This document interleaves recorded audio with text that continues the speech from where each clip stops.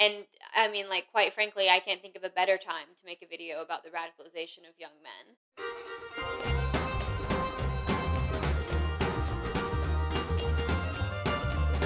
Well, hey, long time no see. It actually really hasn't been all that long. It just feels like it has been, but I feel much better about what you're about to see than any of the other stuff I was going to put out in the interim while I was working on this video.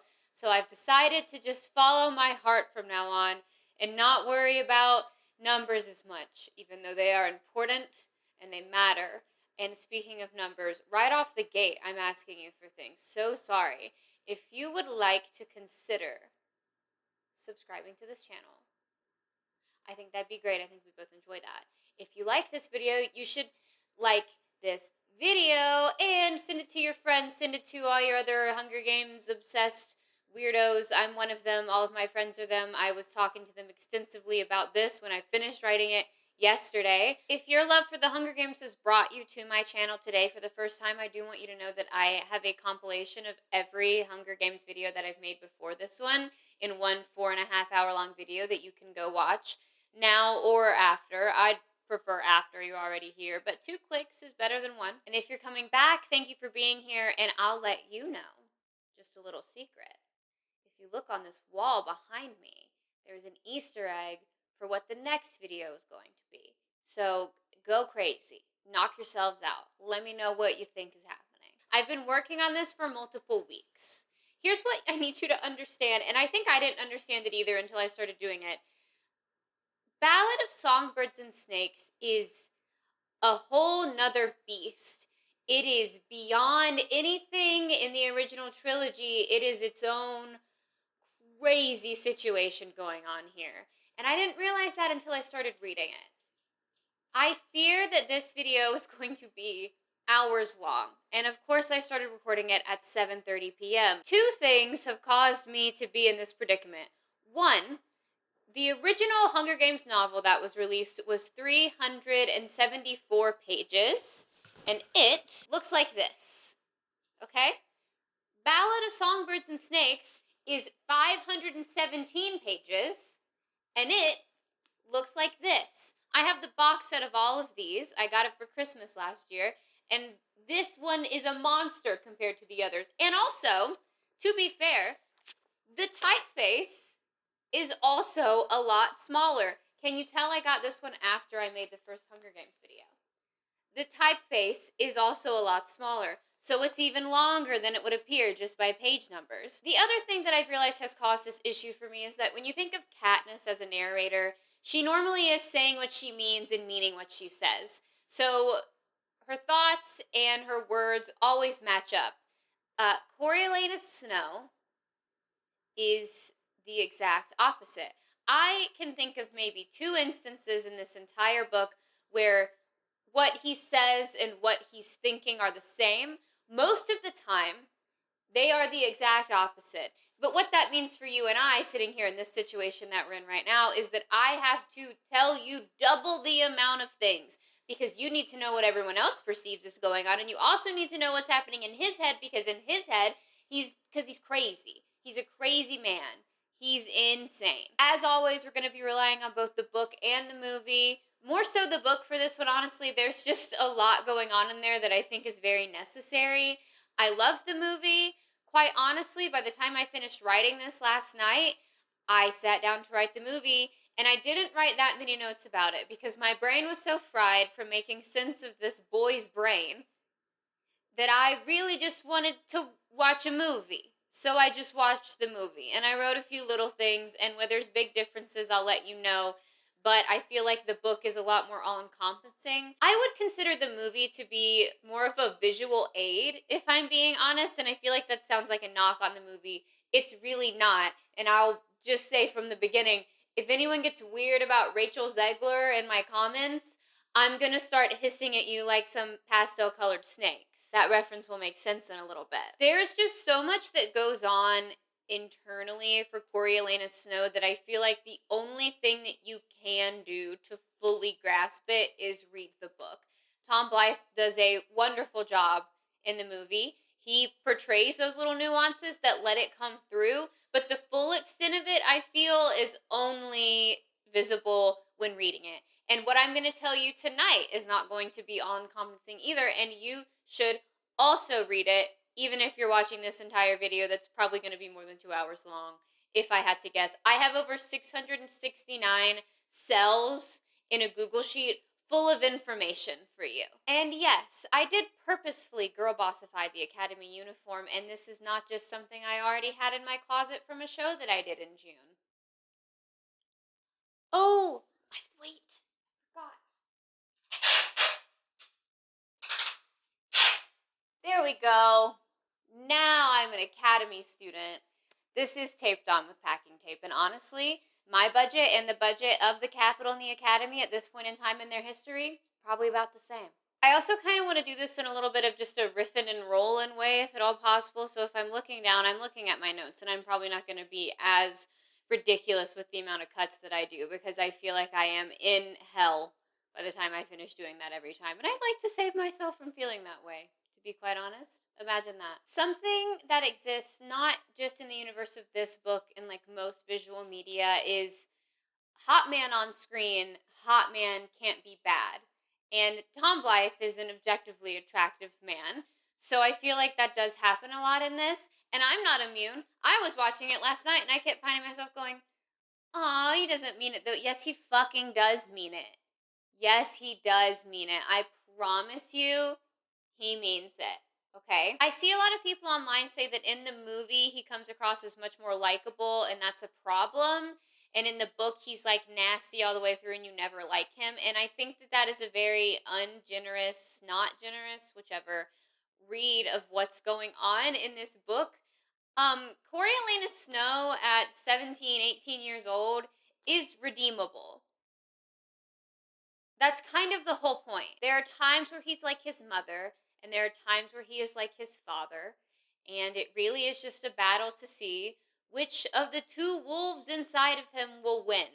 And because this is a prequel, we know which one wins, and it's not the one you're wanting to win the whole time. We're going to talk a lot about symbolism near the end of this book, one specific moment that I sent a voice note of me talking about it to my friends last night, because as I was finishing it, I was like, this is one of the most brilliant things I've seen written, and it's written by Suzanne Collins, because of course it is. Okay, that is enough of my random generic rambling about what we're going to talk about. Let's just start talking about it. We're going to go through the entire book. I'm going to be doing some analysis and stuff throughout, and then I do have a couple discussion type things I want to do at the very end, which is what's going to make this video jump into the hours, plural, I think. So let's just get started. As is the way with most books that Suzanne Collins has written in this series, we are dropped directly into the narrative on a random day and a random moment, but it will tell us everything we need to know about the character in 10 seconds, because she's that good at what she does. So when we meet Coriolanus, it is breakfast time. He is eating a bowl of cabbage. Just cabbage.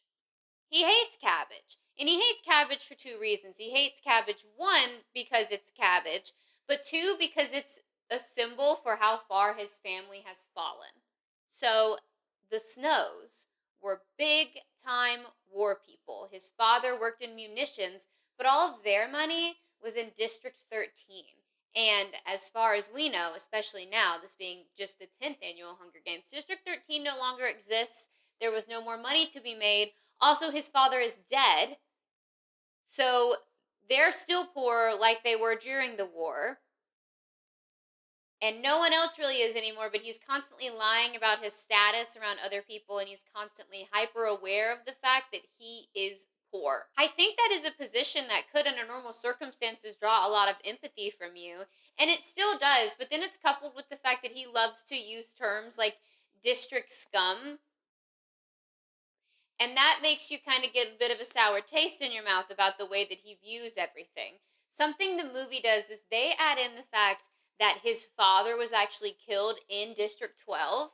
That's not really said explicitly in the book. I think that was a good addition. It kind of adds to his whole thing he's got going on. We're going to talk a lot about the radicalization of young men or young people in general in this video. And I mean, like, quite frankly, I can't think of a better time to make a video about the radicalization of young men. This book, like most, begins on Reaping Day, but it's different because this is the 10th annual Hunger Games, and this is the first time that mentors will ever be used. But it's also only the 10th game, so there's not really a surplus of victors floating around. So Academy students, which is the school that Coriolanus attends, and me, I also go there. Now, if the thought of a bunch of children coaching a bunch of children on their deaths is crazy to you, that's because it's very crazy. It's a very crazy thing to be doing. And just for future reference, tributes, mentors, I didn't mean to make this side bigger. Don't know how that happened. Worked in my favor though, because I'm sitting on this side of the board. He's getting ready that morning to make his way to the academy for the big announcement of who will be assigned what tribute. Um, he's supposed to dress up all fancy. He's thinking he's going to get some money out of this to go to college, most likely. The problem is that he's poor, so there are no fancy clothes. But the good thing is that Coriolanus lives with his cousin and his grandmam, which is just his grandma, but they call her grandmam. His grandmam is very patriotic. That's a good way to put it. She's very patriotic. In the movie, she honestly takes on this tone that's a little more sinister than I was reading her in the book, but maybe that's just because I have old grandparents. So I'm like, yeah, that's pretty, yeah, that's pretty much how they sound. Yep, that sounds about right. Every morning, Grandmam gets up and sings the entirety of the national anthem. Every single morning. In the movie, Coriolanus goes up to her and says, perhaps a bit sharp today. And that's fucking hilarious. And then Tigress is his cousin. If you will remember in Mockingjay, Tigress is also in that, looking very different, looking nothing like young, beautiful Hunter Schafer. In Mockingjay, Tigress is older and has had a bunch of body modifications done to her that make her be a tiger, essentially. And all we know about her then is that she hates Coriolanus Snow and she lets the rebels stay with them, and when Katniss says she's going to kill him, Tigress smiles really big at that. But for the first part of Tigress's life, she was cousins with Snow, and they were close confidants, and she loved him more than most things in the world. Tigress is an incredibly kind person. And she's putting that kindness on display really early this morning because Coriolanus has nothing fashionable to wear, but Tigress wants to go into fashion, and she's very good at it. So she takes one of his old shirts. It has a bunch of magic stuff. It's explained in detail in the book. I'm not going into it with you right now. And all of a sudden he has this brand new shirt, and it's this wonderful, like, pale yellow color, and she replaced the buttons with stuff she found around the house, and it looks so purposeful, but it's made out of junk. And it got thrown in with potatoes to make it not wrinkly, because starch. Things like that are occurring. She's very inventive, she's very kind, and she overexerts herself for everyone around her constantly. I know I talked about the dark days before, just like in passing, as like a little explainer during my first 3 books.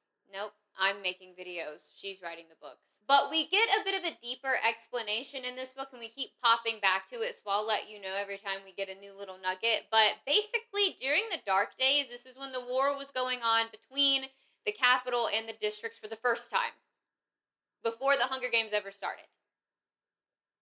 The rebels were, for a long time, honestly, winning this war. There were 2 full years where the capital was cut off from all supplies, had no access to them.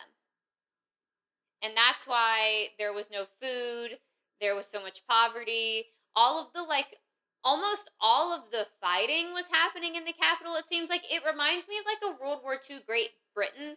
Constant bombings, low on food, everything like that. Like, it has that vibe to it. And that does leave me partly curious as to how the rebels did inevitably end up losing at the end of this war. We obviously know that happens because we're here.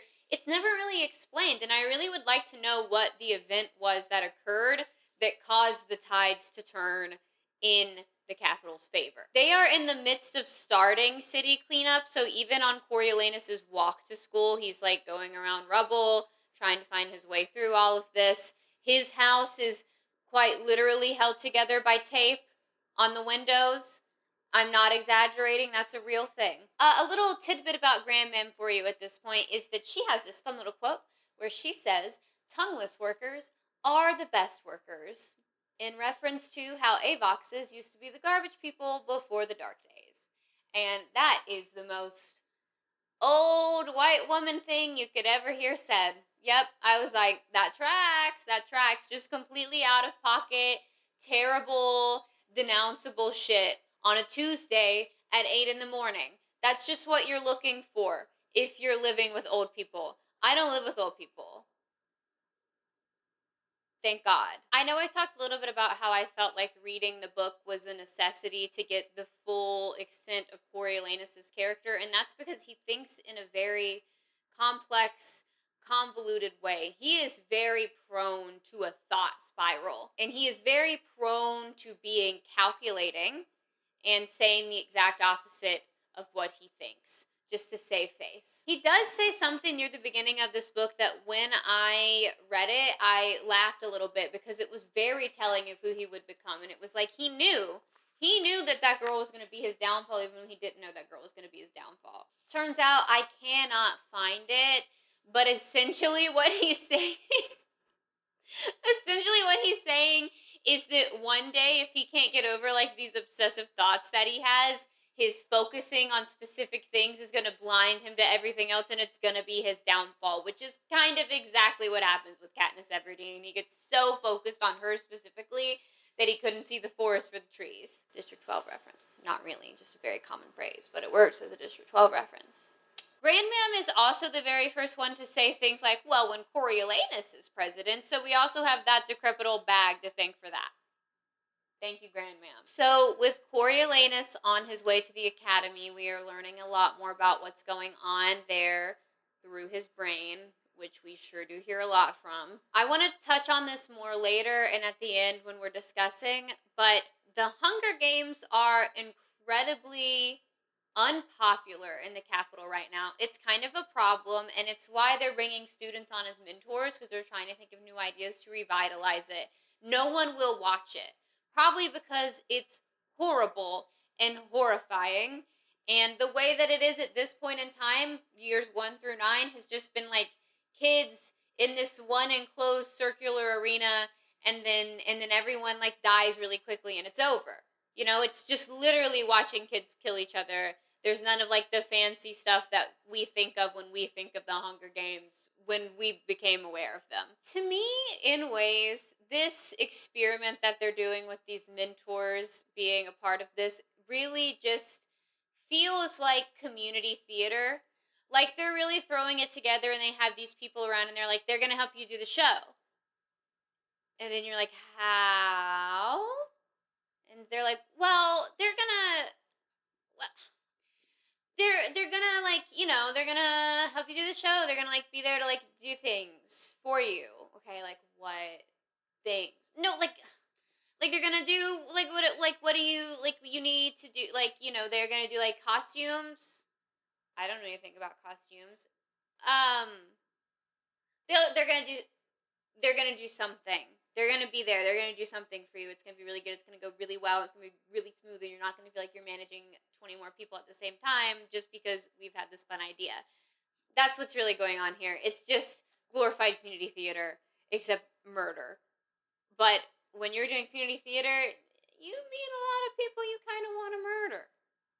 Just saying. When Coriolanus is walking to school on this morning, he is so conscious of himself that he's also thinking of like, oh, I need to like watch my walking pace to make sure that I'm doing this in a way that it conveys strength, but not in a way where it conveys that I'm in a rush and I don't know what I'm doing. It's, you know, those really mentally ill TikToks that are like you serving the bottle versus the bottle serving you. That's how he thinks constantly. Is that not exhausting? To me, that's very exhausting. The crazy internal monologue does work for him though, because it makes him a very charming individual who's really good at like schmoozing to get what he wants. So he's there, he's mingling with like all of his classmates and all of the professors at the school, and he's really serving him up. He's got one-liner after one-liner. In his head, he's like, she's worn that dress 5 times. I've seen it so many times. And then out loud to her, he's like, that's a beautiful dress you have on. This is how someone becomes a dictator. This is how someone becomes in a position of power like that. It is a necessary trait in a leader, if I'm being honest. Here I come saying one nice thing about President Snow, and everyone's going to accuse me of being on the Coriolanus Snow defense train. I'm not, but I do want to make it clear he is a good leader on the surface for the traits that he has. They're very important. It's important to not walk around acting like everything's terrible all the time and calling people on their shit if you want to lead people. If you want people to trust you, if you want to be in charge of people, they can't think that you hate everything that they do. That'd be insane. That's insane for anyone to do. Don't be one of those people that's like, I'm blunt because I'm to the point and I refuse to lie to anybody. No, you're just a dick. You're just an asshole. There's no point in doing that to someone. And he understands that. And I think that that is a good trait that he has. What would happen if he said, you've worn that dress 5 times? Nothing good. Nothing good would happen. But he's in the middle of doing his whining and dining, his wheeling and dealing, and then everyone kind of starts like whispering amongst themselves because Sejanus Plinth, I should have given him a bigger picture in this first part. I didn't realize how crowded this board was going to get, but I didn't. So this is where we are. Sejanus Plinth, his friend, Sejanus views him as a friend. Coriolanus thinks he's terrible because the thing that you should know about Sejanus Plinth is that he is technically district. He was born in District 2, but his father became a big person in munitions, essentially overtaking the Snow's place in munitions. And so he basically bought his way into the capital, bought his son away into the academy, and will continue to buy his son through things for the whole book until he can't anymore. For reasons that we haven't gotten to yet. And Coriolanus has a very specific disdain for Sejanus Plinth that is a deep-seated hatred almost, it feels like at the beginning at least. And honestly, like, his reasoning is flawed, but I do track with it. So basically, Snows and Plinths both doing munitions and weaponry during the war. District 13 blown off the map, so the Snows have now fallen from power. The Plinths are in District 2, which is just establishing itself as like the military hub of the district. You'll remember the nut from Mockingjay. That's something I never thought I'd have to say again in my life, but here I am saying it again. You remember the nut. One and done. Not saying it anymore. But since that's overtaking it, that means that the Plinths overtake the Snow's place in society, essentially. Because of the way that Coriolanus thinks, in his head, he is able to flip this and make it into a thing where basically, and technically, to him, Sejanus is the reason his family is poor. And he can put all of that onto him, and none of it on anything else, and nothing has to be chance, and it's all onto Sejanus, and he can scorn at him in the distance and be like, look at that guy in his clean shirt that didn't have to get boiled with potatoes this morning. And that covers all of it for him. All of his aggression can go towards this one kind of mousy man. There's also a little bit of a talk about like income tax that's going to start happening to the capital, which to most people doesn't matter, but of course it does to Coriolanus because he's like, oh, so we're going to lose our home. That's great. That's fantastic. We're really poor. The fact that he is poor is really at the center of most of the decisions that he makes and the way that he acts. And I have on my list of discussion things a very specific thing that I think a lot of you aren't going to like the comparison I'm going to make, but I'm going to like it and I'm going to do it. Sorry. But there is no more time to be talking about property taxes because it is time for Dean Highbottom to tell them what district and gender they will be mentoring, and then they're all going to watch the reapings as they happen so they can see what ends up becoming of them. I already have them paired off. I'm going to just go ahead and list to you real quick who the mentors are. These names are probably too small for you to read, and that is fine because honestly they're for my benefit and not yours. we have an outsider perspective, so everyone's name is there. It's not just like when it was like, oh, that girl from District 3 is dead. It's like, no, here's her name. So I have a list of a bunch of things that happen and just names. So I needed them to know when to yank. I needed them. Anyway, I'm not going to read all of these names out to you, actually. I've changed my mind. I feel it's not that important, and I've already been recording for 42 minutes, and I've made it about 45 pages into this book. So, we're going to continue. These are the mentors. Boy, girl, all the way down. You can see their faces. He's kind of covered by me sitting here, but you know what he looks like. I gave him a big boy poster over there, too. But of the pairings, the most interesting thing that's occurring, well, one of the most interesting things that's occurring, Sejanus has been put with a boy from District 2. We don't know who that will be at this moment in time, but Sejanus is a boy from District 2, and he's still a minor, which means all of those kids that are getting pulled from the districts are the same age as him, and he probably knows them all. And his dad probably did that shit on purpose so that he could teach him a lesson and try to make him not care about the districts, because one thing about Sejanus is that he misses his home. He misses the districts, and he wishes he was there every day. And that fact about him will cause him loads and loads and loads and loads and loads of trouble. He is nothing but trouble. He causes a lot of problems throughout this entire book. Not saying it's not justified, but oh my god, is he constantly in some shit. Now, the other thing that happens is that Coriolanus has been paired with the girl from District 12. We don't know who it is at this point in time, but we do know that District 12 is one of, if not the poorest district, and everyone's kind of mousy, scrappy, small, scrawny, starving. And he's like, okay, well, I'm done. Everyone here hates me, and this is going to be terrible and awful, and this is the worst thing that's ever happened, and I'm never going to win any prize money, and my future's over. And I'm not exaggerating. He thinks all of those things because that's what he does every time he thinks. He goes all the way down that rabbit hole. So Coriolanus is obviously very distraught and upset. He is very miffed. He thinks that this was personal, and it will make sure that he is never able to win any money at all. In his defense, I do think that it is definitely personal because Dean Highbottom hates his guts. More on that later.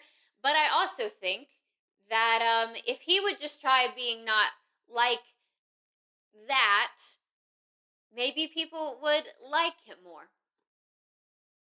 He should smile.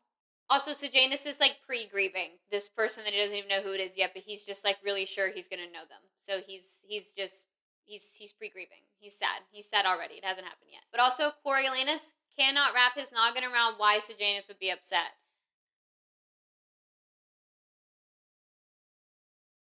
It's common sense, I fear, but also I'm not going to knock him too hard because that's just like the state of the internet. The internet thinks like Coriolanus Snow. You should think about that before you post from now on. Say, is this something that Coriolanus Snow would think in his head? Most of the time it is, because everyone's crazy now, and everyone should log off for a good long while.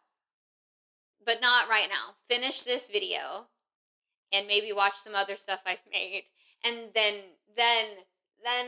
you can log off. Only then. The reaping start with District 12, and if I could describe the reaping in District 12 in one word, it would be chaos. And actually, now that I think about it, I think we could use chaos to describe every reaping in District 12.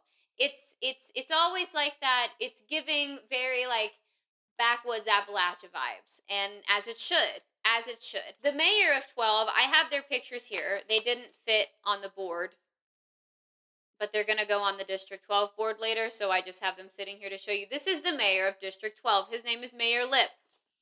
He goes on stage and starts pulling the names. Ladies first, obviously, as Effie Trinket would say, and the lady's name is Lucy Gray Baird. I also wish I had printed a bigger picture of her, but where would it have gone? Nowhere. Now, when Lucy Gray is on her way upstage, she kind of slips off to the side a little bit and weaves through the crowd, and she drops a snake down this girl's dress. We don't really know who she is, but there's something going on, and it's not good. I also would just like to say that doing this to this girl is a very justified thing to do, and we will talk about that more later. But I enjoy watching it happen. I enjoyed it when I watched the movie last night. I said, hee hee, snake down your dress. No, I didn't. I didn't say that at all. Now, Coriolanus is watching all of this go down from the Capitol, and he is eating that shit up. She is entertaining. She is magnetic in a way. She's a performer. That's who she is. So Lucy Gray is a performer. Lucy Gray is what this book calls Covey. And I would say the Covey are kind of a Hunger Games universe version of Romany people, and I mean that in like the most respectful way possible. I don't want it to seem like I'm trivializing anything. That's just what parallel I think is being drawn. They were travelers. They didn't belong to any one specific district until the peacekeepers came and rounded them up and stuck them in 12. And now, like, technically, I guess they live in 12, but they're like off the beaten path and away from everybody else in 12.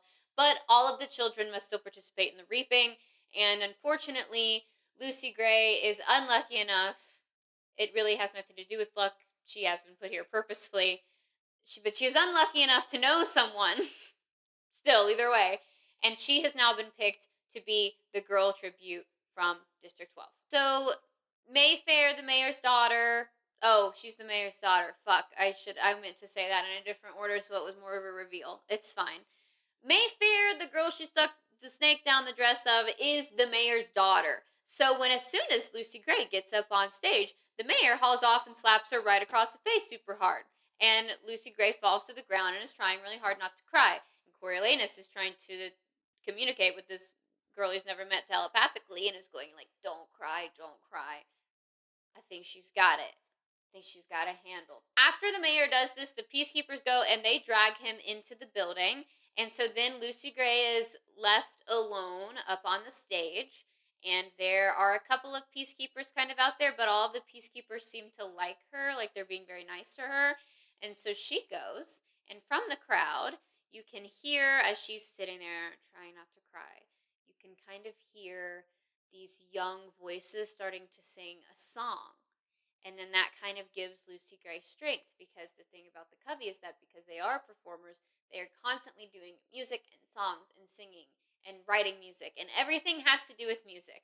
And I think that that's very important, because a lot of people say that the thing that happens next is very cringy, but it's her whole life, and that's how she communicates. That's how they deal with things.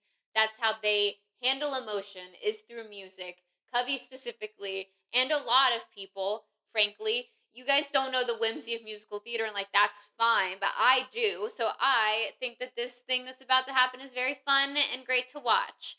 There's a mic on the stage. People from within the crowd, it is her relatives that are Covey, we find out later as time goes on, start singing this song, and she picks up the mic, and she starts singing the song too. And it's like crazy, and everyone loves it, and everyone in the Capitol viewing room is going crazy for this. They love it, and Coriolanus is like, oh, I have a shot. Maybe this isn't a complete hopeless case. The song that she sings is a very angy little song about how nothing that anyone could take from her was ever worth keeping. It is the boot stomping version is my favorite song from the movie. It's so specific. Every song written in this also is so specifically Appalachian in a way that I am obsessed with. They are so well done. I love them. Rachel Zegler does fantastic in this movie. And if you are not from the area where this music comes from, I really don't care to hear your opinion. So sorry. So sorry. I don't really care what you think about how she did it if you aren't from there. And if you are from there, then I could see a thing where you're going to be weird about her because of who she is as a person. Either way. So either way, if you're not from there, I don't care. If you're from there and you're weird about women, I don't care. So like, all in all, I just don't care what your opinion is on Rachel Zegler. Don't tell it to me unless it's nice. If it's mean, I'm gonna be weird to you, and you're not gonna like it.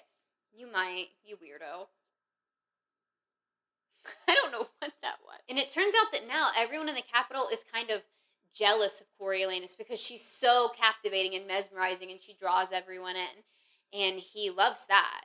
He loves making people jealous. He loves feeling like he's better than people. That's one of his favorite pastimes. So when everyone's like, you're so lucky that this happened to you, he's like, I am so lucky that this happened to me. And you know what? I was owed this. That's his big thing, being owed things that are going on, and it pisses me off. She does her whole song, everyone loves it, and then the mayor comes back outside from the Justice Building. He is about 7% more calm than he was a few minutes ago, and he pulls the boy's name, and the boy is named Jessup Diggs, and he's right down there, and that's really all that happens at this point in time. We don't get to know anything else about Jessup. Lucy Gray and him shake hands as a show of unity. That's probably kind of a newer thing that's going on. Look at them holding hands. I want them dead. That is still such a cunty line from Catching Fire. Unfortunately, at times, Coriolanus Snow is that bitch. That is the end of the broadcast in 12. Coriolanus is like trying to pay attention for strategy's sake or whatever, to see if he can like go ahead and start thinking in his brain that thing that he's really good at doing. But he's kind of just stuck thinking about Lucy Gray and like what it could mean, and like, is she crazy? Is she unstable? Is this a good thing? Is this a bad thing? What do I do with this? How can I capitalize on this? All of the things that you would think, and it makes sense that he's thinking it. It's his job to be thinking all of that. He just really takes it on in a way that is well beyond his years, which is why everything unfolds the way that it does, because he just really has a knack for using humans' basic instincts against them and seeing them as toys to be played with. He's really good at it. He has a knack. So even though Coriolanus was not paying attention to the rest of the reapings, I was. So here's a look at all of the tributes and who they are and what they look like. And you can't read their names, it's too small, but I can. But I'm not going to list them all right now. We'll get to know them more as they die. Sorry, but that's kind of how this works. Especially at this point in time. We do learn more about them. We learn more about these than probably any other like set of tributes that we've ever learned about in general as a whole, because we're getting like a bird's eye view almost, because Coriolanus isn't in the games. So reapings are over. Coriolanus still poor, still hungry, still thinking about that constantly. He is on the way to this big buffet that they're giving them all, and that's exciting to him. But while he's on the way, we get this little flashback that's not very fun. And the flashback is that when he and Tigress were little, they were out trying to get back home right before curfew, and they watched a man eat somebody's leg. Huh.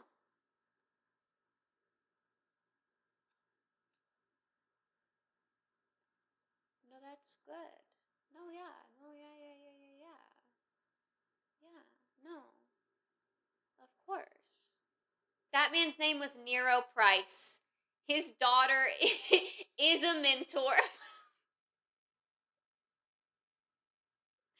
And every time anything happens with her, Coriolanus is like, and her dad's a fucking cannibal. It's very funny. It's very funny. And I really have to. The one thing about Coriolanus is that he is really good at keeping things like very light and casual and fun in his brain. Like a random thought coming in when you're on your way to lunch about like this guy that you watch cannibalize a woman who is dead on the side of the road. Like, that's so fun.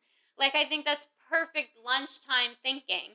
Bring that up as conversation at the table, actually, now that I think about it, while we're at it.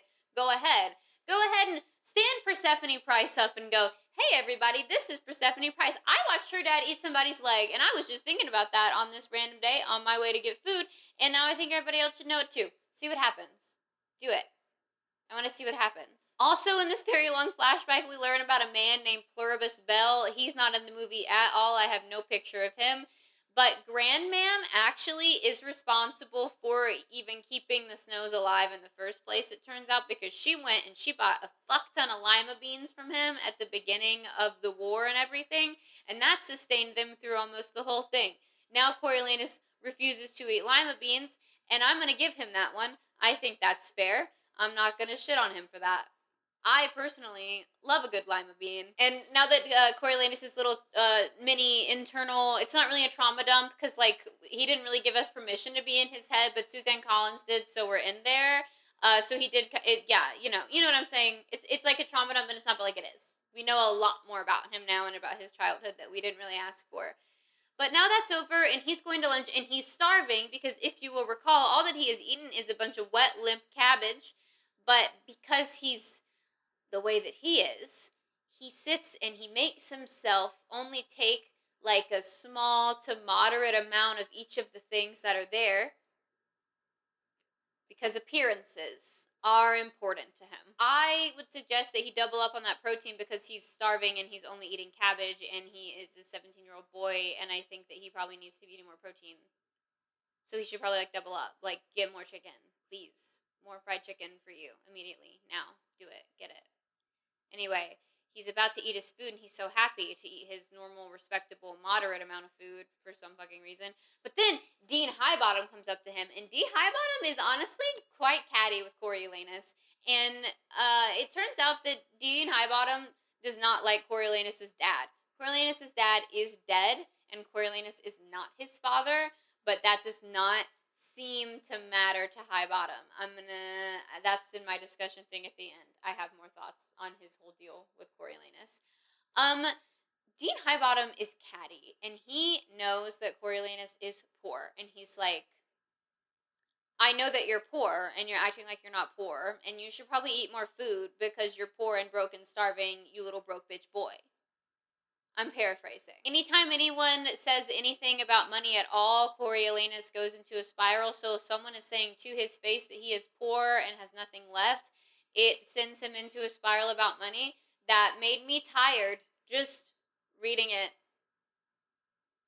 But this day is done, and we're hitting fast forward. Tigris had the idea that he should be doing something to try to make Lucy Gray, his tribute, comfortable. So Coriolanus decides that he is going to go to the train station and be there to greet her when all of the tributes arrive.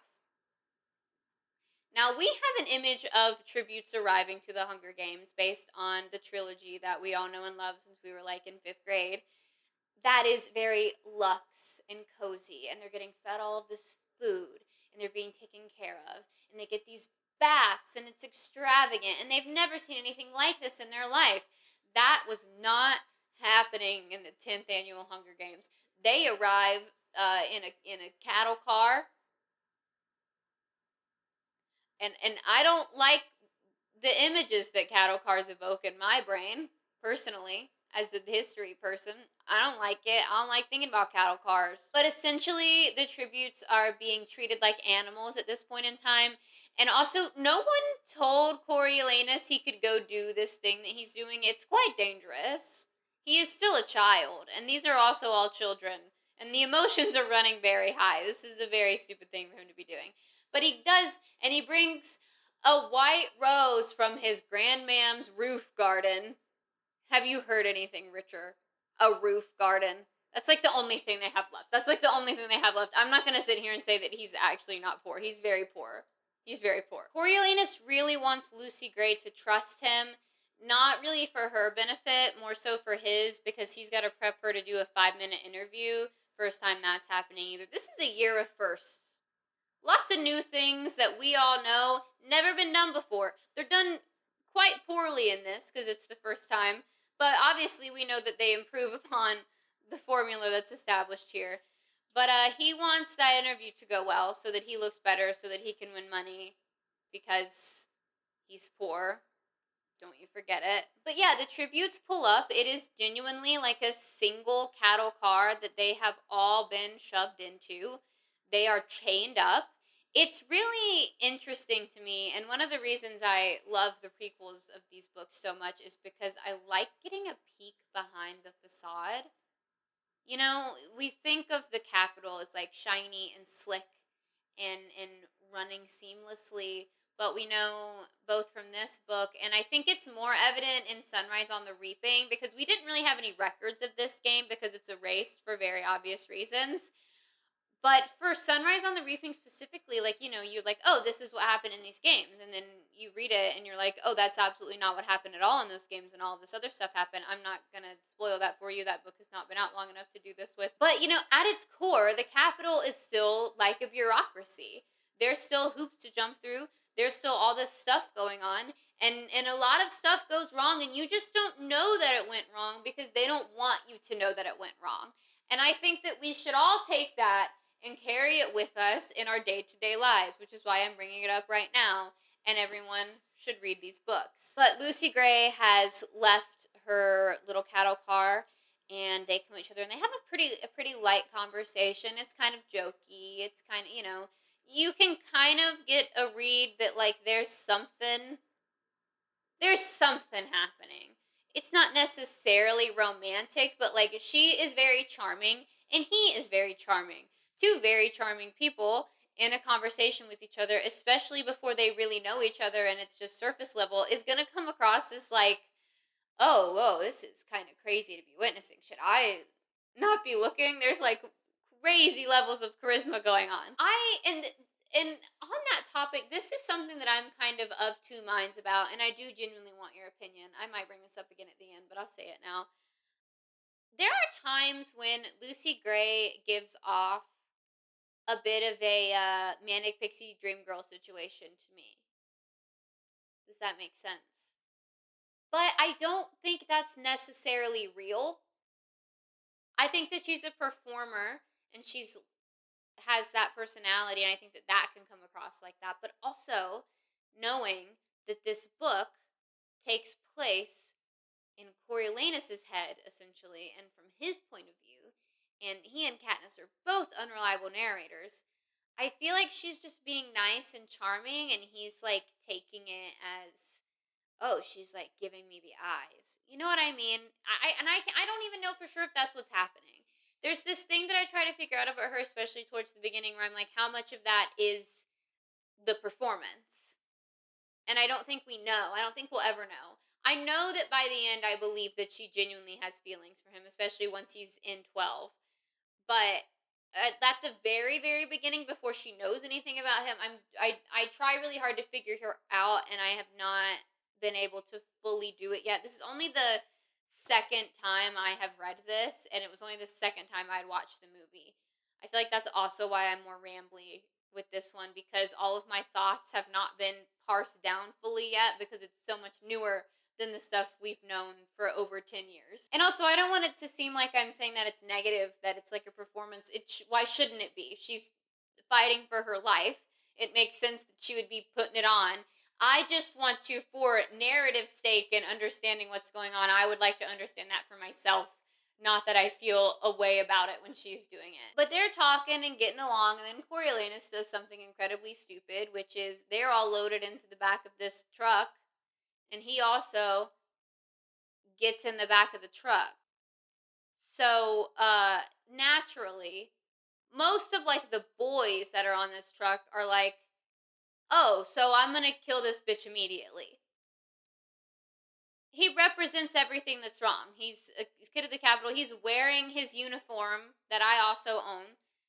And he stands out like a sore thumb. And they're like, oh, well, you're the reason that we're here. It's all your fault specifically. Which, like, not yet. Give it a few years. It will be, but not yet. But then Lucy Gray stands up for him and is like, well, he's my mentor, so leave him alone. And everyone's like, well, why don't I have one? And she's like, I guess they weren't inspired. Yeah, I can do it. I'm from there. And then Reaper, the boy from District 11, even kind of chokes Coriolanus out a little bit. And then Lucy Gray physically has to stand up for him. So there's this kind of like back and forth of them saving each other that really brings them together in a way that was never going to end well. Was never going to end well. But that also lets Coriolanus know that he probably has definitely earned her trust if she's going to do all that and put herself between him and the biggest tribute out of all of them. But all of this is going on, and there's like death threats spewing and everything, and we have no idea where this truck is going until we do. So all of a sudden there's this steep incline that's happening with it, and then the back gates open and they all slide out, Coriolanus included. There's nothing to hold on to, and they have been dumped in the monkey cage at the Capitol Zoo.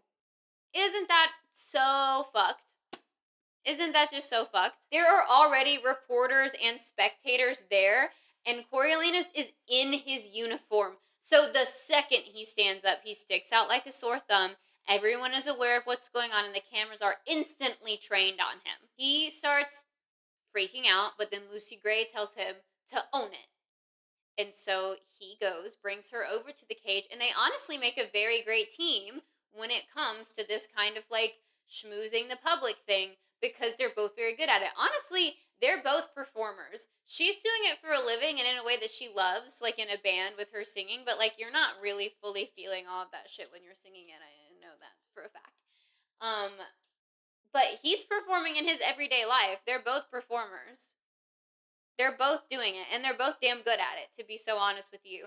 So they're both being charming, and they're talking to all the little children, and all the little children love them.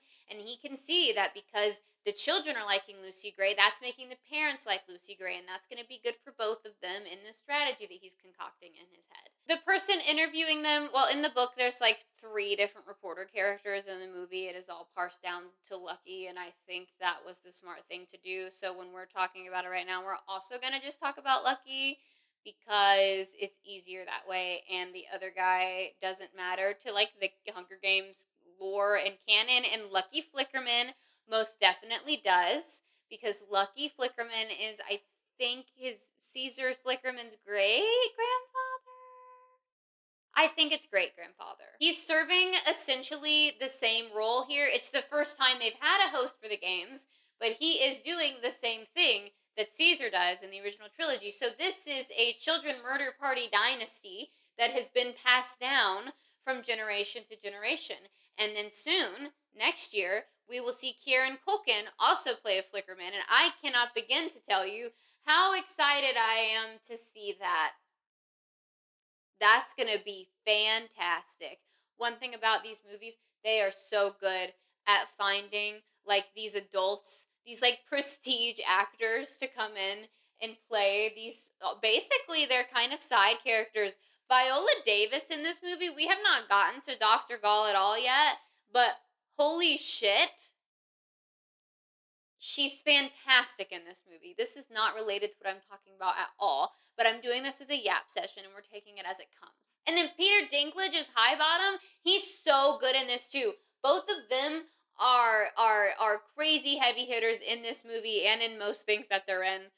All things that they're in. While they're doing this interview, I kept having a thought where I was trying to figure out, it's similar to like the what are Lucy Gray's true intentions thing. Is she like also, I don't know, I can't decide. Because I think about it, if I think about the original trilogy, right? It's like Katniss was kind of messy. She didn't really have that ability to think about stuff like that. She was just acting the way she was acting. But then Peeta was the one who had the ability to kind of spin it in a way that was necessary for the viewing audience, right? But then I try to figure out, is Lucy Gray also that way, or is it genuine like kindness that she's, not that I don't think she's kind if she is, you know what I'm trying to say. Everyone so like jumps down your throat, and I need to stop trying to cover up for it and just believe that people are going to understand me. But also in my Legally Blonde video, I said like 5 different times that the producers could have manipulated things, and then I got multiple like paragraphs long comments about how I don't know why you're saying that because the producers manipulated things. Thank you for your help. So what I'm trying to figure out is like, is Lucy Gray actually as calculated as she is made to seem in this moment when Snow is going through in his head and he's talking about what she's doing? He's saying all of it like it's a deliberate choice. So is it that, or is it just that she is being kind and being the way that she is and like talking to people because that's what she does, and he's perceiving it in that way? These are the kind of questions that I'm left with when I read stuff like this, and I feel like I think I know how I feel, but I don't feel concretely enough in it yet because I haven't gone through this enough times, and I would love your opinion. So anyway, after they have done all of that, they've dazzled the capital with their wit and charm. 2 peacekeepers come and they remove Coriolanus from that monkey cage because he was never supposed to be in there, and he is taken directly back to the capital headquarters, and he is probably going to be in some trouble. He's actually taken to the biology lab at the school, which is, he has no idea what the hell he's doing there, but what he's doing there is meeting Dr. Gall, whose first name I always want to switch the I and the N. And so I'm just going to say Dr. Gall, and I'm not going to even force myself to get into all that. As he's walking in, he can already hear that Dean Highbottom is also in attendance, which is like his number one enemy for some reason that he doesn't yet understand. So this is not a good sign as to what is going on here. The thing about Dr. Gall is that she is like cuckoo crazy, textbook mad scientist vibes. And it's wonderful to watch Viola Davis do, because it's just so fun, and you know that she's having fun because it's a fun character. But when you're just reading it, you're like, I hate this woman. Dr. Gall does not get enough hate for me. I don't see near enough Dr. Gall hate on the internet as I would like to see. I think, frankly, this whole thing, everything that's about to transpire, everything that happens for the rest of his life, a lot of it is her fault. A lot of it is her fault. Like, obviously, he has that within him, but she's the one grooming it and nurturing it and making it come out and be a bigger part of him, and trying to squash the parts of him that could be good and nice and kind. And I personally think that whenever he's doing like that fake placating thing where he's being like, well, I think she sees right through his bullshit. And I think that she likes that he's cocky deep down, even though he's acting like he's not. And I think she wants him to be that way more. This is the first time that we get this concept of what exactly is the purpose of the Hunger Games introduced into the narrative. It's asked directly to Coriolanus, and he doesn't really have a good answer. Like, everyone has the stock answer of, like, to punish the districts so they don't forget what they did to us. But it's a lot more nuanced to that, and especially for, like, torture sadist Dr. Gall, like, there's layers to this for her. So this is the first time that that comes up, and almost every other conversation the two of them will have after this will come back to that whole thing. What is going on? Why is society this way? Why do we need to do this? And what do you feel about it? They always come back to this. And I know I said that Dr. Gall kind of sees right through him, but in a way, Dean Highbottom does too, because he instantly clocks that Coriolanus did not mean to get himself thrown into the monkey cage at the zoo, and that it was an accident, even though he's trying to act like he did it on purpose because it was so brilliant. Anyway, Highbottom's kind of like that bitch when he's not high on Morphling, which he's high on Morphling all the time, so unfortunately he will never reach peak that bitchness. Anyway, Coriolanus is given his first demerit for his entire enrollment at the school. He leaves very dejected and conflicted, but what else is new? And then he just goes like right back to the zoo because he can't stay away. That's not true. I lied to your face. I lied directly to your face. He goes and eats dinner with Tigress and Grandmam, and then he goes back to the zoo and he takes some leftovers from dinner to feed Lucy Gray, because turns out they're not feeding them. Again, that was probably really loud. I apologize. Again, the way that we think of the games now is very, these like 4-course meals, more than you could ever hope of eating, and you're eating so much that you're throwing up. You're sick from it. They're begging the people for the food. But when he goes back that night, Sejanus is already there, and he's brought like a huge thing of sandwiches from his mother, or he calls her Ma. He sure does call her Ma. That's gonna make sense later. And at first, Coriolanus is like, how dare this bitch be all up in my territory? And then he takes a bit of a chill pill, and he's like, well, Lucy Gray does need to like eat food, I guess, so I should maybe chill out. Do you think? Do you think maybe you should chill out? Do you think? Oh my god. Do you think? But all of the tributes are very hesitant to take this food from Sejanus, because why the hell would they trust him? He's from the capital and is in a way responsible for them being in that predicament. So then Coriolanus has to pull Lucy Gray to the side and be like, you need to take this food from him, because none of them have eaten since the morning before the reaping, and I'm sure they didn't eat much then either, because they don't have any money at home. I would view Sejanus as a character similarly to kind of how Katniss was near the beginning. They're both kind of clunky and awkward in a way, and like there's no pretense to anything that they're doing. What they're doing is exactly what they're thinking, even when that's like not at all the smart thing to be doing. That's kind of how Katniss is a little bit when we meet her Like she doesn't understand that like the strategy of the whole thing. She's like, yeah, but like this. Okay, but like I need to do this. I'm like, okay, but like there's better ways. There are better ways. I think they're similar in that regard. So they all get in on this like food situation that's going on. They're starting to ask people around the area for it, and every single tribute is now participating in this, except for Sejanus's tribute, Marcus. Marcus is refusing to even speak to Sejanus, to acknowledge his existence. His back is completely turned to him. He just refuses to eat anything that Sejanus is giving him because he feels betrayed. Because it turns out, as everyone suspected, they were classmates when they were children. Later on in the story, we even see a picture that Sejanus has in his personal items. It's an old class photo, and he and Marcus are both in it.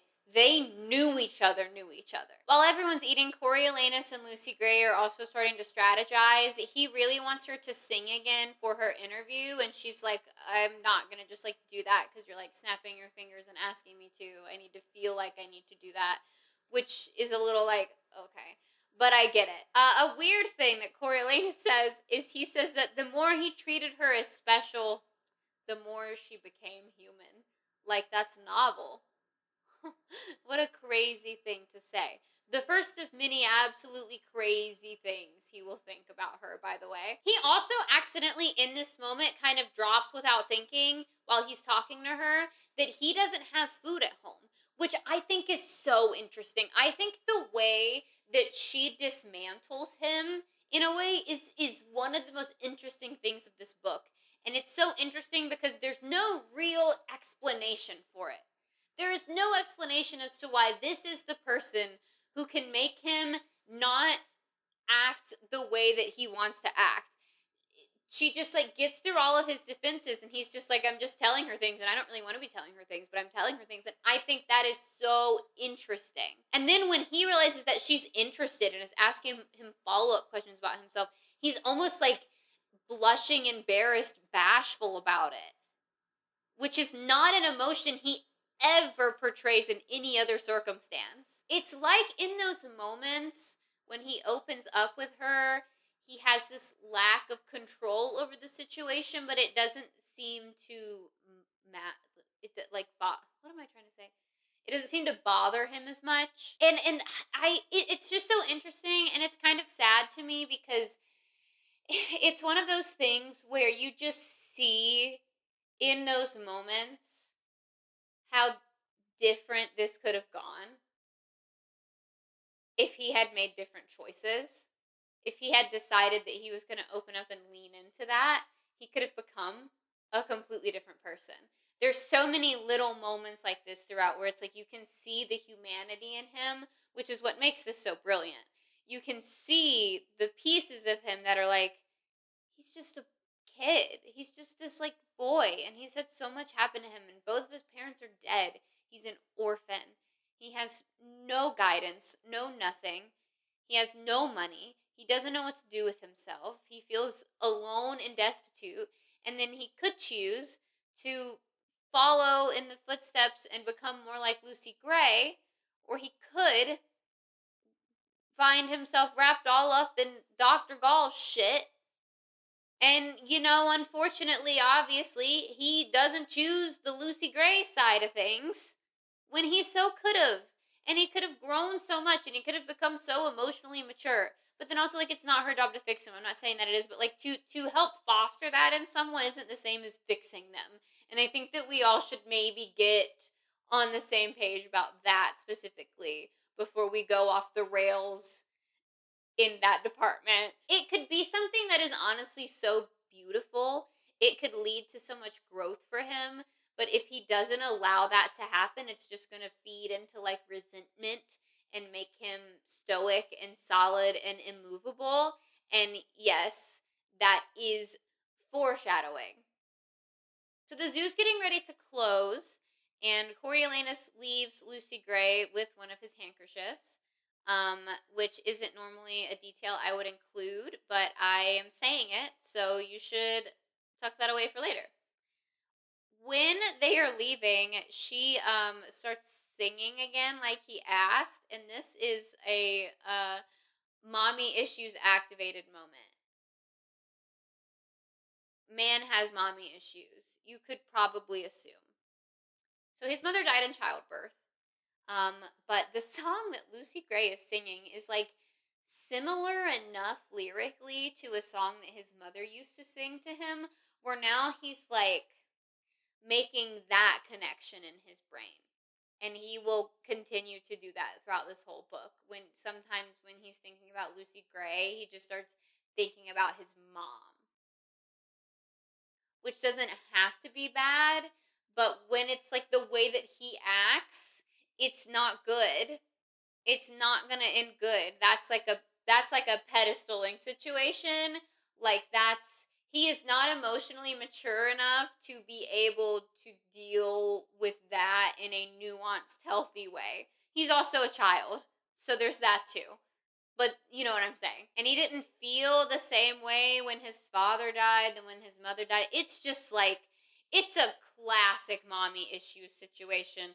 He has mommy issues and daddy issues, but like he's got like sensitive, like sensitive boy mommy issues. Not that there's anything wrong with being a sensitive boy, but like just that thing of like he feels this like closeness and attachment to his mother, but then you have a dad who doesn't want you to feel those things. So those two things butting against each other are creating a very emotionally volatile human being named Coriolanus Snow, who, according to Grandmam, is the future president of Pan Am. And that's like exactly who you want leading your country, an emotionally volatile man.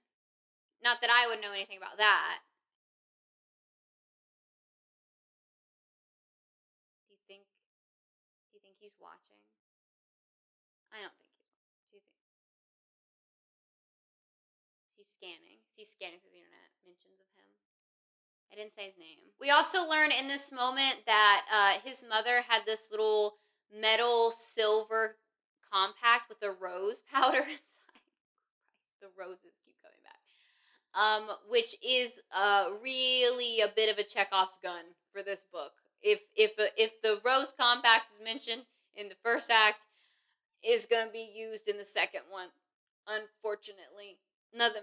Well, it's fine. It's like fine, I guess. I don't know. He runs up to Sejanus as he's leaving, and Sejanus is trying to like thank him for his help, but Coriolanus is doing that thing that he always does, where he's like being kind of like annoying and smug and trying to figure him out. And he's like, "So what made you think of feeding the tributes?" I don't know, dog. Maybe because they're fucking hungry. See, that's everything has there's a motive for him. It's not just because it's a good, the right thing to do. Though him, Coriolanus, and Sejanus, incredibly different people to a degree that is like I don't understand how they ever got along to begin with. And I guess they didn't really, but then they kind of did, but like maybe not. I don't know. They're so different. Everything has a motive for Coriolanus, and Sejanus is doing everything with no motive or thought of what the the repercussions of it could be. Both of those things are not good. Both of them need to find a healthy middle. Sejanus has really internalized the fact that he could really easily have been a tribute in these games. Like he's looking at someone who he knew be in this game. That could so easily be him if it were not for his father. And he is struggling really hard with that. Coriolanus does not understand this at all. One of my favorite lines from this book, and it's in the movie as well, is that when Coriolanus is like, well, none of that's your fault. And he says, yeah, I know, I'm so blameless, I'm choking on it. Yeah. One thing. Sejanus's character in the movie. Something about the characterization is quite different than how I was reading him in the book. And I have not been able to yet quite put my finger on exactly what it is. I think I'm missing maybe like some sweetness. Like Sejanus has a sweetness to him, and I don't really I don't know. There's like this. I don't know. There's something about the movie characterization of Sejanus that it feels it doesn't connect with me in the way that book Sejanus does. I do not have an answer as to why that is, but it is a feeling I was having as I was watching it last night. But while they're talking, Coriolanus is like, dude, anyone would have killed to get Marcus. He's like one of the most strongest tributes out there. He's like almost a shoo-in to win the games. And Sejanus is like, oh my god, didn't like just switch tributes with me. Like I still don't want to do it at all, but like it'll be better than being someone I know. And then Coriolanus is like, ooh, I don't think I want to do that. He also says that in the falling light of the night, Lucy Gray has lost her specialness. That's so fucking weird. He's so fucking weird about her. He says no because he says it would be too easy to win with Marcus and it wouldn't feel like it was earned. And also, he would like to see Sejanus squirm. And also, Lucy Gray belongs to him, are the words that he uses.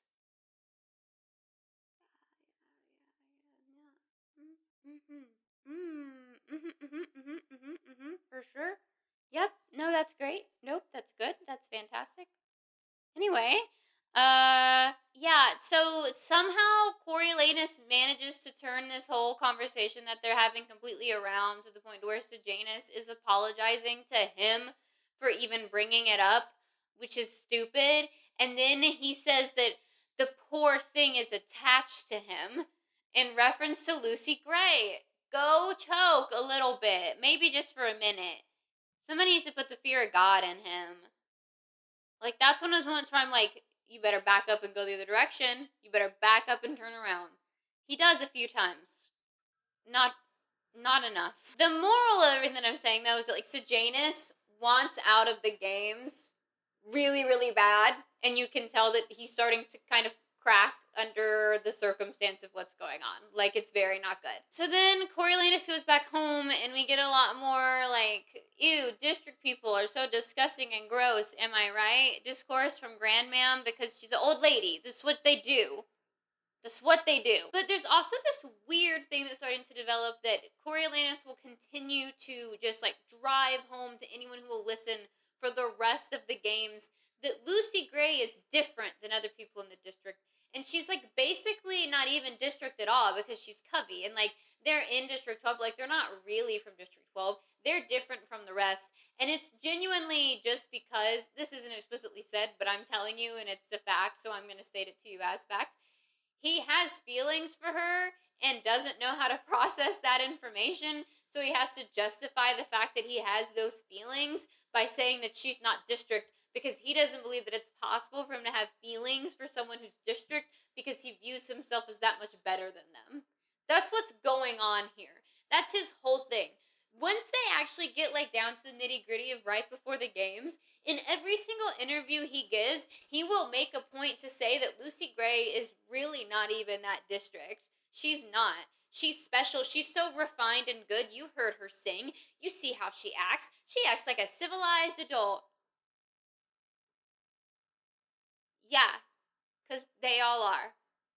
Keep up. But he closes his little eyes and goes to bed that night thinking of his mother and dreaming of Lucy Gray singing and dancing.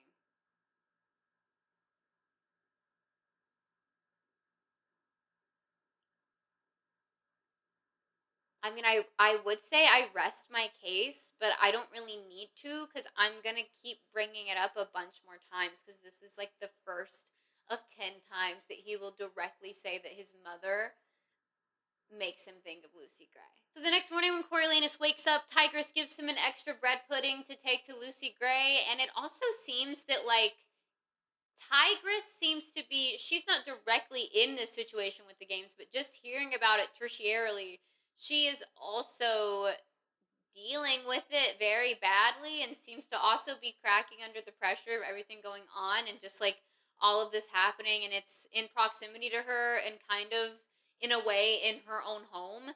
She's doing really poorly with it as well. And listen, when Coriolanus gets to school, boy oh boy, let me tell you, does he sure love all of the attention and praise he's getting for all of these little stunts he's pulled at the zoo over the past couple of days. Everyone is just telling him anything he wants to hear, and he is eating that shit up. But all of the mentors are pulled into one of the classrooms to talk about ways to drum up business, basically drum up ways for people to tune back into the games. They start throwing some stuff around.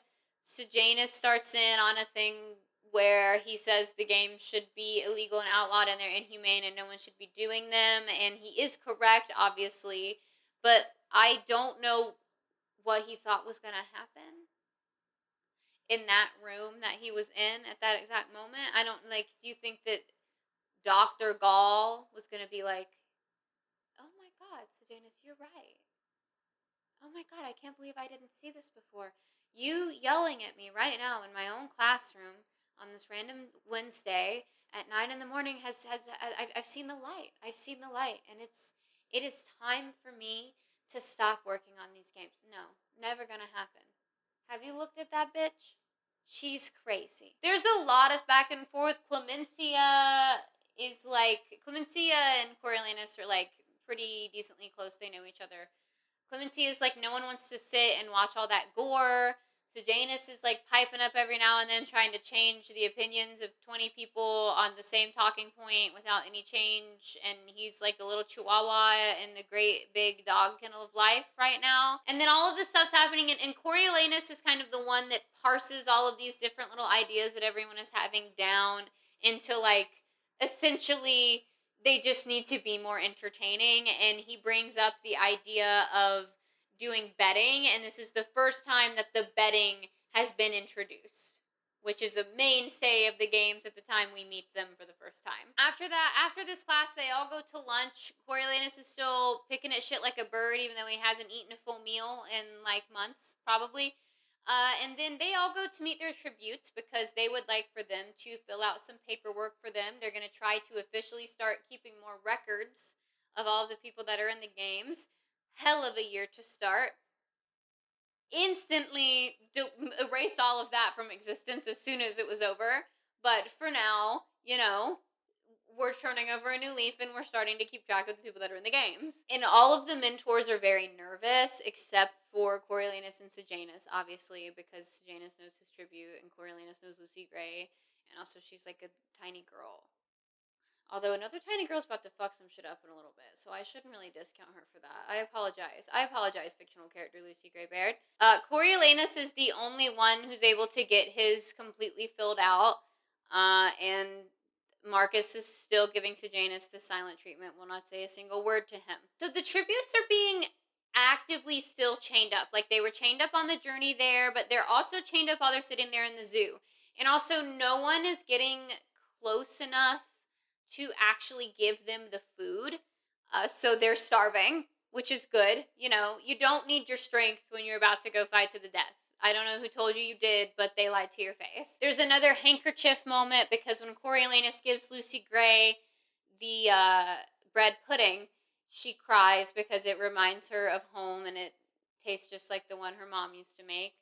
And I again bring up a handkerchief for no reason whatsoever. They start talking about their personal lives again. It's not like they just do it randomly. It's segued because he's doing the interview questions with her.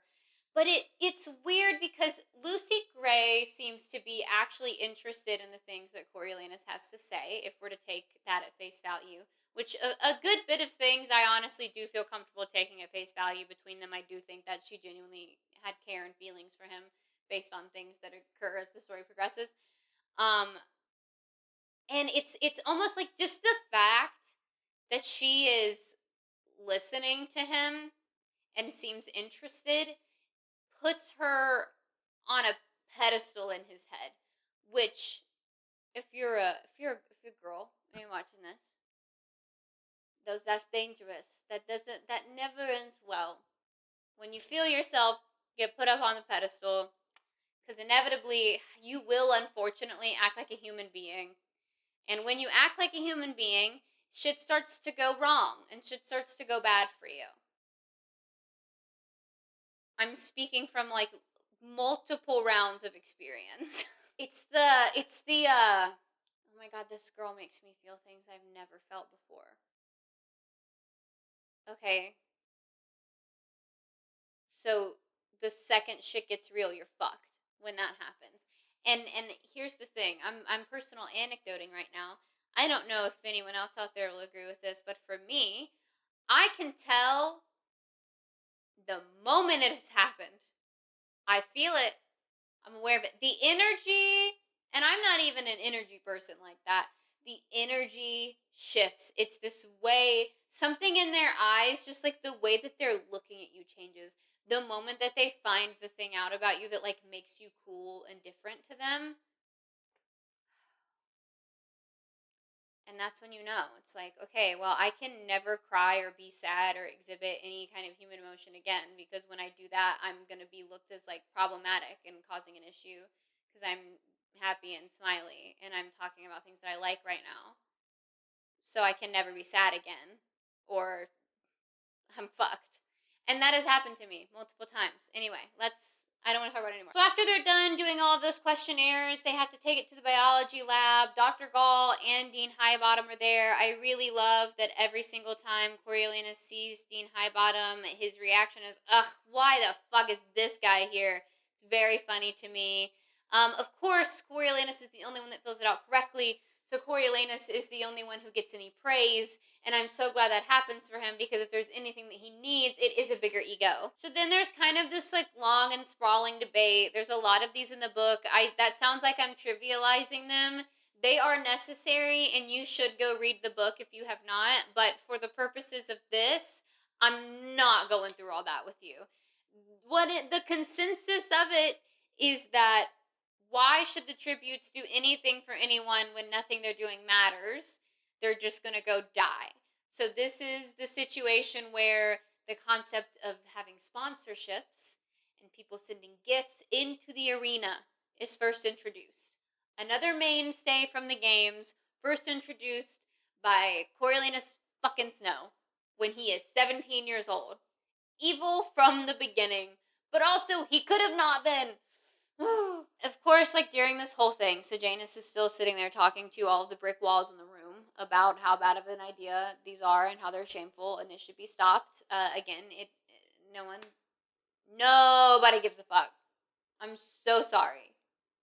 Nobody gives a fuck though. It sounds like I'm being very like just like laissez-faire with him and his emotions. He's just a kid. He's stuck in the capital because his father wants him there. He wants nothing to do with it, and he doesn't know what he could possibly do to get out of the situation but start talking. And I understand that, and I sympathize with it. He even directly asked Dr. Gall to her face in this moment if there is a way that he can be taken out of the games, which was never going to happen, and she literally laughs in his face. But, like, A for effort, and I understand why he would do that. I do think that he should try a different strategy, which he will do, but that one is also shit. He never tries a good strategy in this whole book. He's, like, a good strategy is a foreign concept to him. He's allergic to good strategies. This is also when we find out that Dean Highbottom is credited as the architect of the Hunger Games. He came up with them. They are all his idea, and he did it. And that's all you need to know, and nothing else will ever come out about that, and that's what you will know forever. It was Dean Highbottom, and he did it, and no one else influenced it at all. And why are you looking at me like that? Why are you looking at me like that? I'm telling you the truth. There was nothing else fishy or weird going on behind the scenes, and it wasn't something that was manipulated for someone else's personal game. Dean Highbottom is the inventor of the Hunger Games. Plain and simple. See how easy it is to lie? But, like, suddenly, all that morphling that he's drinking makes a whole lot more sense, huh? You know, some might say that morphling could be his undoing. I don't know. We'll see. Dr. Gall wants them to draft a proposal about everything that they've discussed in that meeting that day, and that job is given to Coriolanus, Clemencia, and Arachne Crane. Now, Arachne is very annoying in the book, just in general. In the movie, they dialed that shit up to 11. Oh my God. I was like, can she shut up, please? They decide they're all going to go visit their tributes at the zoo, and then they're going to go back to someone's. Yeah, it doesn't say. I didn't write it. It's not important. They go back somewhere and they're going to write. They're gonna write it down when they leave the zoo. What am I doing? I wrote too many notes about this. Okay, the zoo. This night at the zoo. This is buckle in. Okay, so they arrive at the zoo. It's actually pretty crowded. There are a lot of spectators there, and they are working with them to get food to the tributes. Okay, this is going well. This is going swimmingly. So Coriolanus and Lucy Gray are doing another one of their like kind of showmanship things with all of the people that are spectating. Because the kids are afraid to come up to the bar. So they're like, oh, well, we're not scary. Come up to the bars. And it works. And everyone starts giving them food. They have a bit of a side conversation about needing to perform at the interviews, and he's like, I'm trying to work something out where it'll matter, and she's like, well, I don't know, we'll see. And they're kind of going back and forth. They have a kind of like sweet, like wistful conversation about what it would have been like if they had met under different circumstances, and he had just like showed up at one of her shows and they were able to just like dance together, which is one of the moments where it really is cemented that like I think on both sides, it's pretty real feelings involved at this point. Like, maybe not exactly knowing what's going on, but like the feelings are real. So they're just like chatting, doing their usual thing. You know, all the other tributes are starting to kind of perform for food, which is very fucked because they're not dogs, you know? They're not doing tricks. It's really hot in here. But they notice while they're chatting that there is a bit of a situation developing a little ways down the fence. So, okay, get ready. First board game's about to happen. Arachne has set up this little picnic type situation in front of her tribute. She's got like this block of cheese knife, she's cutting it all up, but also she's being terrible to this girl named Brandy from District 10. I don't know why I'm telling you her name, it will not matter in 5 seconds. And she's teasing her with it and like putting it in her face, and then as soon as she goes to grab it, she's pulling it away. Oh, you gotta be quicker than that. And you can see that it's like really, really upsetting Brandy. And Lucy Gray is even like, she's playing with fire over there. Like these are starving children. You know what I'm trying to say.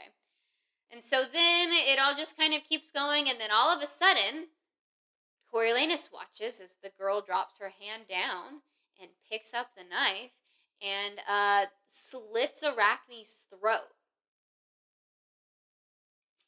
Bet you didn't think it'd be a mentor. It is. So then Coriolanus is in shock, because honestly, he always instantly goes into shock mode, and most times that he goes and does something, it's because Lucy Gray is like, are you going to fucking do something? She's nicer than that about it, but I wish she would just say that. She's like, go help her. So then Coriolanus runs over to Arachne and tries to like stop the bleeding, but her throat is cut open. Not going to happen. So then she's like dead slash dying. Coriolanus has her blood all over him, but then the Peacekeepers shoot like right over his head because they also kill Brandy. This board is very unstable. I've got this up here in a very precarious position. Which, you know, that was going to happen. Duh, that was going to happen. But now there's already a tribute and a mentor dead. The game's not even started yet. And why are the mentors dying now? That shouldn't be happening. I will also say that when Coriolanus goes over there and tries to help her, his whole internal monologue is that, like, if I don't go help her, it's going to look really bad for the cameras. That's kind of what he's thinking in that moment. Just letting you know, just so you're aware. There is a shadow from this computer being cast onto my neck. And I'm realizing that in this moment. And it probably makes my face look weird. But that's fine. We're 2 hours in. And then, of course, all the bystanders are trying to get away from this as quickly as possible. So there's also people getting trampled out in the crowd. It's just mass chaos, multi-casualty event. It's really terrible. And we're just getting started. Now, I will say, I know that he just did that thing where he was like, oh, it'll look bad for the cameras if I don't help her.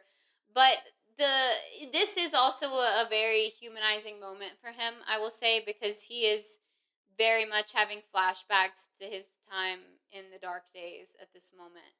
And the thoughts that he's thinking are very real and they're very scary. And it kind of informs why he is the way that he is, why he might compartmentalize the way that he definitely does. And I think that that's important to understand about him. I think that's important to understand about all people, no matter how they end up, because that informs them. And brushing it off and acting like it doesn't matter is silly and not going to get us anywhere. This moment really just showcases that, like, underneath all of this, there is the scared little boy. It makes me feel emotional when I think about it. Like, underneath all of this stuff that he's built up, there's a scared little boy who, like, witnessed war at his door and who was starving and watched a man eat a woman's leg. He keeps bringing up this man eating this woman's leg. It obviously had a very deep fundamental impact on him as a person. He quickly is trying to, like, shove the emotion down. He has his hands balled up into fists, and, like, the chaos is starting to die down because the peacekeepers are keeping the peace. Sure. And he sees Sejanus doing this kind of weird thing over near Brandy's body. It looks like he's, like, sprinkling bread or something, and he can't really figure out what that's about, but he's got too many thoughts going on to be, like, fully understanding or asking questions about that right now. He feels really conflicted about this because he didn't like Arachne at all. She was really annoying and obnoxious and loud, and there were many times where in his head he talked about how much he couldn't stand her. But then at the same time, they grew up together. Any big event that he went to, she was also at. They have known each other essentially their entire lives. And she did something shitty, and she shouldn't have done that. She shouldn't have teased that girl with the bread. That was bad. But now she's just, like, dead. That person that he knew his whole life is just dead.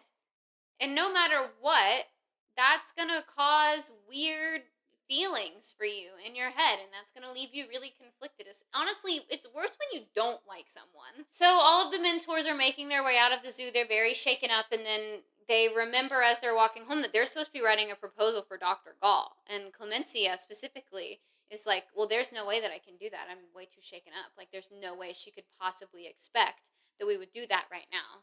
And in his head, Coriolanus is like, I kind of think she's crazy enough to expect it. So then when he goes back to his house, he actually starts writing it all by himself. He still writes the proposal that night. And all of the stuff that kind of is what we know the Hunger Games as is in there. You have the sponsorships for food. You have the venues for going to bed. It's all in there. Essentially, Snow single-handedly created the idea of the modern Hunger Games that he would then go to see over for over 50 years. Isn't that crazy? That's crazy to me. But I love it in a narrative sense. Not like I love the actions, but I love that story. I love what's going on here in a oh, that's interesting to read sense, not in like a oh, I love that he did that. I would hope that that's self-explanatory, but better safe than sorry. When he's dropping it off and, like, walking back to the academy, he sees that, like, out on the screens, the moment of Arachne's death is being played, like, over and over and over again, and it kind of shows the part where he goes to save her, but then it also shows that Livia Cardew was, like, running away from it, and it's caught on camera, and he thinks that's really funny because one time she said something mean to him 8 years ago because he's very normal and sane. And listen, he is so excited to be going back to school because now everybody knows him, and he is just so a hero, you know? He's the hero who tried to save Arachne. That's everywhere. And he's so excited to go get all his little compliments for that. And they're giving him condolences for his loss with Arachne, a girl he did not like at all, really. But then in the middle of the day, him and Clemencia are told to go directly to Dr. Gall's office, which he's like, okay, this might be bad. And then they do. And on the way there, he tells Clemencia that he ended up staying up and writing the proposal. And then she's like, okay, so like tell me what the hell we wrote about. So then they try really hard to get on the same page before they go into this meeting with Dr. Gall. But it's Dr. Gall, so like everyone probably should have known it wasn't going to be your run-of-the-mill meeting. Once inside, Dr. Gall shows them this bright of like fluorescent pastel snakes. They are yellow, blue, and pink, which coincidentally in the book, the colors of Lucy Gray's skirt are yellow, blue, and pink. She tells him that she's working on making modified animals to be used in the arena. So, like, this is also the first introduction of the concept of mutations being used as a weapon in the arena. This is everything was born here. Everything was born here. So the thing about these snakes is that they are incredibly venomous. They are very dangerous, but if they know and recognize the scent of the person who is getting near them, they won't attack. They'll stay completely docile. But of course, if it's something that is foreign to them that they've never smelled or been around before, they will immediately attack and shit will go down. She is very pointedly saying this and acting very sketchy and evasive, and follows that up immediately with, so who wrote the proposal? And then Clemencia proceeds to lie anyway after hearing all of that and that woman acting the way that she acts. And in the movie, they even make it worse.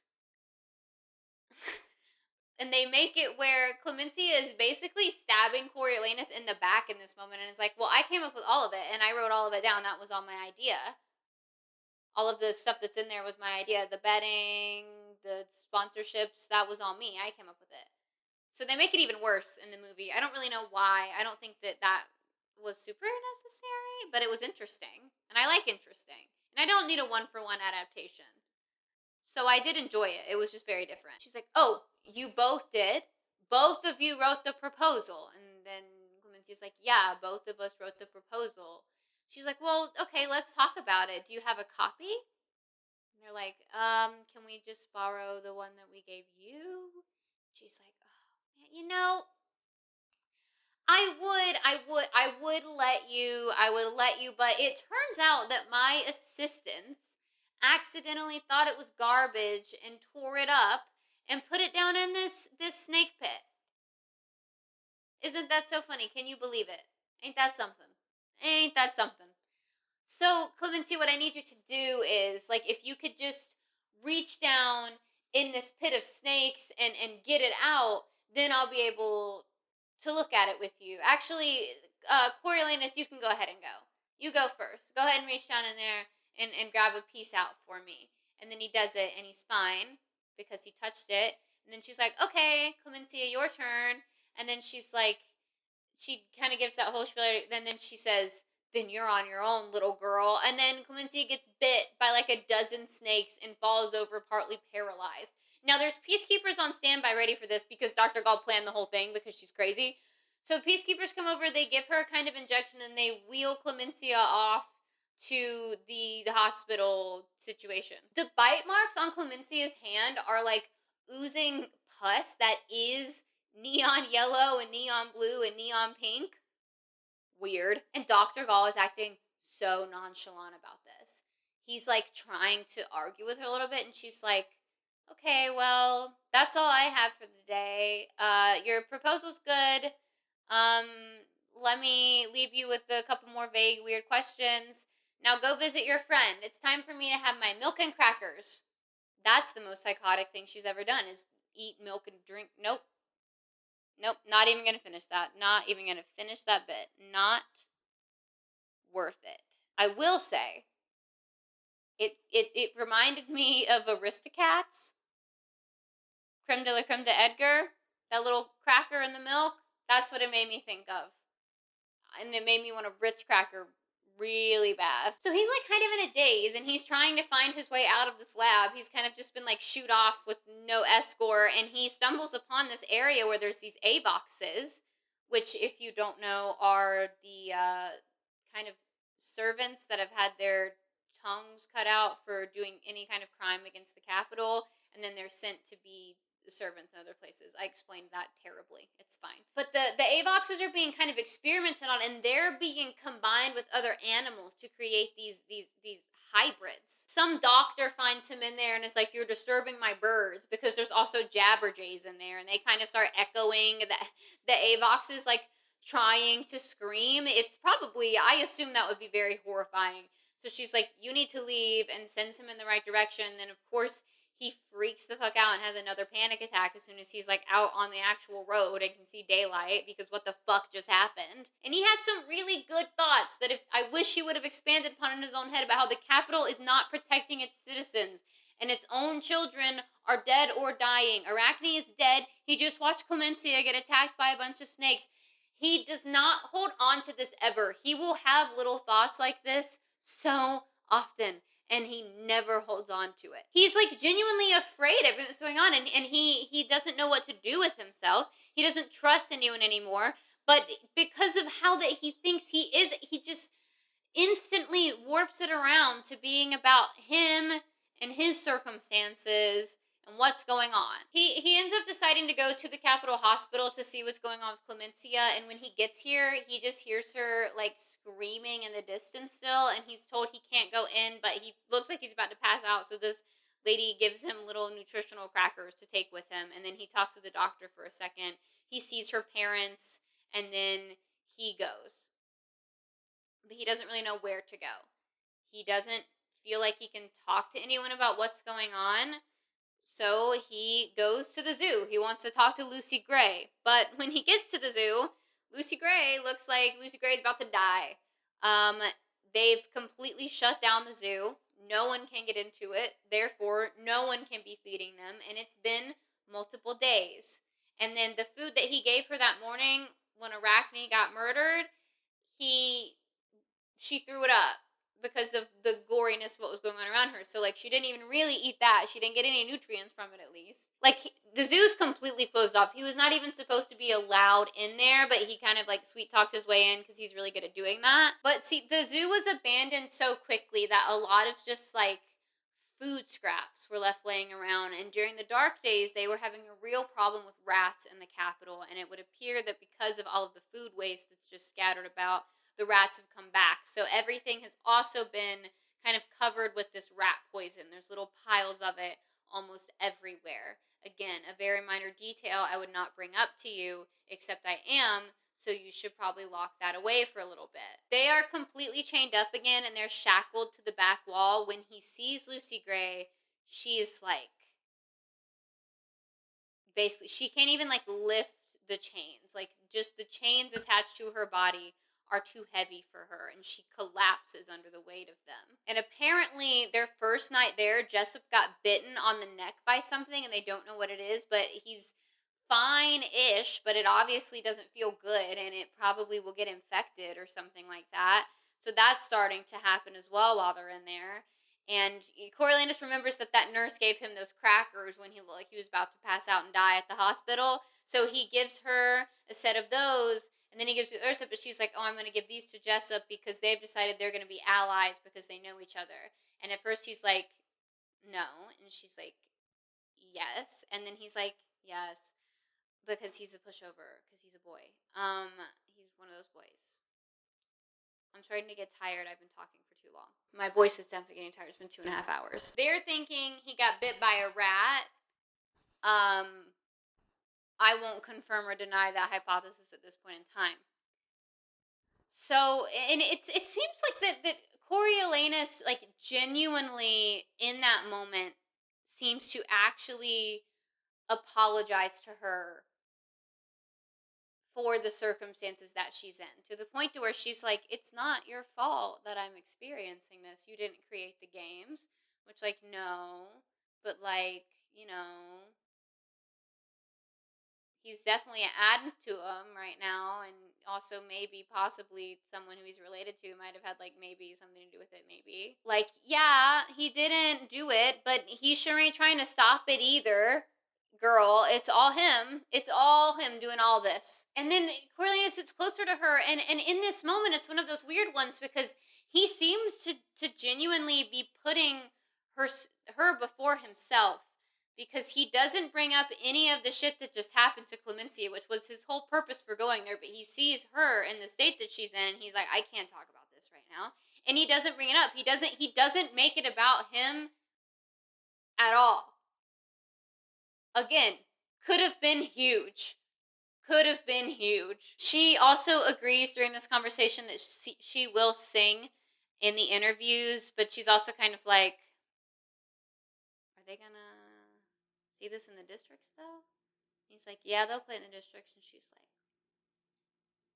noted. And you can just like tell she's already writing like a really specific song in her head. You don't know what it's about yet, but it's like, oh, okay, something's gonna happen when she does this song. And then in another installment of Mommy Issues,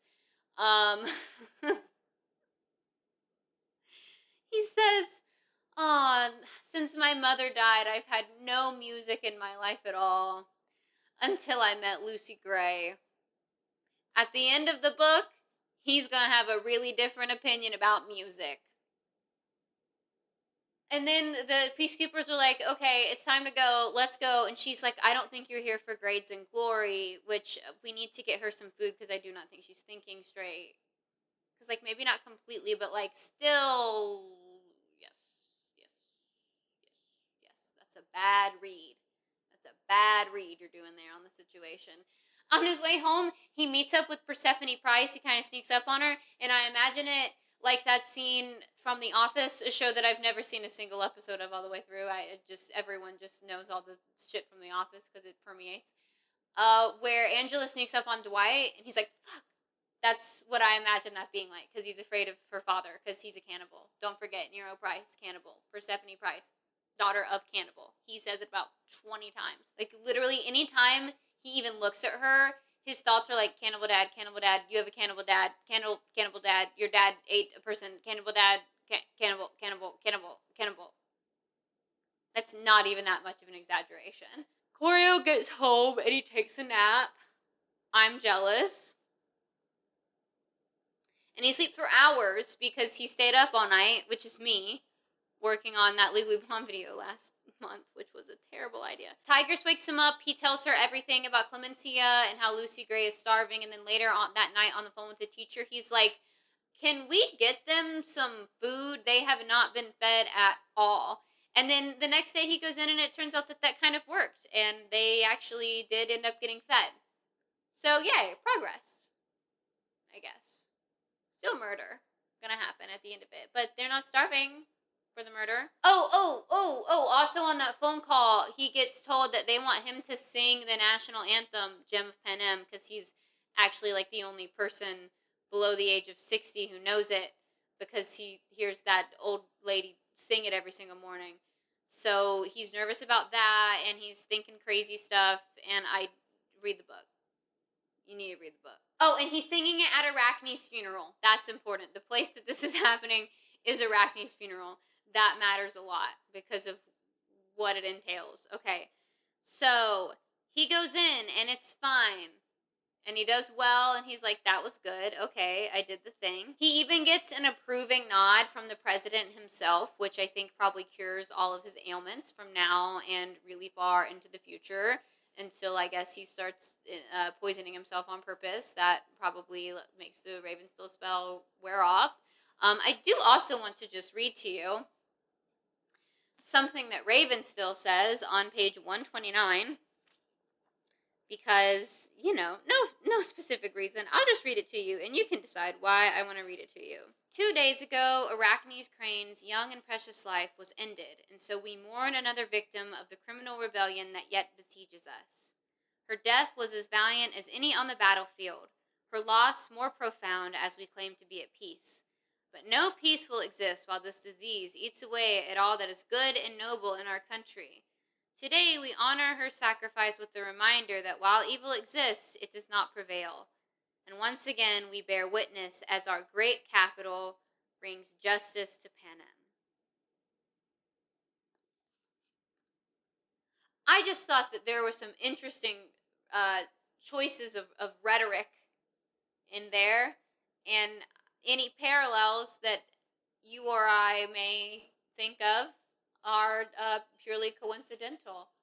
But, I just thought that was interesting given everything that's happening.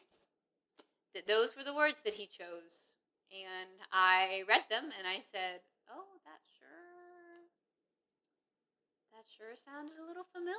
And then this really fun thing happens during the funeral where all of the tributes are kind of carted in, chained up to this bed, and then the body of Brandy, the girl from 10 who killed Arachne, is dangling above them on a hook situation, and it's horrifying, and they are put up there as the enemies of the capital. What a precursor for a tribute parade that is. Holy shit. While Snow was seeing this horrendous thing happen and all these children chained down, he starts to feel a shred of human empathy, but then he goes, gross, I sound like Sejanus. That's a quote. And he stops. Good. No, that's great. Then Dr. Gall goes to the podium and she starts talking about how Arachne's death will not be in vain, which is a thinly veiled threat. And then Gall is also she's a symbol of our righteous land and whatever. And even Coriolanus is bro, she taunted a tribute with a sandwich. What the hell are you talking about? She's not any of this stuff that you're acting like she is. And which makes me be oh, you're so close. You're so close. You're just a little bit more. Think about it a little bit more and you'll get there. But he doesn't. And he never will. After the funeral, they go to lunch and they're served another huge buffet like Reaping Day, which is pretty unimportant, but I bring it up because this time he is not measured and modest with his food at all. He's making a mess of it. He's loading his plate up and he's I really don't care. And I think that this is very interesting because it shows this loss of control that he's having. And a lot of it started when he met Lucy Gray. And he's kind of becoming a little untethered to those parts of himself, which in ways are very good because you don't need to be thinking that much about every choice that you make. That's exhausting and not good, and you shouldn't be doing it. And if you're doing it, you should go talk to someone who is a professional and not the girl that that's locked in a cage and has to speak to you. Maybe don't talk to her. Maybe go talk to a professional. If you're not Coriolanus Snow, that is. But he's also I don't really care that this is happening to me. Who cares? I'm hungry. I want to eat food, which is correct. He could have been freed from this prison he finds himself in, but he said, no, I like my prison better. I like my little bars, and I like my little cage. And he put himself right back in it. And then Sejanus comes and sits down, and he's I don't know what word to use. The word that comes to mind is moping, but I feel that has a very frivolous connotation, and the reason he's acting like that is very justified. He's just watched all these tributes be carted around like animals as a symbol of hatred. And he's just playing with his food and not really eating it. I cannot begin to describe to you the fear that was stricken into my heart approximately an hour ago when this phone ran out of storage, which I was expecting. But when that happens, I just take a break and charge my phone and offload it into Google Drive for a good 10 to 15 minutes. The video just was not on my phone. 2 hours and 40 minutes worth of me recording. Just gone like the wind out of nowhere. But we're back. I'm hoping this is basically the same angle. I did definitely start my dishwasher, but this has noise cancellation. It should work. If it doesn't, I'm sorry. You're gonna have a video with dishwasher sounds in the back. I have to also live my life. That's the whole point of me going to monthly uploads. And it's Saturday night, and I have to start my dishwasher. I also need to get up and go do my laundry at 7 a.m. tomorrow. So it is 11:30. Okay, where was I? Sejanus. Coriolanus warns him that he's going to get in trouble for doing that. They're not allowed to waste food there because it was so scarce not that long ago. And then he says, specifically, he wasn't crazy about the guy, but he didn't particularly want to see him get punished. Which for that guy is a declaration of brotherhood. So go ahead and start making the friendship bracelets right now, immediately. But lunch is cut short anyway. They do end up sneaking the food in for Lucy Gray. And, I guess he's going to try to get Marcus to eat, but Marcus is not going to eat that food. But they also find out after lunch that they will be doing a arena tour with their tributes that afternoon. So all of the tributes get together, all of the mentors get together, they pair up. They're actually going to go into the arena. So this version of the arena is not the version that we're used to seeing, where it's a simulated habitat and there's weather and shit happening and it feels real. This is literally just an arena. It's the Capitol Arena, where they used to have all the sporting events and concerts and whatever, and now it has been repurposed into the venue for the Hunger Games. It's just an empty floor, and they throw some weapons in there, and they're normally over very, very quickly because of this. Dr. Gall's reasoning for having the tributes and the mentors tour the arena together is that she wants to project an image of strength and doesn't want it to seem like anyone in the Capitol is afraid of the district children, since the district kid killed Arachne. Coriolanus is like really annoyed by this. He actually hates it, and I think that's super interesting for him. It almost seems like the more involved into the games he gets, the more he resents Dr. Gall and everything that she stands for. Unfortunately, though, the games will come to an end. So if only, you don't want them to go on in perpetuity because it's murder, but then also, so much less murder could have happened if Coriolanus Snow didn't become Coriolanus Snow. So, win some, lose some. This matches this jacket perfectly. Didn't plan that. Got this out of the fridge when I was thinking everything I recorded tonight was gone. See, that can served me. I didn't serve that can. Or wait, maybe opposite. I don't know. It doesn't matter. So everyone has arrived. They are getting ready to film the arena. Coriolanus finds Lucy Gray.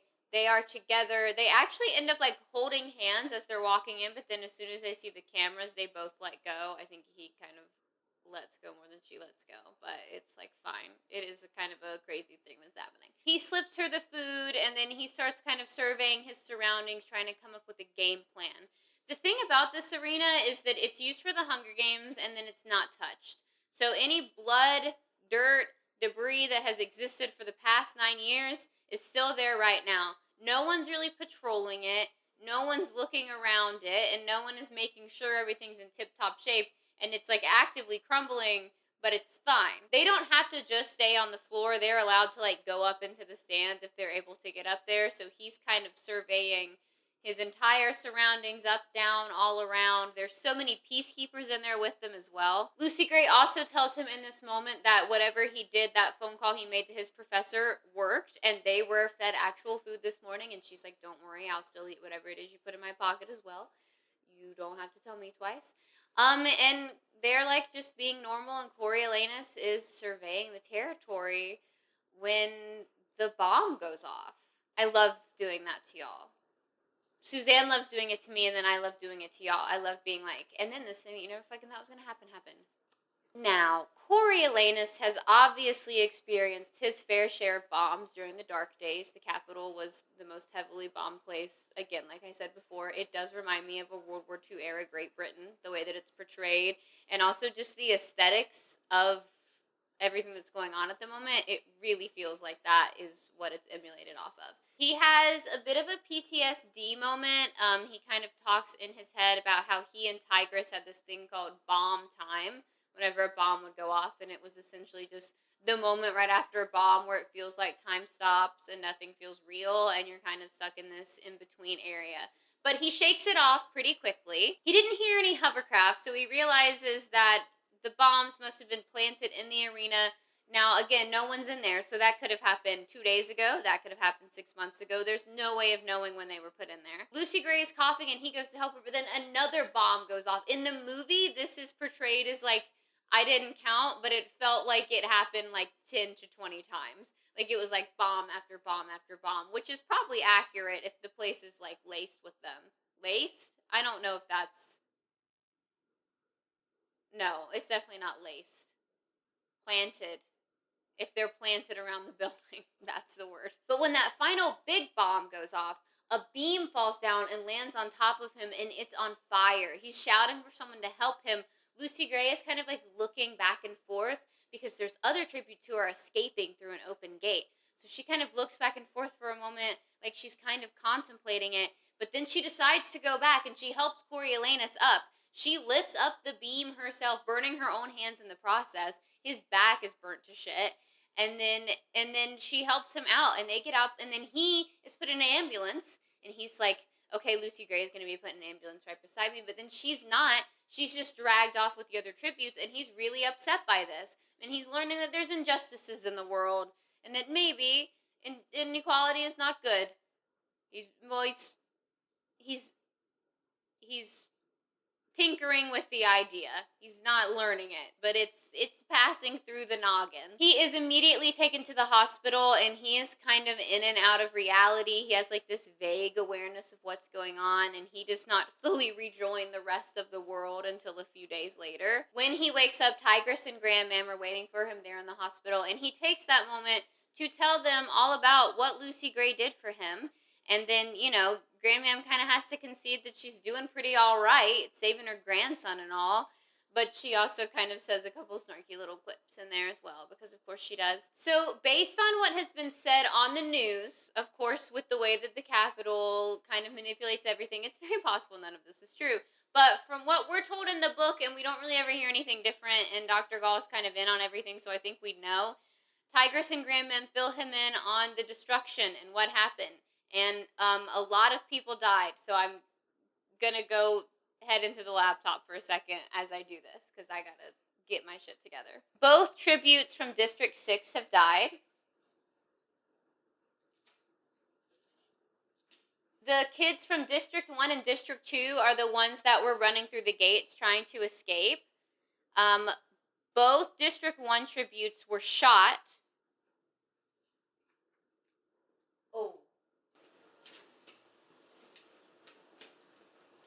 I need things to stop happening while I'm making this that makes my life flash before my eyes. As far as District 2 goes, the girl makes it a little bit farther, but she ends up going like over this wall and falling down it, and either she drowns or she like crushes all of her bones. One of those two things happens. The girl from District 2 is gone as well.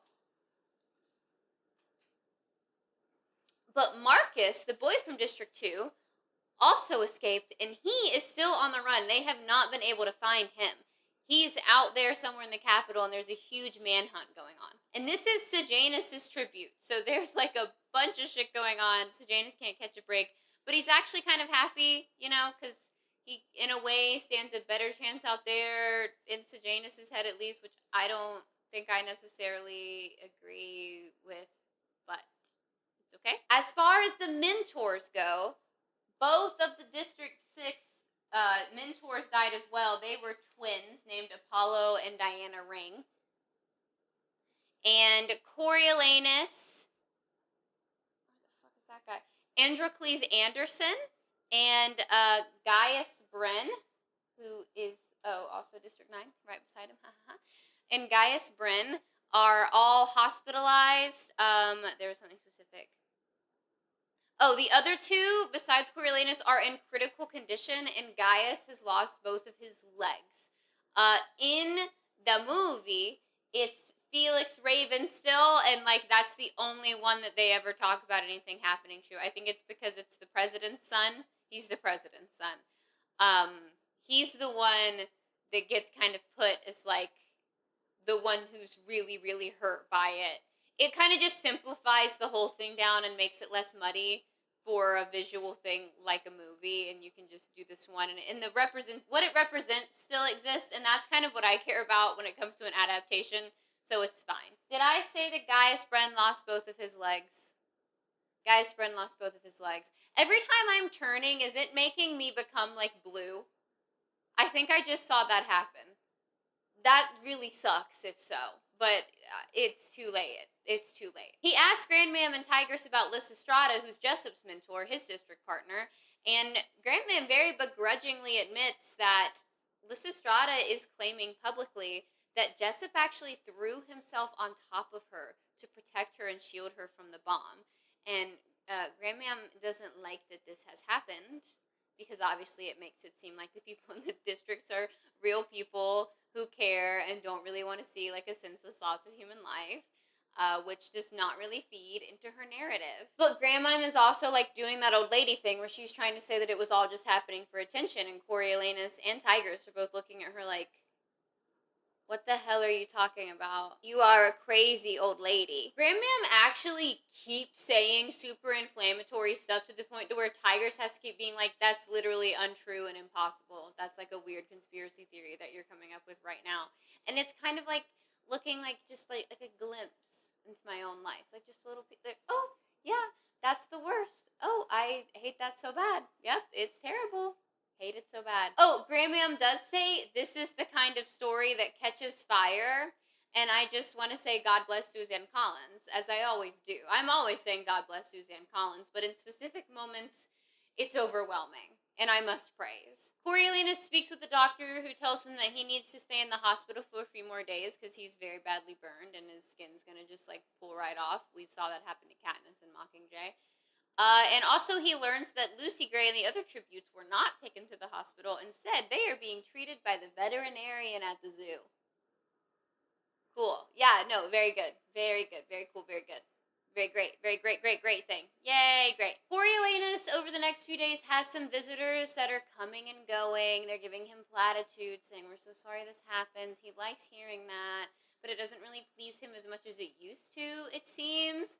But then one time, he wakes up and scary-ass Clemencia Dovecote is right there staring at him, just looking weird as hell. He's the first time he's seen her since the snake bite incident, and she's starting to look like a literal snake. Whatever got in her system, or like the subsequent treatment that followed, or the combination of the two, has made her skin start peeling off, basically, and her eyes are looking yellow. It's like this jaundice adjacent thing, but there's more than that going on. She's also being like super twitchy, and the reason I say that Dr. Gall was definitely 100% trying to turn her into a snake is that her tongue keeps coming out of her mouth involuntarily, and that is some literal snake shit.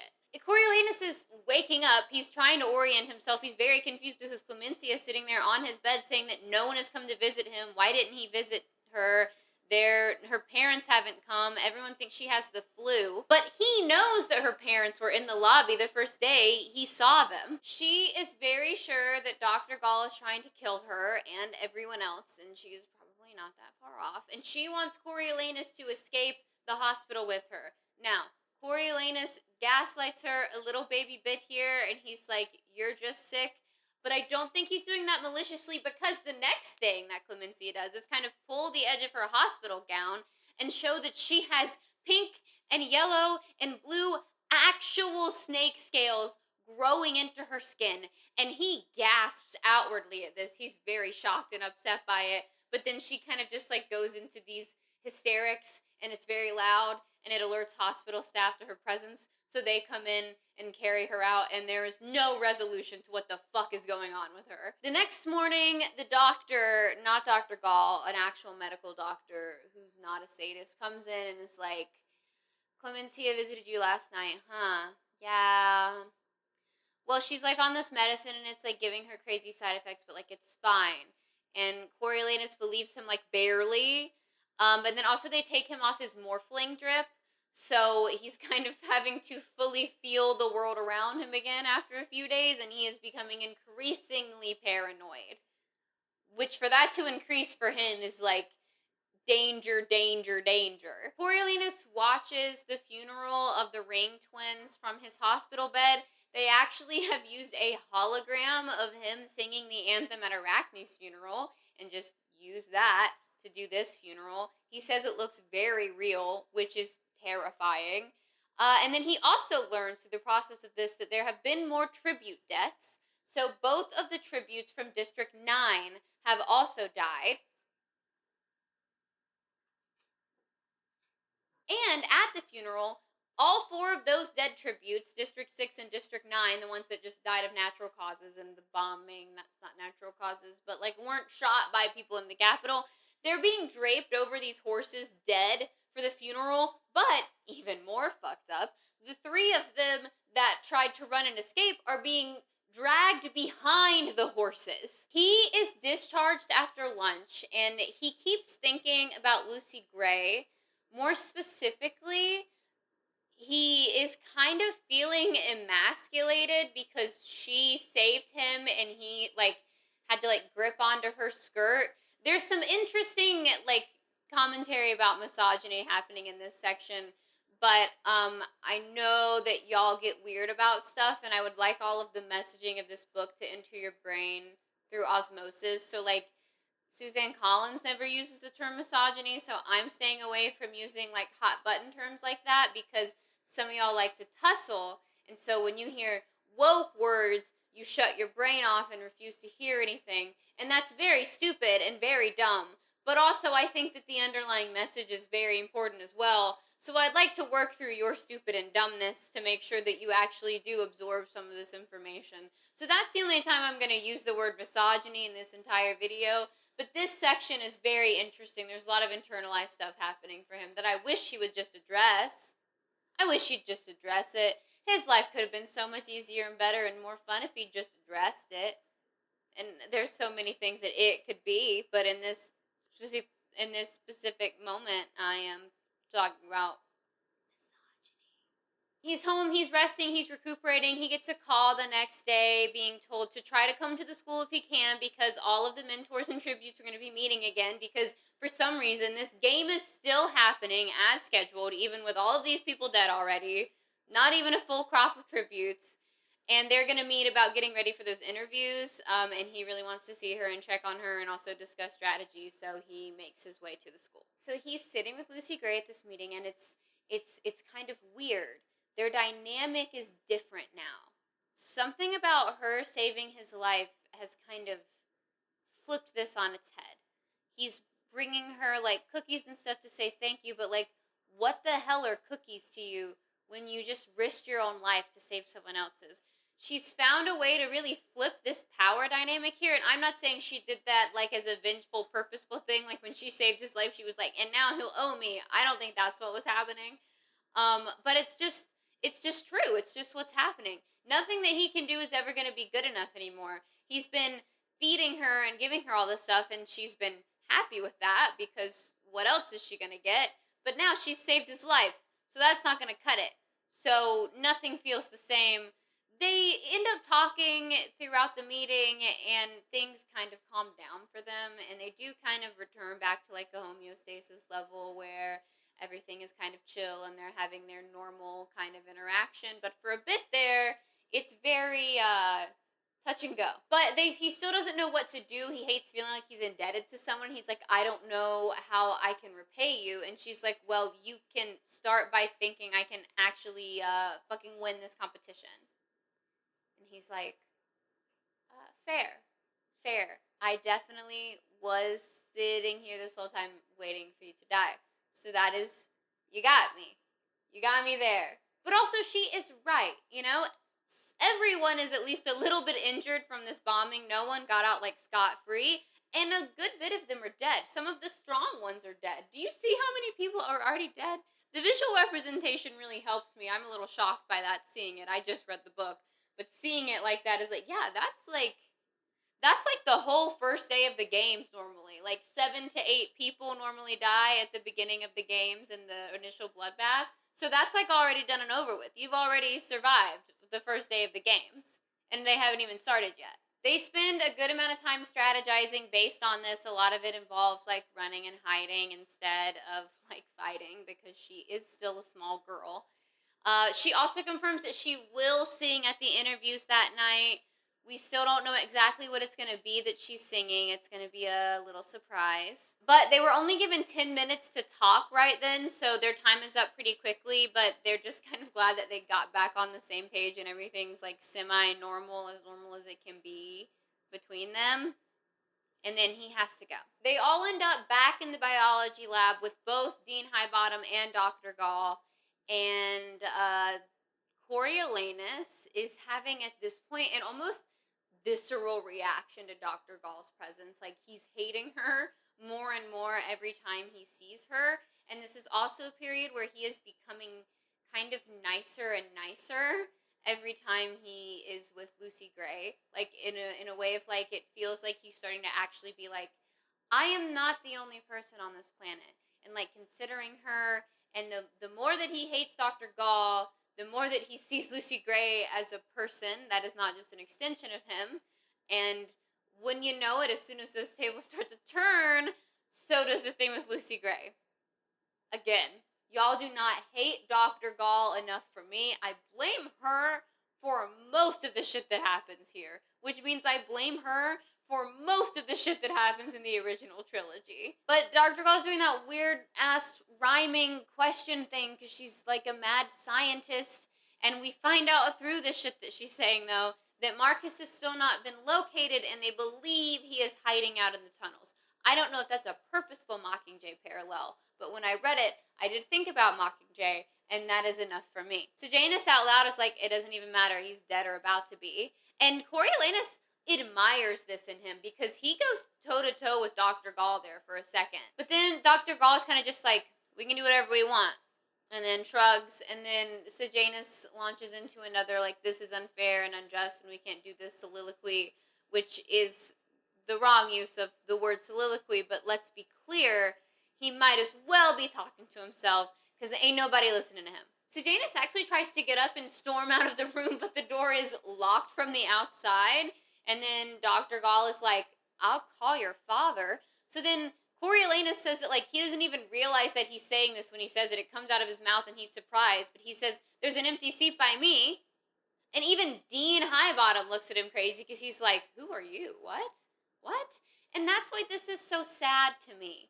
I know, like, I don't know. I feel like I come at this with a sense of great empathy towards it, and maybe that's not what I need to be doing, and some people probably hate that I'm doing that when I'm talking about this.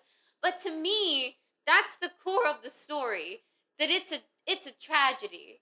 And there are so many instances where you see him be good.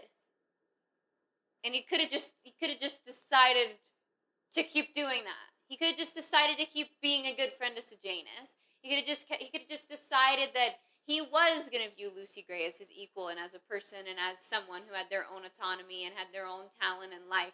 He could have done all of those things. He's shown that he can do it, but then he doesn't. And that makes it worse. That makes it really sad almost, especially when you add in the way that this lady over here is to him. That just makes it like, God, he had so much potential. He had so much potential to right all of his father's wrongs and be better than his dad, and instead he became just fucking like him. And that's really sad. To me, I don't know. Maybe you don't agree. It's fine if you don't. They have a lengthy conversation about, like, the essence of war and can it ever truly be over. And again, this is a situation where I'm going to beg you to pick up and read this book because the things that they're saying are good and important, but I cannot sit here and quote the entire section of the book to you. So pick it up and read it. It's one of my favorites. It might be my favorite in the series. It's just so complex. And I just love it so much. I have written a note here, and I don't know what the fuck I mean by it, so I'm going to try to piece together what I mean. Dr. Gall poses a question to the class about, like, strategy, and I don't know what I meant with this part I put after it, so we're just going to say she asked something about strategy, and Coriolanus knows what the answer is, but he is specifically like, I do not want to get caught up in this lady's shit anymore. I am keeping my mouth shut. But then Dr. Gall directly, purposefully calls on him so that he has to answer the question. And this is why I say, at the end of the day, she is very much like grooming him, not in that way, to be who she wants him to be. She can sense that there is, like, resistance in him, and she's like, okay, like, you don't get to resist me, like, answer my fucking question, I know you know the answer. So he isn't allowed to ever step back from it the way he wants to because she's meddling, and he has a choice. I'm not saying he doesn't have a choice, but, like, to me, this is the root of it. To me, personally, you might disagree, but to me, she is the root of what's going on here in this situation. So after this conversation, Dr. Gall leaves them with a buku bonkers crazy assignment that is to write an essay about something they loved about war. Okay. Interesting. It's an individual assignment. She makes sure to say this specifically, and then to say that group assignments can end poorly, and winks at Coriolanus because the last time he did a group assignment, he watched Clemencia get bit by a dozen snakes. She's crazy. But then, like, after she's gone, Sejanus is like, you gotta stop saving me, to Coriolanus. And he's like, I quite literally wish I could. So, what the fuck are you saying to me? Their dynamic is so funny until it's not funny at all, and it's tragic and terrible. When he had spoken to Lucy Gray earlier about performing at her interview that night, she had requested that he find a guitar for her to use. So after he leaves school that day, he is on a quest to find one, and this lands him at Pluribus Bell's house. Pluribus Bell is the guy that had all the lima beans that Grandman bought from at the beginning of the war. He's kind of a figure that, like, kind of is in their life, but, like, very kind of more acquaintancy. But he does have a guitar. Coriolanus is kind of making small talk, but I think he's being genuine when he's like, I wish that you'd be able to open up the nightclub that you ran before the war.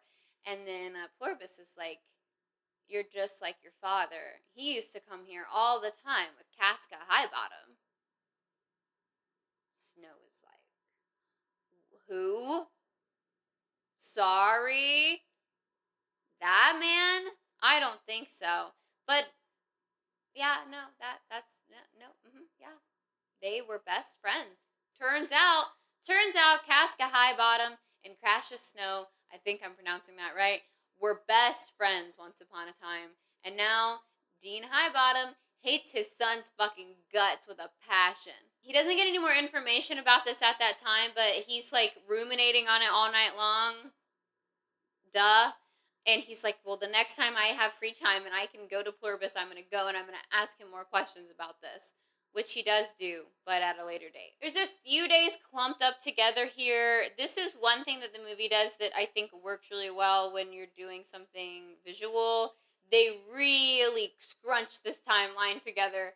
This is like, it feels like this goes on for weeks in the book. Not in a negative way, just there's a lot of stuff going on and a lot of events happening. They really said this is happening in like 3 or 4 days in the movie. And it still works, so it's fine.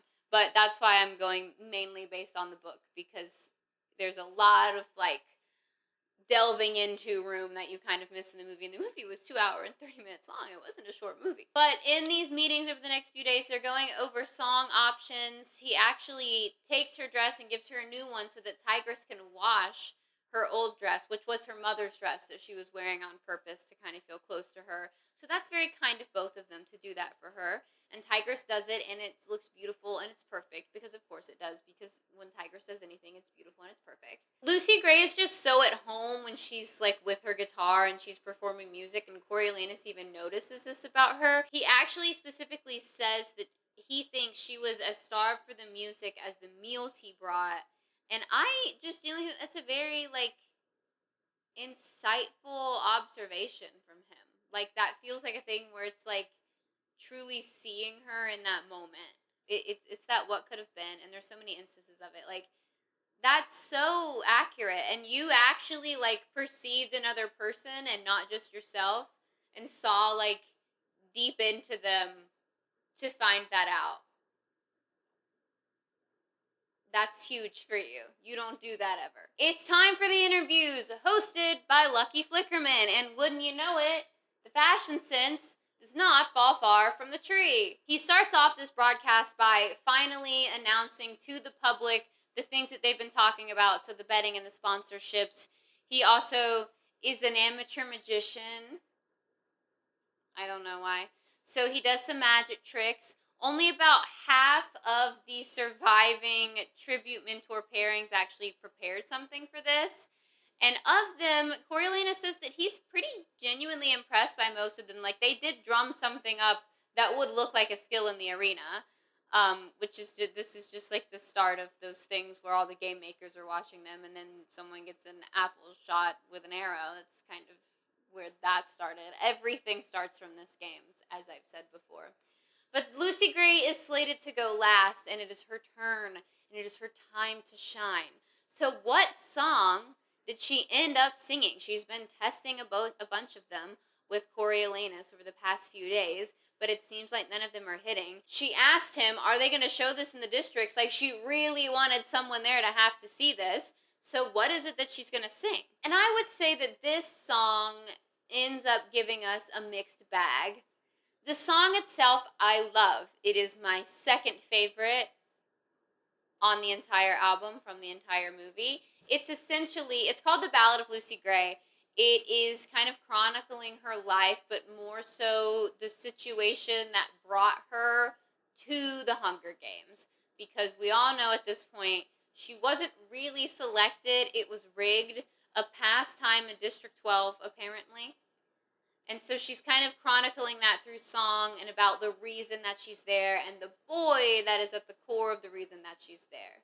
And the fact that it's about a boy is important because the thing that you probably don't think is going to happen because of this is that Coriolanus gets incredibly jealous to a degree that I was like, oh, I hate that, I hate that, I hate that, I hate that. It has this vibe of like, what do you mean you've spoken to a single other man in your life? How dare you? And then he's doing that thing where he's going off internally about her belonging to him, which is gross. And then also he says that he feels humiliated by her singing this song. That is crazy. And then he also gets kind of aggressive with her when she walks off stage. He grabs her a little bit, and I do not care for that at all. He's being very hostile. He's being very passive aggressive. He's holding her hand super tight, and she has to be the one to like pull away from him.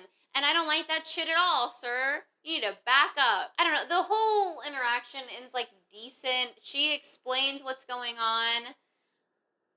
And he seems to accept it, but in his head, he's still thinking about it, like, constantly. So she's probably walking away like, oh, glad we worked that out. And he's like, any man who's ever touched this girl before, I'm going to kill him with my bare hands. Chill out. So the reason she decided to sing that song, which she explains to him, which is what calms him down like even 5%, is that she wanted to win the games, but if she didn't, she needed everyone back home in District 12 to know what had happened. And it's true. She was purposely pulled. It was completely rigged. And she needed the people in the covey, the group that she's a part of, her people, to know what happened. And they would be able to tell based on her song. The peacekeepers come to take her back, and they're being like friendly and nice to her and not shoving her around and like threatening to kill her. And he doesn't like this either. He's like, I wonder just how friendly she can be. You're being so weird about women, it's scary now. It's like, what? You're being really weird about women. He's like, honestly, on the warpath right now, and like everyone's complimenting him for like getting her ready, and he's loving that. But then Pluribus comes up to him and is like, wow, she's great. And he's about to like lay into him for saying that she was the one that was great. But then one of the teachers calls by and is like, looks like that prize is in the bag. So he decides that he'll let it go because he's so merciful and gracious, of course. And this is another instance where I will tell you I would like for you to read the book, just because it is crazy to see the shift in his complete rhetoric and worldview, because he has gotten rejected. He hasn't even really gotten rejected. Nothing has happened by a girl who he has been priming for murder.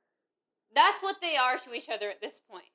Like, there's been some flirtation, and there's obviously, like, something there. But at the end of the day, you're getting her primed for the slaughter.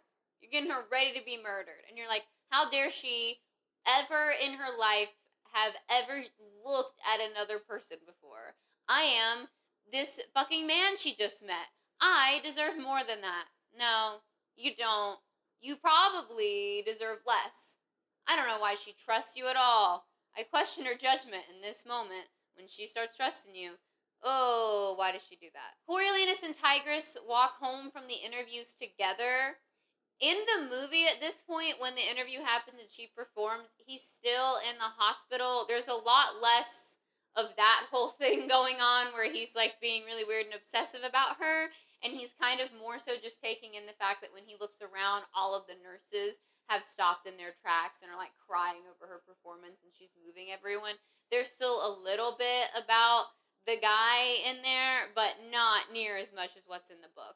And taking that out makes it easier to not be like creeped out by him. I'll say that. It might not make him any more or less redeemable based on his character traits, but I'm more likely to lean back into the possibility of trusting him than I am when I hear that shit about women. So I think they kind of like tampered that back a little bit for the movie, maybe for that reason, maybe not. I don't know. But he's walking home with Tigress, and he's doing that thing that you do when you're in a really bad mood and you really just like want to argue and you want someone to agree with you. So she's like, "The song was great," and he's like, "Are you sure about that?" I didn't think it was that great. I kind of hated it, actually. Tigress is trying to have a very good faith analysis of the song that Lucy Gray just performed, and we find out that really the one thing that Snow is stuck on in this moment is the lyric where she says she lived by her charms, because now he basically is like, oh, so she's a prostitute. Who fucking said that? Not her. And even Tigress is like, I thought that just meant she was performing. She's a charming performer, which is what I thought it meant too. And he's crazy. I was honestly floored by his read of that lyric because it's been a while since I engaged directly with this book, but the song itself I listened to a lot, and I have never listened to that lyric and been like, she's a prostitute. I've always considered it to be like a flirty situation, yeah, for sure, most likely. But I have never been like, oh, prostitute. I don't know where the fuck he got that from. Tigress is like, sometimes you have to do whatever is necessary to survive. And Coriolanus is like, well, we never did that. And Tigress is like, who says we never did that? He's upset now. He was already upset. Now he's extra upset because he's doing that weird thing where he's thinking about like women and their honor, but their honor is only like a thing that exists in relation to him, not like them as a person. You know what I'm saying? Yeah. Yeah, his dad did a number on him. Yeah. Yeah, it's great. When they get back to their apartment, there's a little bit of a reprieve from this weird shit that he's thinking in his head, because the elevator has been fixed in their apartment for the first time in 10 years. It's working. That is a short-lived happiness, though, because then they realize that probably means they're trying to sell the building, because that's the only time people fix shit when you live there, is when they want to get rid of it.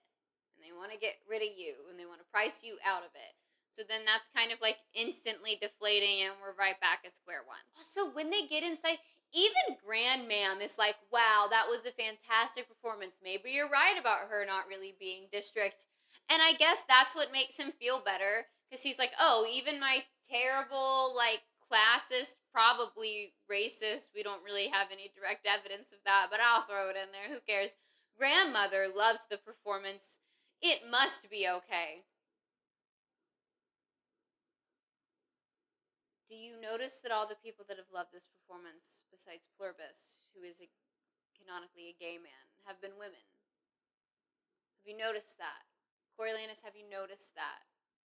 You should try noticing it.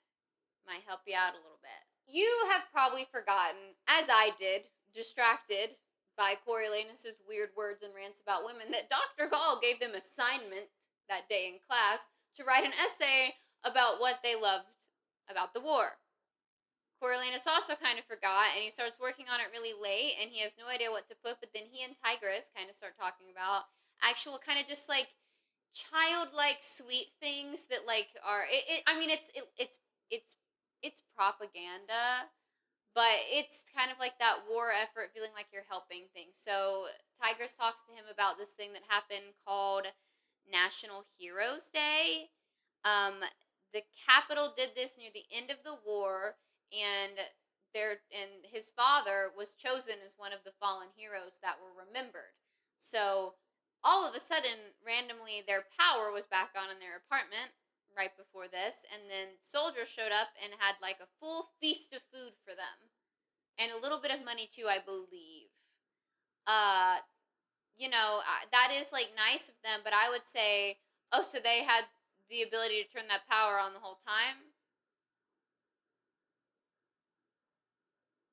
They could have given you a turkey the whole time. That's not great. That's not great. But, they were kids when it happened, and they look back at it fondly, and then he also thinks about, like, how he grew his little garden up on the rooftop to help the war effort, And again, this is very much giving World War II England with like the Victory Garden. And like again, it's 100% all propaganda, but the tone around it is light, and it's centered around like family and feeling like you're doing the right thing and doing good things. Because when they had the big feast, they invited Pluribus over, and they had a big thing with the family, and everyone was laughing and having a good time together. And that's kind of like a moment of humanity inside of war that isn't really war, right? That's not liking war. That's liking being together with people during hard times because it lifts your spirits. That's liking those people. That's not liking war. But the thing is that after Tigris goes to bed, Coriolanus realizes that he's not satisfied with this, and he adds this whole end paragraph that's like, the crazy person shit that he does. He says that in actuality, the thing that he liked the most was the safety he felt by seeing the districts destroyed. I liked it better when you liked that you were just a little baby boy making your garden. I liked it better when it was that. Because also, I don't think in the moment at like 5 years old, you thought that. I think that looking back retroactively, you think that. You can't convince me at 5-year-olds you were like, I'm so glad I get to turn on the TV and watch my enemies defeated. You're 5. Shut up. Back on the Hunger Games train, the 10th annual ones, not just them as a concept. They go in the next day to talk about the footage, and they find out that as far as the betting pool goes, Tanner from... Where is Tanner? Tanner is... Where the fuck? Who's Tanner? Who the hell is Tanner? What? Hold on. Wait. Who's Tanner? Am I crazy? Who the hell is Tanner? Did I mean Treach? There is not a bitch named Tanner. No. Where the fuck did I get Tanner from? Otto, Jenny, Brandy, no. Panlo. No, that is Tanner. Oh, I fucked up. I fucked up the board. There is a Tanner. I forgot to change the name. That boy from District 10, where it definitely doesn't say Tanner, but you can't see it anyway, so it's fine. It was for me. Well, I fucked it up for me, and I didn't change the name. That's Tanner. Tanner is the boy from District 10. Let's back up. Okay, so the betting pool has Tanner, the boy from District 10, and Reaper, the boy from District 11, as the two in the lead. But as far as sponsorship gifts go, Lucy Gray has 3 times more than any other tribute. She is winning in that regard. They also go around the room and talk about those weird fucking essays they had to write. And interestingly enough, when it is Coriolanus' turn, he only reads the part about the turkey in the garden. He doesn't read the weird shit about like crushing the districts out loud because he knows. He knows. And then he reads it, and Dr. Gall's like, is that all? And he's like, yeah. And she looks at him weird. Because it's disappointing to her. Because she wants to foster the murderous intent in him. She's so evil. It's like, inside of you, there are 2 wolves. One wants to be a nice, kind boy. And the other one loves authoritarianism. Who will win? It's the authoritarianism. And I will just say, this might be a decently sized tangent. I'm going to try to make it not be for your sake and my own here at 12:49 a.m. I do think that quality is what makes Snow such an enigmatic leader. He has all these terrible, murderous, disastrous thoughts, but he knows he should not say them out loud for other people to hear them because it will not serve him well for his goals. So he doesn't say them out loud. And that is necessary for him to get to the position that he got to be in control of all of Panem. That actually wasn't as long as I thought it was going to be. Next up is our friend Sejanus, and his essay is pretty short and sweet. He just says, the only thing I liked about the war is that I still lived in my home. He's nothing if not consistent. I will give him that. He also says that all of the districts are worse off now than they've ever been before, and everyone has a very loud negative reaction to that. And he also turns the question around on Dr. Gall and says, well, what did you love about the war? And she says, I love that it proved me right, and gives no further explanation as to what the fuck that means. They do go to the control room that evening, and Lucky kind of makes an offhanded remark about, like, oh, this is like Lucy Gray's last day on Earth or something like that. And that makes it really real to Coriolanus, and he kind of almost starts panicking about the thought of her dying. He starts, like, imagining in his life what it could have been like if, like, she won and they got to see each other again. What could happen? What could they become?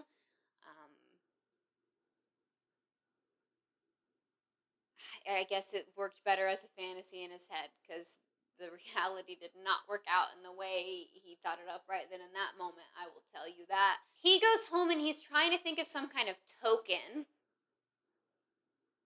Everything starts at this game. That he can give to her, to kind of have to remember her by, but then he just starts getting really frustrated because he's like, well, what is the point of giving her anything if I can't use it to help save her? He goes and eats dinner with Tigress, and he's feeling weird about it, but Tigress gives him extra food to take to Lucy Gray, and he goes to the zoo to say goodbye to her because this is the night before the games. He gets to the zoo, and Lucy Gray reveals to him right from the top that Jessup has stopped eating, and he's starting to act really funny.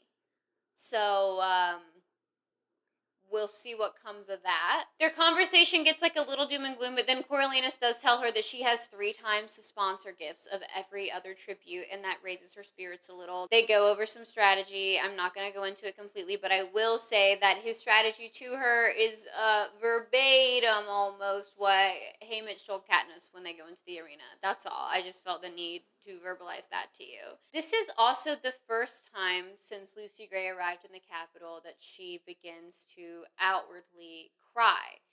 And Coriolanus says that he feels something unravel inside himself when he sees this happen. He promises her that he is not going to let her die, and they even like fully discuss and work out the whole weird situation he was having about the ballad, and it felt genuine. It was enough where I was like, okay,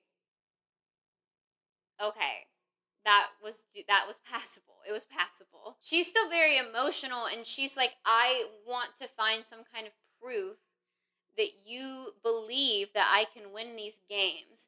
And this is when we find out that it turns out Snow did think of a token to give Lucy Gray, except it's really not just a token at all.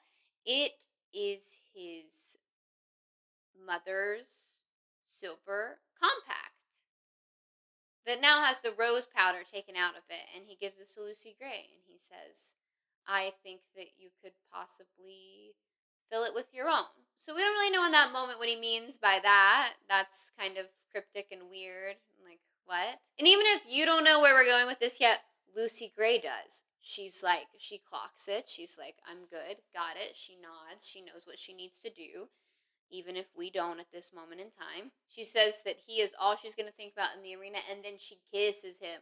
Like, kisses him. Like a real one. Like a long one. Like a kind of passionate one. It's kind of crazy if you think about it. This whole situation's crazy. They're about to go in for another one, and the peacekeepers pull them apart, and it would appear that it is time for her to go into the games. Oh, that also was his like first real and actual kiss, by the way. He says something about something in an alley, but then he also talks like that's the first kiss he's ever had in his life. So I'm a little confused, but either way, it does something to him on a deep level. Coriolanus is ecstatic. The word he uses is giddy. He's practically skipping back to his apartment, but while he's thinking his favorite thing to do, we do kind of find out what it is that he was trying to say to her and what the plan is for them. So, if you will recall, let's go back in time. When all of the things happened with Arachne and Brandy, the girl from 10, at the zoo, and it got abandoned, all of those rats came back, and there was rat poison everywhere. Okay, you know where I'm going with this. So, Coriolanus took out the powder from the compact and said, you could use your own. And there was rat poison in reach of Lucy Gray. So basically, he said, please put this rat poison in this compact that my mother gave me and then kill people with it. Please and thank you. Can we kiss again? He didn't say that part, but I'm sure he was thinking it. This is most definitely against the rules, and most definitely would get him in major, major trouble if anyone found out it was happening. He goes back to the apartment. He's so excited. He tells Tigress what's happening, but he still kind of manages to speak about the districts in a way where he says things like second-class citizens and human, but bestial. About your girl, dude? But then he doesn't really consider her to be district in his head because that's how he's worked it out with his warped sense of self.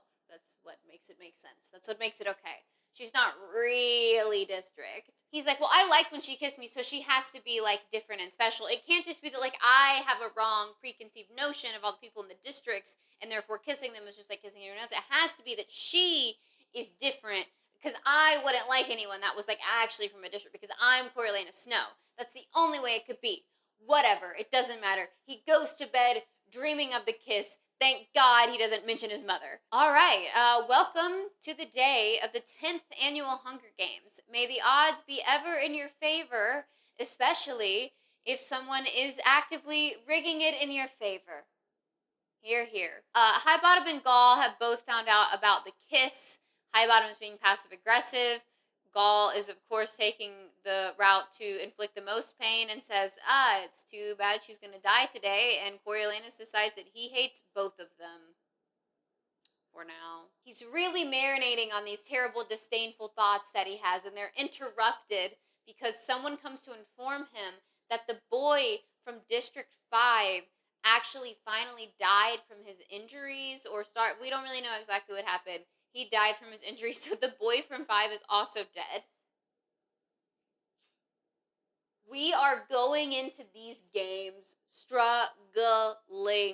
This is crazy. The games haven't started yet. Coriolanus has a list with all of the names written out, which means that Suzanne Collins wrote a list with all the names written out, which made my job much easier this go around. And also, I would like to say thank you to the rise in social media that has occurred, because a lot of these pictures only exist because I'm pretty sure these actors posted on their Instagram, so when you look up the character, they still pop up.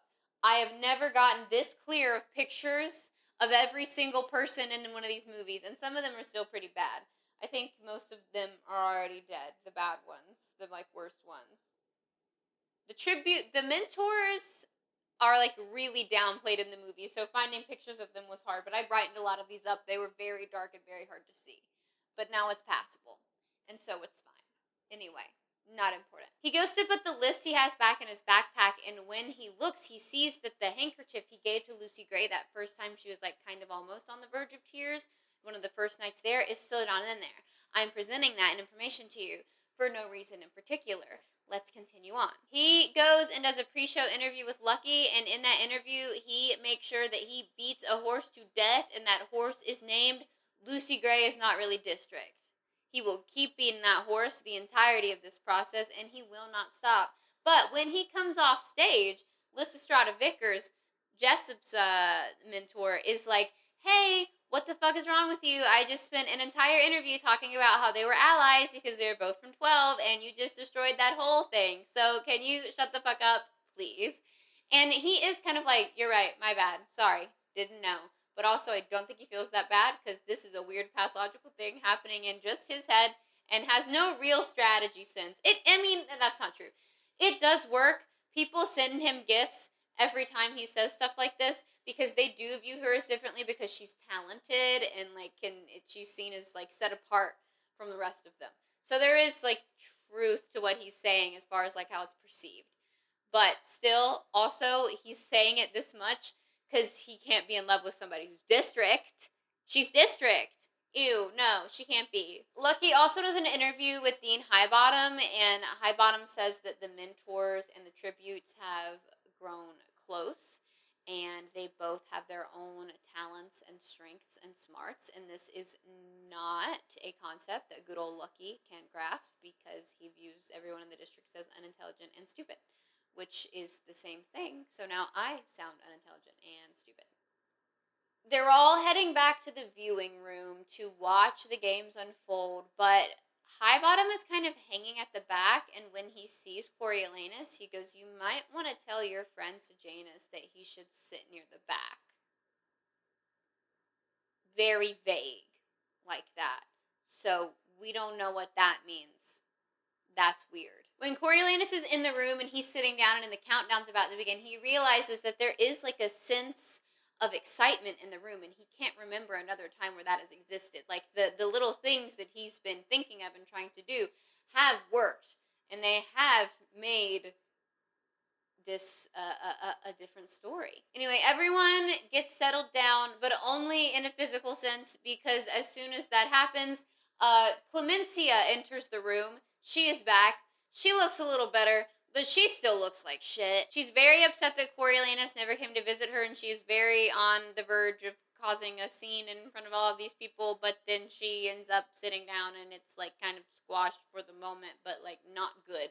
Nothing good is happening. Next through the door in this apparent parade of mentors is Sejanus, and Coriolanus says, "Come sit by me. I saved a seat for you." I guess he thought Dean Highbottom was lying to him, which would track because Dean Highbottom hates him, but he should have listened to Dean Highbottom, and you're about to find out why in a few seconds. Minutes. I'm talking too much. Okay, it's time. The Capitol broadcast has started on the TV. The countdown like gong situation as it started, but we're getting kind of a sweeping shot of all of the tributes, those that are left, and then there's this slow zoom in and pan up happening, and we find out that what we're landing on is that they found Marcus, and they have tied him up almost in like a makeshift like crucifix situation. It's two beams and then a cross pole, and they've tied him to that. He's still alive, barely. He is incredibly badly beaten. He's bleeding from everywhere. He's bruised. His teeth are chipped or gone, and he's just hanging there like that. And Sejanus freaks the fuck out.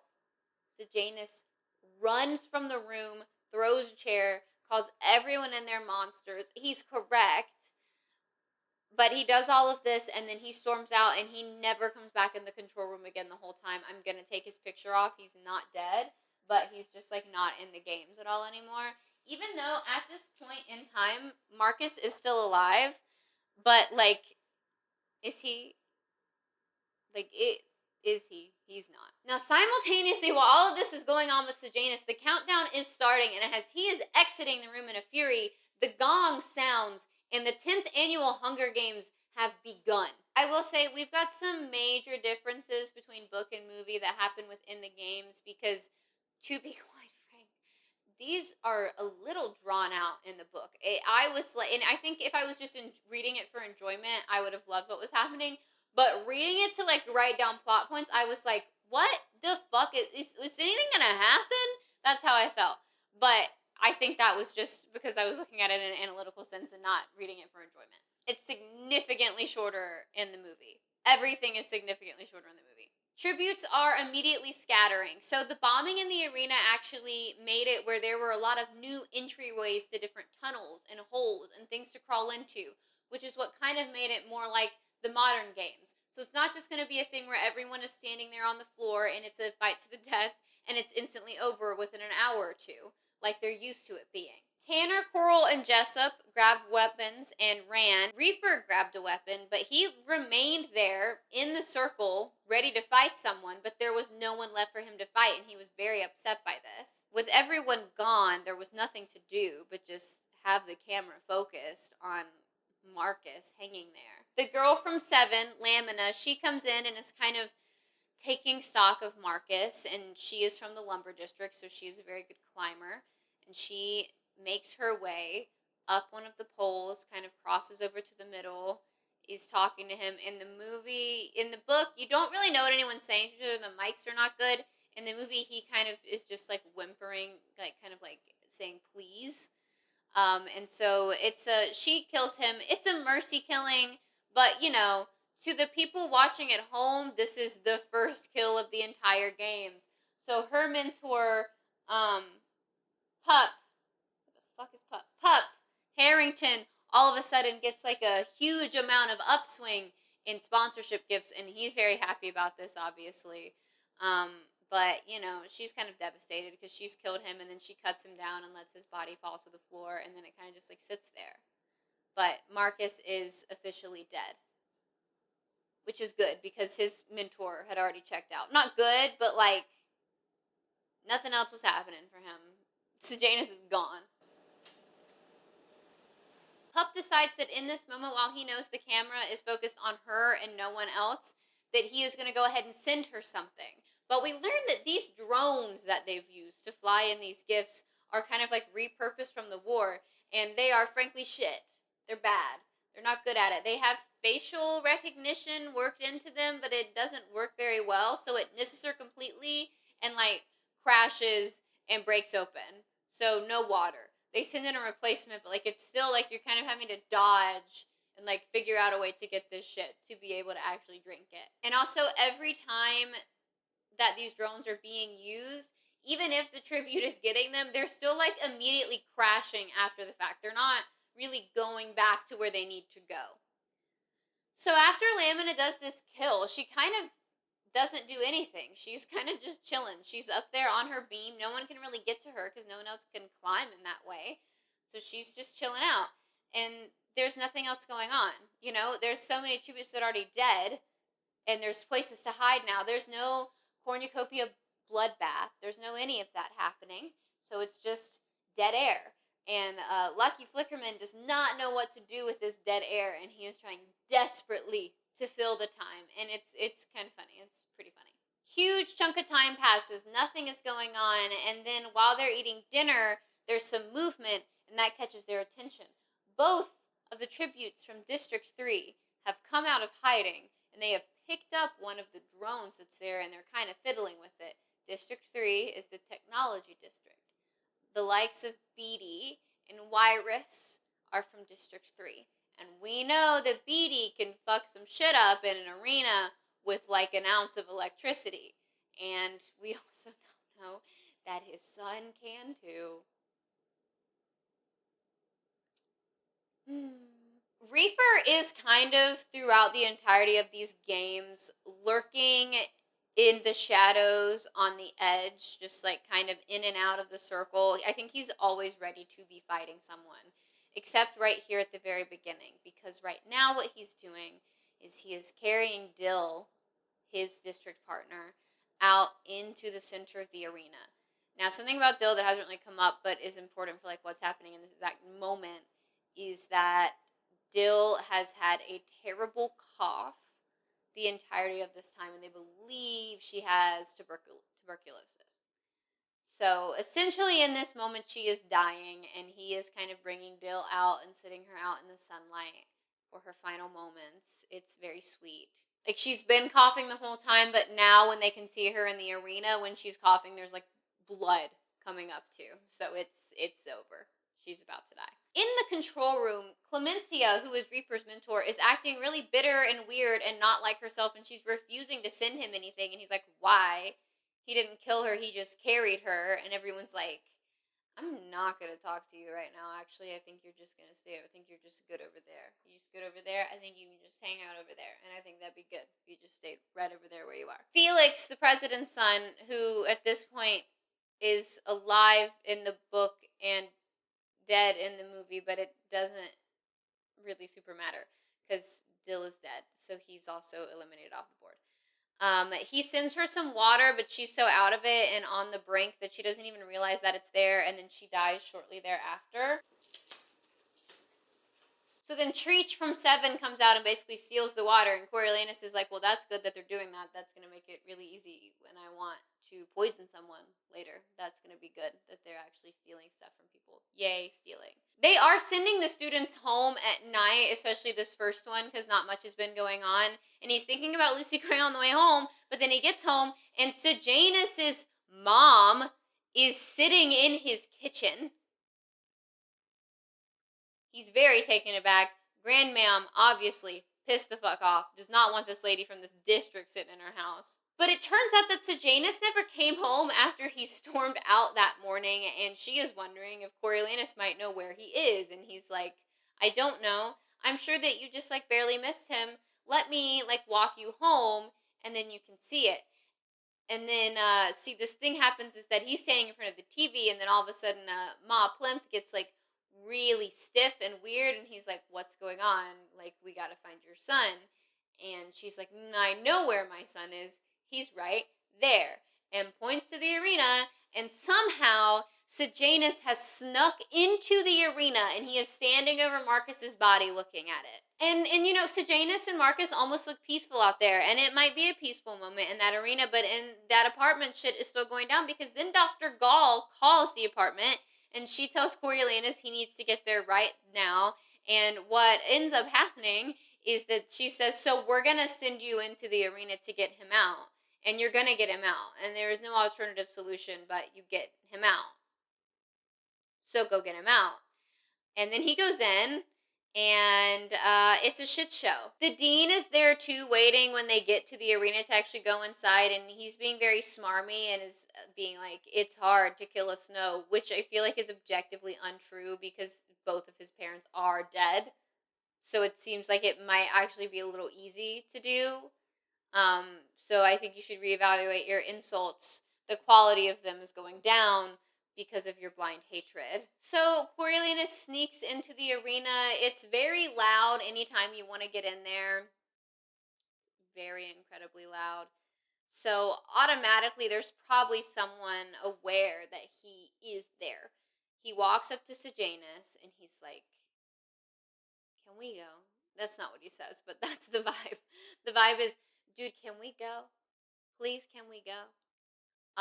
The answer is no. So James needs to sit there and be kind of contemplative for a little bit more. His plan is basically like suicide by tribute. He wants to stand over there. He did that like last rites sprinkling the breadcrumbs thing that they do in District 2 to Marcus, and now he's just still standing in there. And he wants a tribute to kill him. That's all he wants. He thinks that's the only way he'll be able to send a message to the capital. But Snow is like, you think anyone's watching this? Which is what happened. Dr. Gall already told him that she cut the feed for an hour. So he's like, no one is watching this. This is completely cut off. No one's ever going to know what happened. They're going to make up a story about you. And they're going to be like, oh, he died of the flu. Just like Clemencia has the worst flu that's ever happened in the world. And no one will know, and you will do nothing to help. You are a rich boy. Take your father's money and make a difference out there. And it takes a bit of convincing. While this is happening, Coriolanus can hear different sounds. He can hear someone cough. He knows that there are multiple tributes that know that they are in there, and they are waiting for the perfect opportunity to strike. So they finally get to a point where he has convinced Sejanus that he needs to leave. They're going to try to take Marcus's body with them. Mistake. But it's fine. But they start carrying the body. They're making progress with Marcus's body. They're honestly at the point where they're close enough where they're thinking they're going to get out state. But then the boy from District 8 named Bobbin comes out of nowhere, and he is slashing at Coriolanus with a knife, and he connects multiple times. Coriolanus is on the ground, and he's feeling trapped, so he picks up this like 2x4 that's laying nearby, and he beats Bobbin repeatedly over the head with it, and Coriolanus kills Bobbin. That's his first kill ever in his life. Coriolanus has killed someone, and his name is Bobbin from District 8. Bobbin is dead.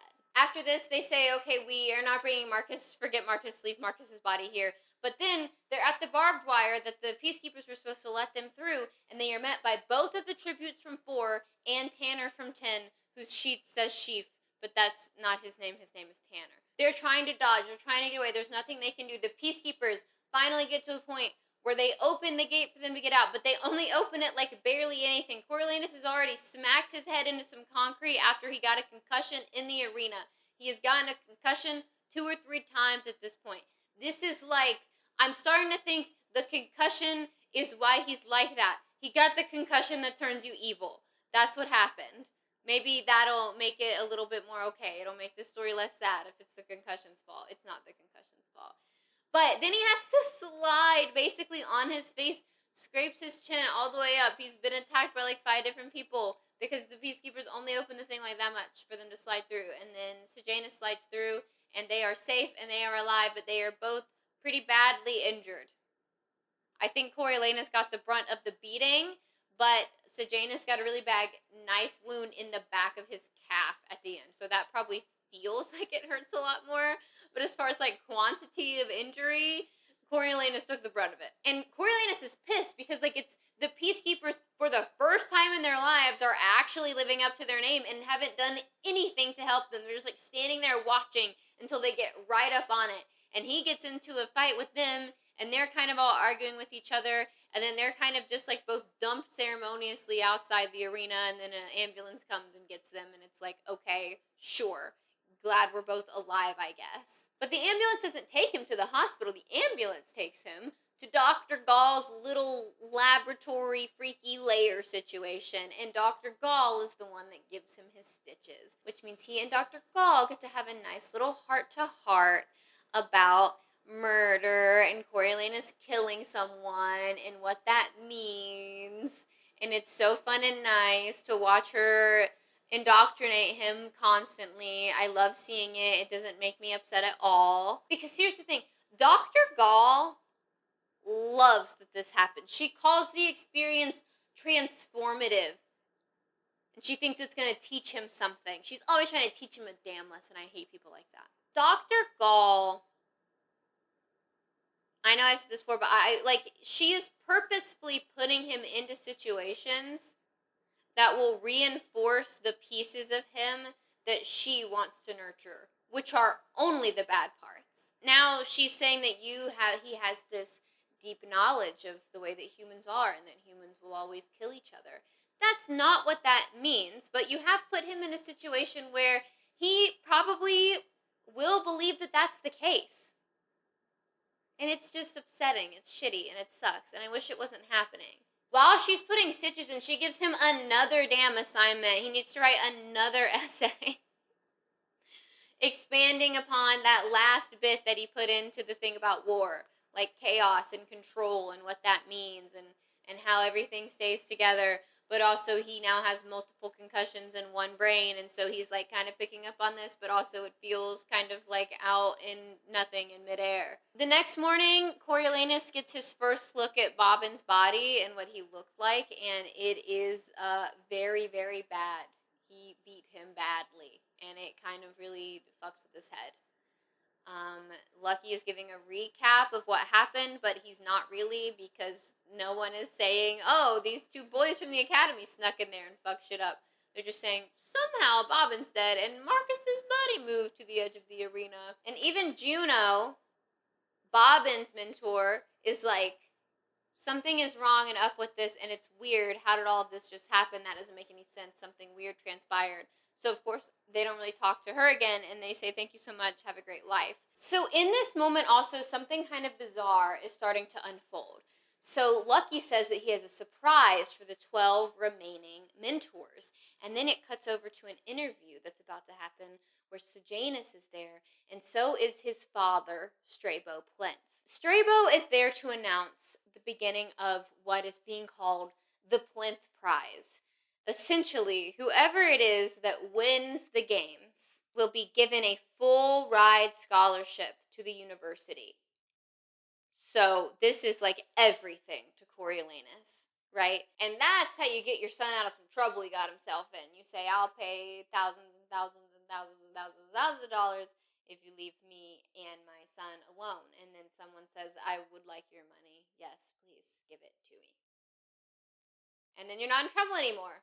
That strategy does unfortunately have an expiration date. It truly does. Throughout that day, tributes are wandering in and out, but really nothing's going on. They're like getting some food and water from their mentors, and then like that's it. Even Coriolanus is falling asleep. The girl from District 5 comes out at one point, and so her mentor starts sending her food. The issue is that these drones are not at all discreet, and they are loud and they are messy and they always miss their mark. This draws the attention of Mizzen, Coral, and Tanner, which are the two tributes from 4 and the boy from 10, who have essentially formed what we would now refer to as a career pack, and they're all like the deadliest and they're hunting together. But because the drones have alerted them, they find the girl from District 5, they surround her, and they kill her. It's getting late in the evening. This is the time when most of the mentors are starting to pack up and go home. But then we have our first appearance of Lucy Gray since the games began. And she is sprinting out of the tunnel she's been hiding in. And Jessup is following behind her. But he's almost like limping. He's acting jerky. He is not himself. And Lucy Gray is obviously very scared of him. He is chasing her around screaming, "What did you do to me? Why am I like this?" It turns out that it was not a rat that bit Jessup. They believe it was probably a bat or a raccoon or something like that, because Jessup has contracted rabies and he is chasing Lucy Gray down. No one knows what to do in this situation. Both Lysistrata and Coriolanus are freaking out about this. Lysistrata is a very good person, so they kind of come to an agreement that she is going to send a bunch of water to Jessup and is going to essentially kill him. Because, okay, quick fact about rabies: if you're rabid, you are hydrophobic, which doesn't mean that you think they're putting chemicals in the water that turn the freaking frogs gay. It means that you are afraid of water. So having water surrounding him and coming at him scares him and disorients him enough, and he falls down off of a high height because he's been chasing Lucy Gray up and down the stands. And then Lucy Gray goes down and sits with him as he passes. But Jessup has died. There was really nothing else that could be done. But he is no longer in the 10th Annual Hunger Games, and Lucy Gray is on her own. So after this event, Lysistrata actually sends Lucy Gray some food just to like allow her to have a moment and to like thank her for being there with Jessup when he died, because Lysistrata felt very fondly towards Jessup. And she's starting to gather everything, but then she sees that Reaper has appeared again at the side of the arena.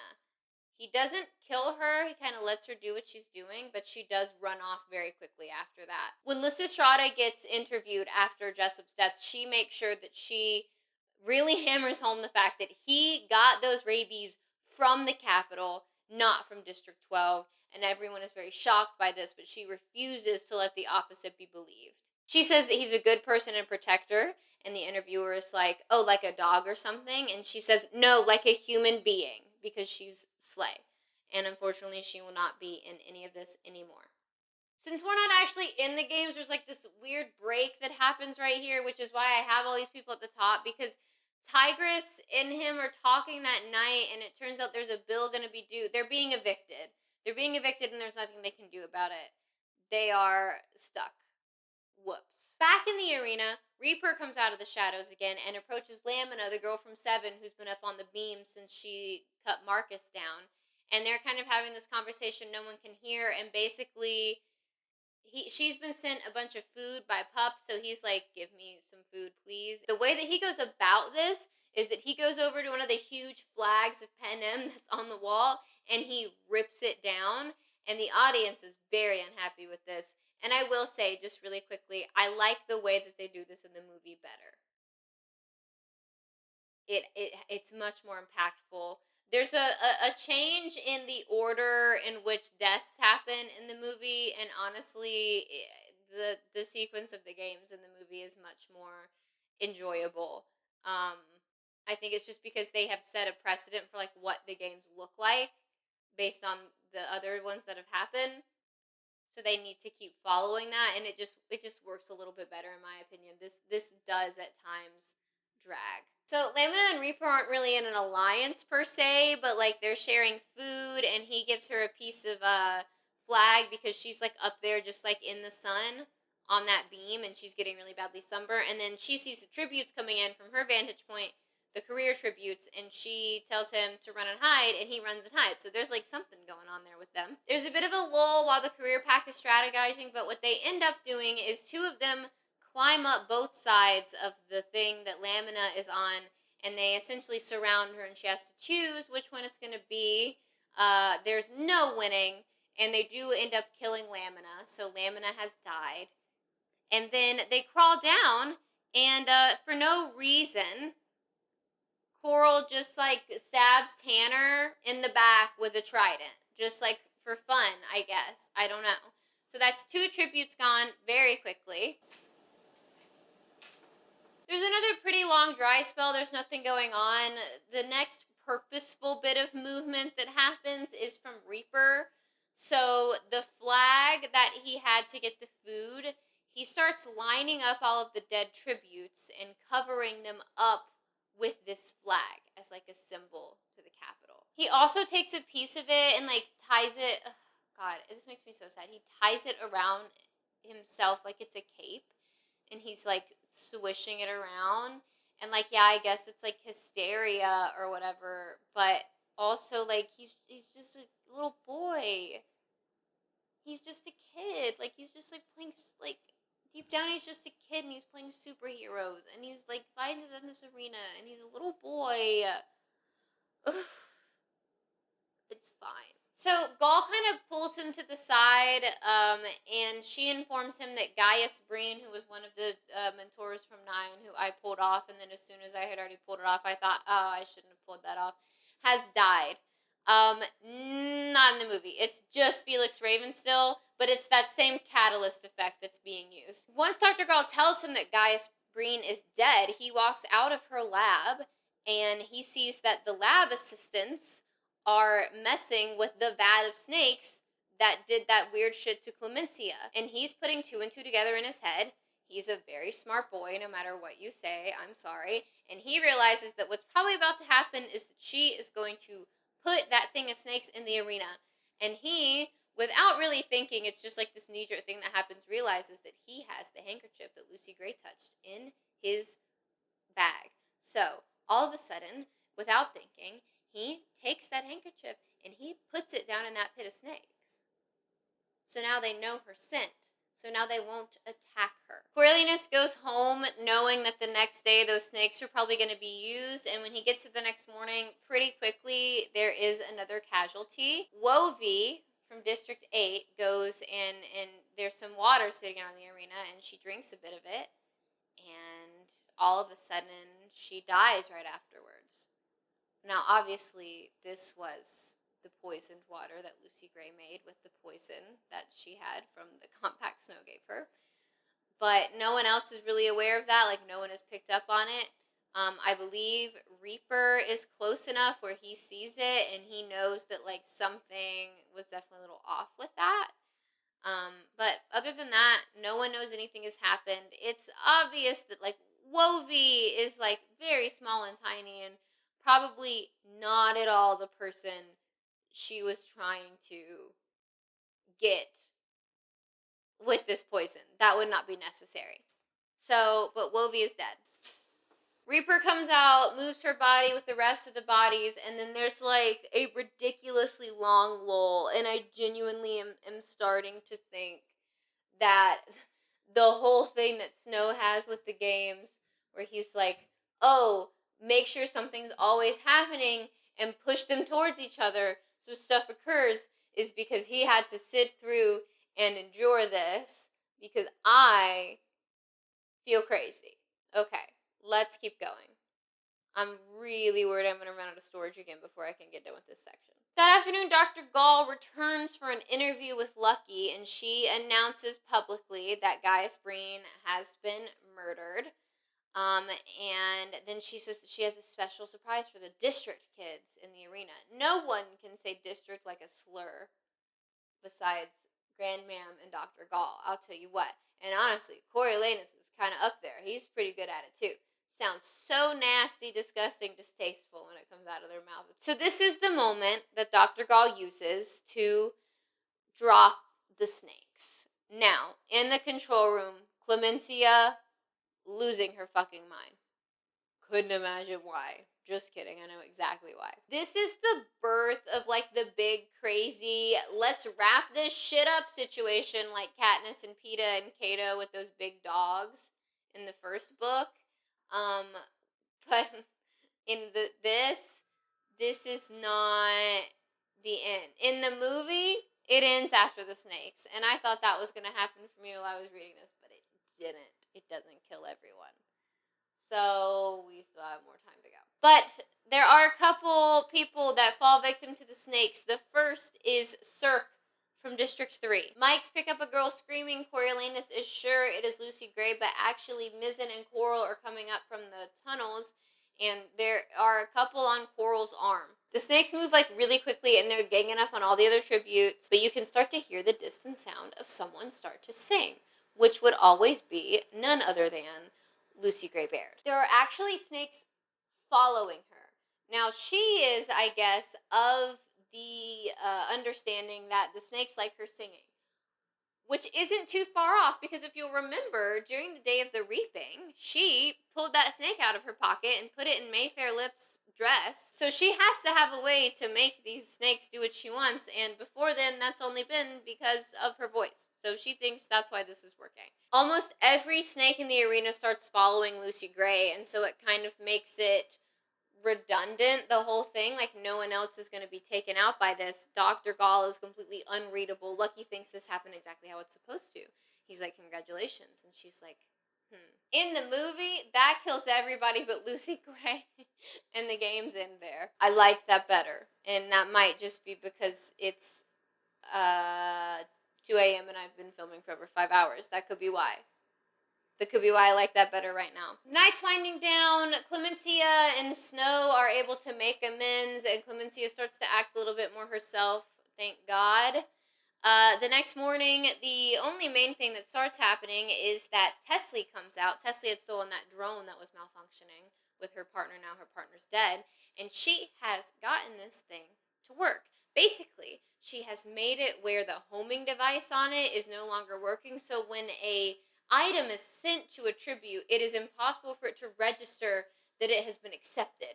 So it keeps trying to go at them and go at them and go at them, and no matter what, it's just like over and over again. It's almost like being attacked by them because you can't get them off of you no matter what you do. I don't know how she accomplished this, but she did, and that's what matters. I do just want to say, I think it's kind of funny because if you think about the people from District 3, like, they're always doing some weird shit to fuck everything up in the arena. And I think about Katniss and Peeta's year doing the games, and I believe the people from 3 kind of died a little early. So I bet all the game makers like went out for drinks after work that day, and they were like so glad. They're like, oh, this is gonna be an easy year. We're gonna be in and out. We don't have to be hyper vigilant of everything going wrong. Everything's just gonna be perfect and great and wonderful. And then, Katniss Everdeen entered the chat, and it was the worst thing possible. Anyway, I digress. Tesley's victory in this games that's currently happening, and not whatever I'm going on about, is pretty short-lived, because while everyone is like fascinated by and watching Tesley, they don't realize that Treach has kind of snuck up on her and kills her very quickly. Here's the thing. At some point, Mizzen died. I don't know when that was. It must have been in a really long paragraph that I wrote in here, because I really fucked up my formatting with this. I put too much in each chunk, and it has kind of thrown me off while I've been recording this, but I've been trying to keep on trucking. Mizzen has died at some point. I'm so sorry. I don't know when, so it's fine. Because we are down to the final 3, and I've written that very plainly, so I know that Mizzen is dead, because I also wrote who is in the top 3. So let me just remove Mizzen. I'm sorry, whatever happened to you, Mizzen. So that leaves Treach, Reaper, and Lucy Gray as the top 3, meaning, oh my god, I have not kept up with this board.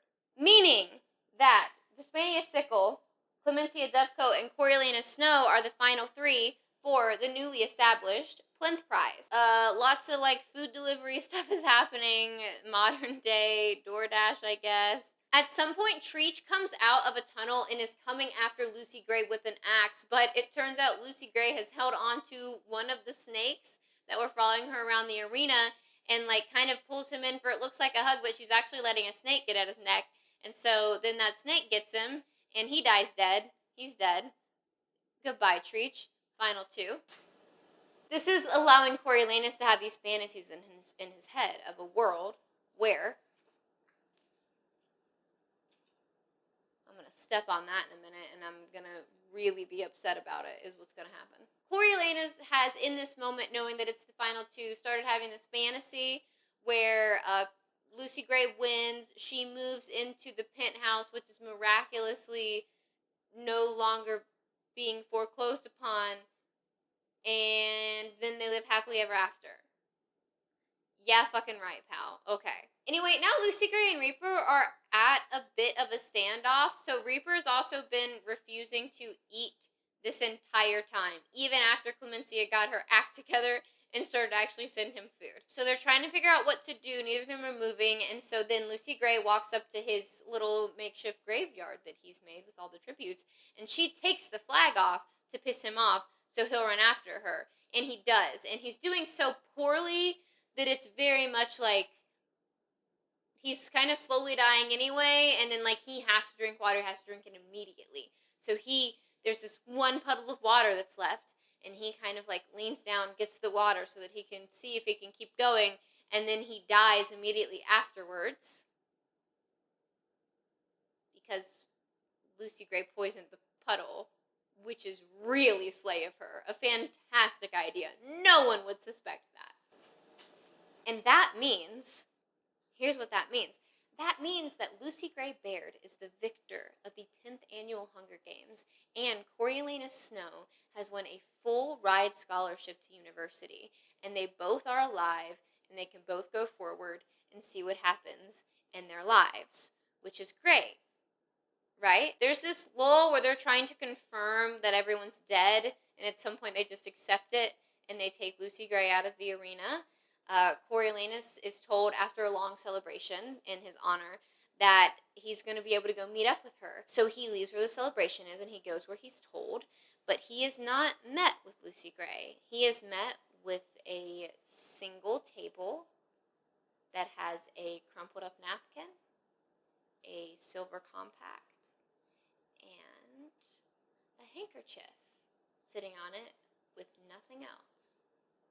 In the movie, this is shot, I don't know, I'm not going to say it's shot for shot, I don't think that's true, but it is shot very similarly to in the first one where Seneca Crane walks into that room and he sees there's nothing in there but that thing of berries. It is very reminiscent of that. If it's not purposeful, it made me think of it, and I had a good time when that happened. Coriolanus is also greeted by Dean Highbottom, who I'm sure is getting a great amount of pleasure from this. And we don't know exactly what transpired between them at this point in time, but what we do know is that Coriolanus entered that room, a student with a full ride scholarship to university, and left it a peacekeeper.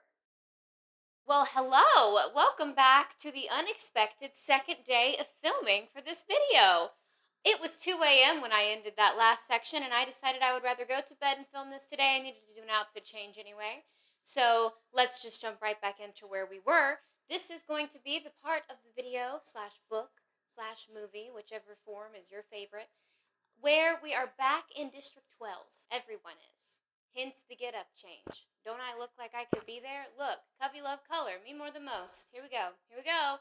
All right, let's go, shall we? So, like most things that Suzanne does, she decides that she's going to immediately throw us into the middle of what's going on, and we join Coriolanus again when he is sitting trying to fall asleep on a dingy, dusty, murky train. All we know now is that that train is headed to his assigned district. As he kind of opens up internally and reveals more information to us, we'll know exactly what went down. But for now, that is all that we know. But all I know at this point is that whatever it is that transpired, you can just go ahead and bet your bottom dollar that I bet Dr. Gall's behind it. That might be a personal vendetta issue that I have with her, but I just feel like I know that's the case. The district that Coriolanus is on his way to is District 12, which is the district that he asked to be assigned at. He wanted to go there. I wonder why. He is absolutely miserable on this train, and he's pretty trapped in his mind as always. So we do get a chance to get a little more information from him about what transpired between him and Highbottom in their meeting right before he was shipped off as a peacekeeper. Basically, what happened is that Highbottom just like read Coriolanus to filth for 5 minutes straight and kind of listed out every single infraction that he had made over the course of the games and said what it was about them that made him terrible and the worst person on the planet. I do think it's also important to note here that Lucy Gray did not willingly give them the compact. She had to be like searched and then they found it on her. And then she also told them that he just gave her the compact as a token. She was the one who came up with the whole idea of putting rat poison in it. So there is definitely a strong sense of loyalty that still exists here even after the games have ended. I think that's what is important to draw from that specific interaction. And so since she said that it was all her idea, in theory, that could have gotten him off the hook. But then we find out that the handkerchief he dropped in to save Lucy Gray had his father's initials on it. Bro, you're thinking like Sejanus right now in a way that, quite frankly, pisses me off a little bit, to be quite honest with you. Ultimately, he is given the choice with a harsh expulsion or becoming a peacekeeper, and now he is on his way to District 12.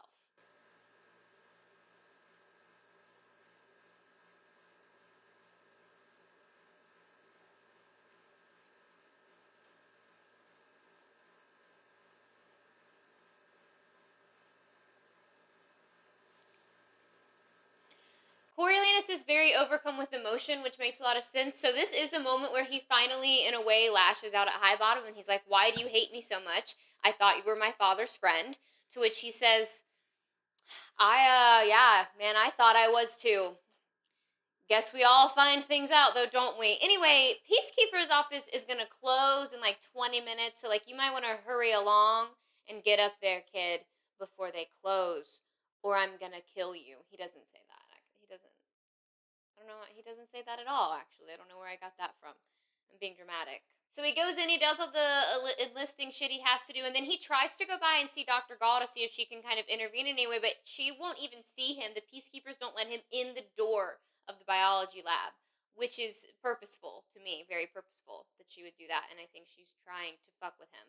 I know she's trying to fuck with him, actually. I felt that strongly from the moment I started writing these notes. I think everything she does is to fuck with him just a little bit.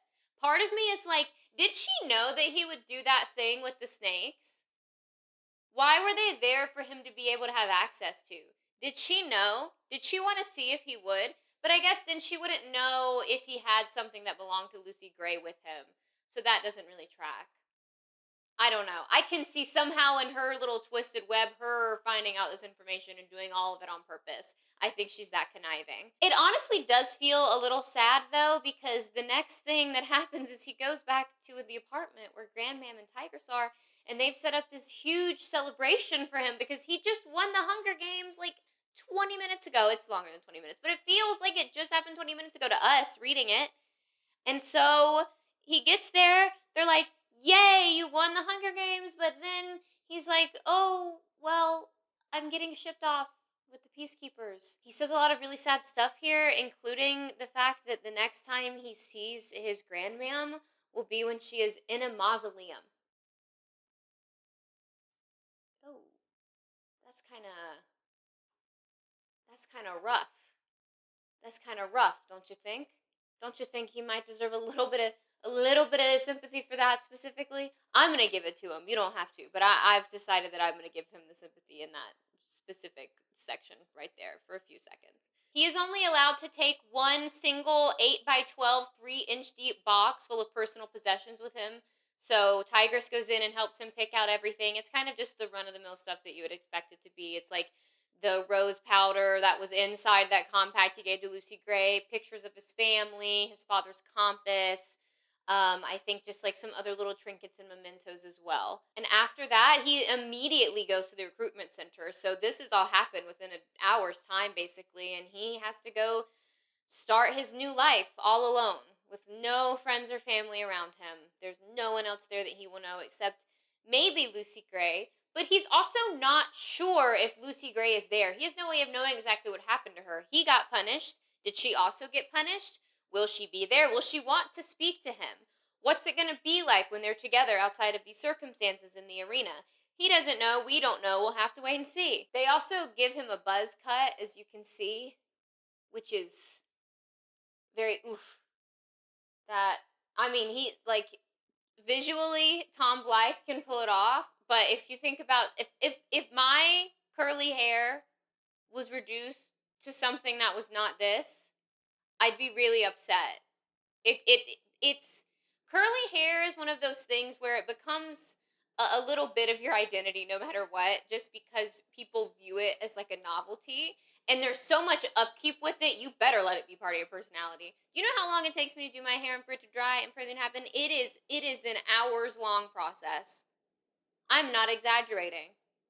It's terrible. This is my second day hair. I just changed my hair routine. None of this is important. Book. Book. So that kind of catches us back up to where he is on the train, almost at District 12. Once he gets there, he's taken to his bunk. He meets some of his bunkmates. It would appear that none of them recognize him or know who he is at all, which is great to him. He's very happy that that's the case. A fun fact for both you and Coriolanus is that, honestly, a lot of the peacekeepers are actually from the districts. They're not capital. I mean, if you think about it, people in the districts are more poor than people in the capital in general. Obviously, right now, no one in the capital is doing great. But as a whole, if the people in the capital aren't doing great, then the people in the districts are doing even less great. And so this is a job that provides secure income, a roof over their head, and constant food. And also, they have the ability to send a good chunk of their paycheck back to their families because they don't really need the money there because, again, the food and housing is included. And that's because the army is predatory. I mean, the Peacekeeper Corps is predatory. That's what I meant to say the first time. Obviously, I'm talking about the Peacekeeper Corps, not the Armed Forces of the United States of America. Coriolanus is assigned kitchen duty, and most of his time for a good week or so is just spent doing that and training and thinking long and hard about what the hell has happened to Lucy Gray. That's really what's dominating his thoughts at the moment. But a week in, he does get a letter from Tigress, and there is some not very fun information contained within that letter. There's a lot of rumors going around in the Capitol as to what exactly happened to him, but there are no concrete answers. Everyone's just kind of guessing. They have officially sold the penthouse. So Pluribus has allowed to let them stay in some apartment type things above his bar until he decides to open it again. So they're not homeless, but they are definitely losing their home. It also seems that Grandmam may have already had or is currently developing a touch of dementia because apparently almost every day she asks Tigress when Coriolanus is coming home and then says, well, should we wait for him before we eat dinner? And that is just very sad no matter what. That's sad. I know she sucks. I know he sucks. I know they both suck. But that's still, like, on a humanity level, that's very heartbreaking. Tigress is generally trying to keep a very positive tone in her letter. She's reassuring that everything will be okay. They have a plan. They'll figure it out. Everything will be all right. But that doesn't really dissuade Coriolanus from going into one of the most intense thought spirals we've seen him in so far, where he is taking his whole life 20 to 40 years down the line and thinking about how he's so terrible and it's awful and maybe he should just kill himself. Maybe that would be better for everyone involved if he was just dead. But then how would he get money? And he's thinking about how he's going to be an old man stuck at this peacekeeper camp for the next 20 years of his life and he's never going to make anything of himself. And then he hears someone coming down the hallway, so he needs to lock in and get it together because he's crying and you can't see him cry because he's a man. I'm being sarcastic. He's being serious. And the person that comes in the room to break him out of this thing and shake him back into reality is none other than Sejanus Plinth, who has now also been assigned as a peacekeeper and will be with Coriolanus in District 12. I think I've never seen that man be that happy to see him before. But he was, so it's good. Coriolanus jumps up and hugged Sejanus. I think this is the first time that's ever happened between the two of them. And Sejanus reveals that his little stunt in the arena is what landed him there, and also his father purchased a gymnasium, so that's what allowed it to be where Sejanus technically gets to say he graduated from the academy still, and part of Sejanus' conditions for going away to District 12 and being in the Peacekeepers was that Coriolanus now also has a diploma and gets to say that he officially graduated from the academy as well. So Sejanus is always looking out for Coriolanus, honestly, and Coriolanus is almost never looking out for Sejanus, even if it may seem that he is. I can guarantee you that he's not. It may seem like this doesn't matter because he's stuck in the Peacekeepers now, but you have to have at least a high school diploma to be able to take the officer's exam in the Peacekeepers. And this is like the only moving up in the world that Snow has left available to him. So it actually is a pretty huge deal that he has that little piece of paper that says he went to the academy. Can you see my rose I put up there? I got orange roses at Publix today because it's Life of a Showgirl week. Happy Life of a Showgirl week. When you see this, it will probably already be out because I have people over this weekend, so I'm not going to be able to edit while it's happening. But I hope you all enjoyed Life of a Showgirl. I am excited to hear the songs Actually Romantic and Opalite, and I just really want to know what Ruin the Friendship is about. And I don't think it's what the popular theory is. I'll say that. Anyway, that's not important. Let's get back into what's actually going on in this book. I really didn't want to take this into a second day, but here we are doing it on a second day. I slept for 3 hours, and I went to the laundromat at 8 a.m., and then I made all my food for the week. And now I'm sitting here in this tight corset doing this video on a Sunday night when I have to work at 8 a.m. in the morning. So it's already 7 p.m. We're going to really try to crush this out. Why did I even get on that subject? What just happened? So Sejanus is actually very happy to be in 12. He kind of feels like he's returning to his roots in a way. Being in the districts is familiar to him, and he feels like it's a brand new start to a brand new life for him. I'm saying that to you now simply because as the story progresses, I would like for you to look back at me saying this and go, oof, remember when Sejanus thought that was what was going to happen? Because it's going to get not great. It's going to get not great. So the boys have been on base for a week-ish, and on their second week, they'll get to actually go out and explore what's happening in District 12. And they have decided that for their first Saturday off, they're going to go down to the Hob.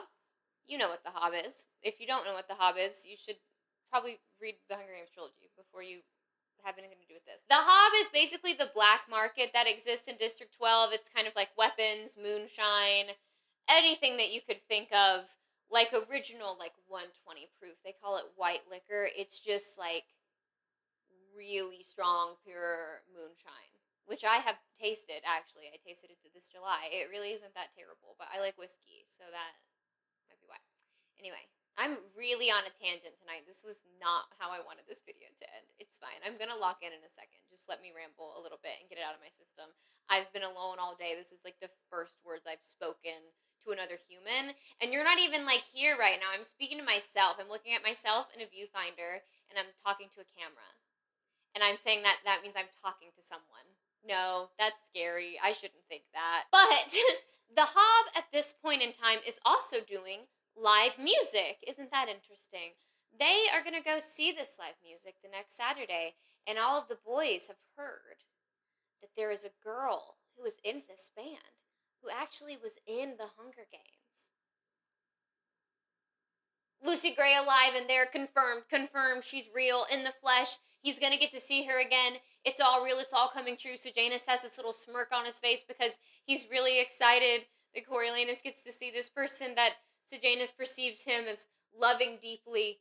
But I think Sejanus also thinks that Coriolanus loves him deeply, and Coriolanus will do nothing over these next 100 and something pages but let every single person that he loves down. Just to make sure that we're on the same page, about 20 minutes ago, Coriolanus wanted to kill himself, and now he is ecstatic and walking on air, and everything is going to be right and well and grand in the world. Honestly, I kind of feel him on that. The human body can only panic for 20 minutes. I don't know if that's true, but one time when like the live slam poetry was like the trend, I remember watching a guy do a poem where he said that, and I have carried it with me since then when I was like 15 years old. So, the human body can only panic for 20 minutes. Don't fact check me. Let me believe the little poem. Does anyone know what I'm talking about? I don't remember who it was. He had like glasses, I think. And if you're having thoughts of suicide, this is just a reminder that you shouldn't kill yourself. You never know what's going to happen. You could end up the benevolent dictator of North America. Actually, that's not even a funny joke considering the state of the world. That makes me very scared. Actually, I'm okay, but that also that sounds like I'm telling you. I think you should kill. Just don't kill your. Moral of the story: don't kill yourself. You're too sexy. Ha ha ha. No. So the monotonous days of training are kind of interrupted so that Coriolanus can go be a part of his first district event. It isn't anything happy. It's actually the exact opposite. So Coriolanus and Sejanus are selected because they're kind of more fit than everyone else. They have been in the capital. They kind of know a lot more of what's going on. So they need to fill the ranks of peacekeepers to have a stronger presence because there is going to be a public execution that afternoon, and they will be in attendance holding guns that they don't really know what the hell they're doing with them, though. But they're going to be there to look threatening because it's all about looks with the capital. All of this is happening at a tree of the hanging variety, and they are going to be stringing up a man they say murdered 3. Some strange things did kind of happen there. There's a bit of an interesting back and forth that happens on their way to this tree where hangings take place. And Coriolanus is looking around at all the abject poverty because they have to go through most of the district, and he's annoyed. And he says that they pour so much money into the districts. How could they let themselves be like this? Where is this money possibly going? To which Sejanus corrects him and is like, they pour money into the industries in the districts that has nothing to do with the people that live there. And then Coriolanus kind of is just like, but sometimes I just say things to you because I think that they're important social commentary, nothing to do with the book. I just want to voice the parts that I read where I go, damn. And that's what that was. It has nothing to do with anything plot wise. Also, just like Sejanus Plinth, what a fantastic influence you could have been on Coriolanus Snow. Everyone light a candle and put it in your windows. But I'm sounding pretty negative, but it's possible that Sejanus Plinth lives happily ever after and makes it to the end of the story. He definitely doesn't, but he could, in theory, if Coriolanus wasn't batshit crazy. The man that's being hanged, we learned, is named Arlo Chance. They're saying that he killed 3 people that are kind of higher up working in the mine. I can't remember their exact positions off the top of their head. But he is brought up to this platform at this tree where hangings happen, and he is read what the charges are. And then from the crowd, right when they're about to hang him, this lady screams out and says he's innocent, he didn't do it, he didn't do it. And then Arlo starts going, run, Lil, run. And then at that exact moment, they drop the hatch, trapdoor, whatever, and he falls down into it, and Arlo is dead. And then all of a sudden, from within the trees, you can just hear Arlo's last words being repeated in this like shrill manner over and over and over again. And Coriolanus is freaked the fuck out by this. He has no idea what's going on until he realizes that it's the Jabberjays that Dr. Gall had told him about. They still exist all throughout District 12. The peacekeepers who are actually like doing something there, not just there to look like a person with a gun, drag Lil away, and she's like kicking and screaming the whole way, but they take her back. Coriolanus says that he felt sure he just saw his first mockingjay, and he dislikes the thing on sight. It's very funny that he has a visceral reaction to these. It's very funny. And I know it's purposeful, but like, if I'm just going to think of it not as like, oh, someone wrote a prequel, if I'm just thinking of it as like Coriolanus Snow as a character, that's so funny that he already hated them the whole time he's been alive. I love that so much. In fact, Coriolanus hates them so much that he says he's going to suggest to his sergeant, commander, whatever, that they should go on an expedition to just go shoot all of these birds. And the thing is that this works. They say, yeah, that's a great idea. And all of these people end up going and shooting these birds. Now, obviously, this like abhorrent violence in front of Sejanus has kind of put him right back where he was before he ever got to 12. So much for a brand new shiny life. because this isn't what he thought it would be. He wanted to be able to see if he could train as a medic and help people, but they don't need that. And also, he has practice with guns, so Sejanus is one of the best shots of any of the peacekeeping recruits. And Coriolanus is like, well, you need to like fake being worse at it or be quiet, which is rude. And he also tells him to stop overthinking so much, which is honestly incredibly laughable coming out of the mouth of Coriolanus Snow, but I digress. Coriolanus also receives a letter from Pluribus in the interim, and in that letter, he's kind of expanding upon what he said to Coriolanus about how Highbottom and his father used to be friends. And he can remember a specific night where Highbottom and Snow were in his bar and they were drunk, but they were also fighting. And Highbottom was going on and on about how something was supposed to be just like a thought experiment. It wasn't supposed to be real. It was all hypothetical, and he never wanted this to happen. And then Snow is like, I did you a favor. You should be grateful. And that's all that Pluribus knows, but it was explosive, and one of them stormed out, and that probably was one of the last times they spoke to each other. So that's something very specific for Coriolanus to chew on, but I don't think he's going to worry about it that much, because now it's Saturday night, and they are going to the Hob to go see the Covey perform. At the beginning of the show, Maud Ivory, who is Lucy Gray's little cousin, comes out and introduces everybody else to the rest of the Covey band. I'm going to pick up this laptop so I can read these instruments from it, because I have contacts in, and I can't see as well with them. Where the fuck am I? I wrote this so small. Tam Amber over there, he is on violin. Clerk Carmine is on the fiddle. Barb Azure down there at the end, she's on the bass. And then everyone gets like their little piece of applause.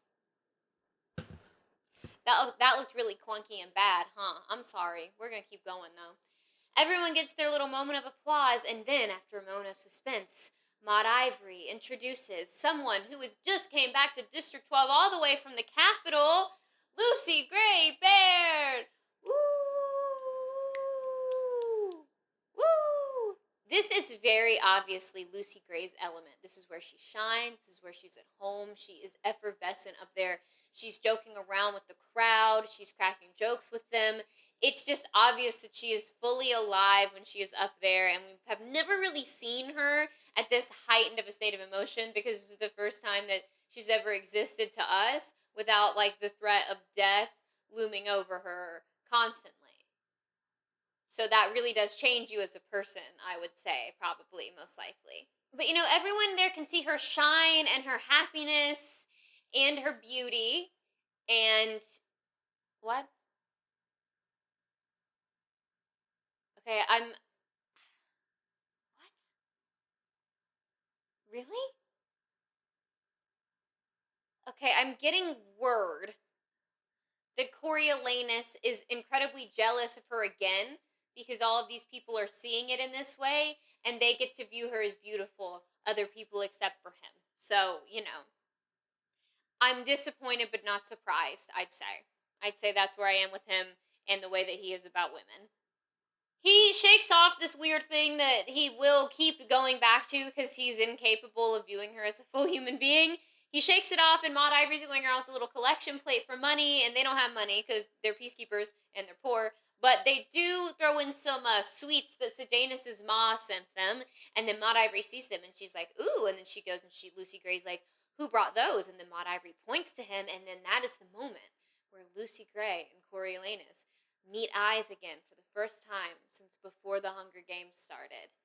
And it honestly is a little like, there's feelings there. I don't know what she sees in him, but there are feelings there on both sides. They are both very happy to be seeing each other. I mean, and I know that I'm getting this all from Coriolanus' perspective, but I don't think that she's like a liar that deep down for everything that she would be doing to keep this kind of pretense going on for this long. I don't think it's necessary. Because especially at this point, she has no idea that he'd be like dangerous enough to kill someone. So she could just be like, please go away. And then that would be like it. And none of this shit that's about to happen would have had to happen.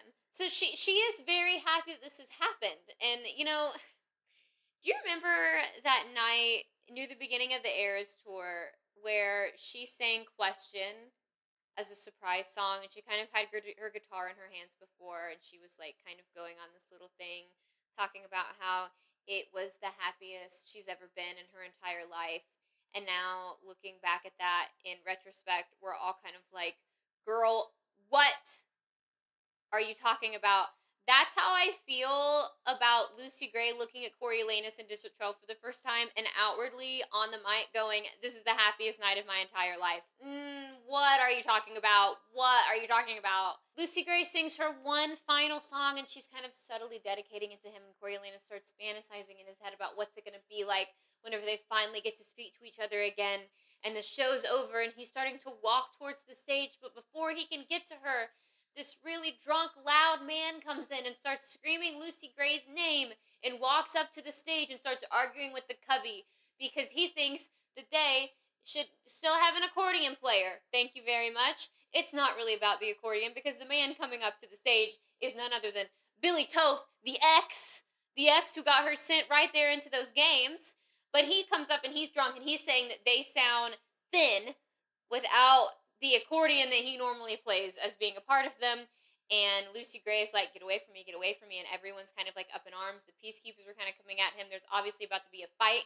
And then someone turns off the lights. And then all of a sudden, everybody starts swinging at each other. And Coriolanus gets punched right in the mouth. Unfortunately, as Coriolanus is getting punched in the mouth, all that this does to him is reinforce that idea that Dr. Gall instilled in him, that this is kind of what everyone's basic human instinct is. Which is why I also do firmly believe from the moment I started reading this that Dr. Gall purposefully sent him into the districts so that he would end up feeling this way, because inevitably shit like this is going to happen. That's life. But if you've never experienced anything like that and you have some bitch in your ear being like, and when people do anything, that's because they're evil and terrible and you should know everyone's evil and terrible. When you see it, you're going to be like, "Oh my God, everyone's evil and terrible." And that's what happens when your grandparents watch Fox News.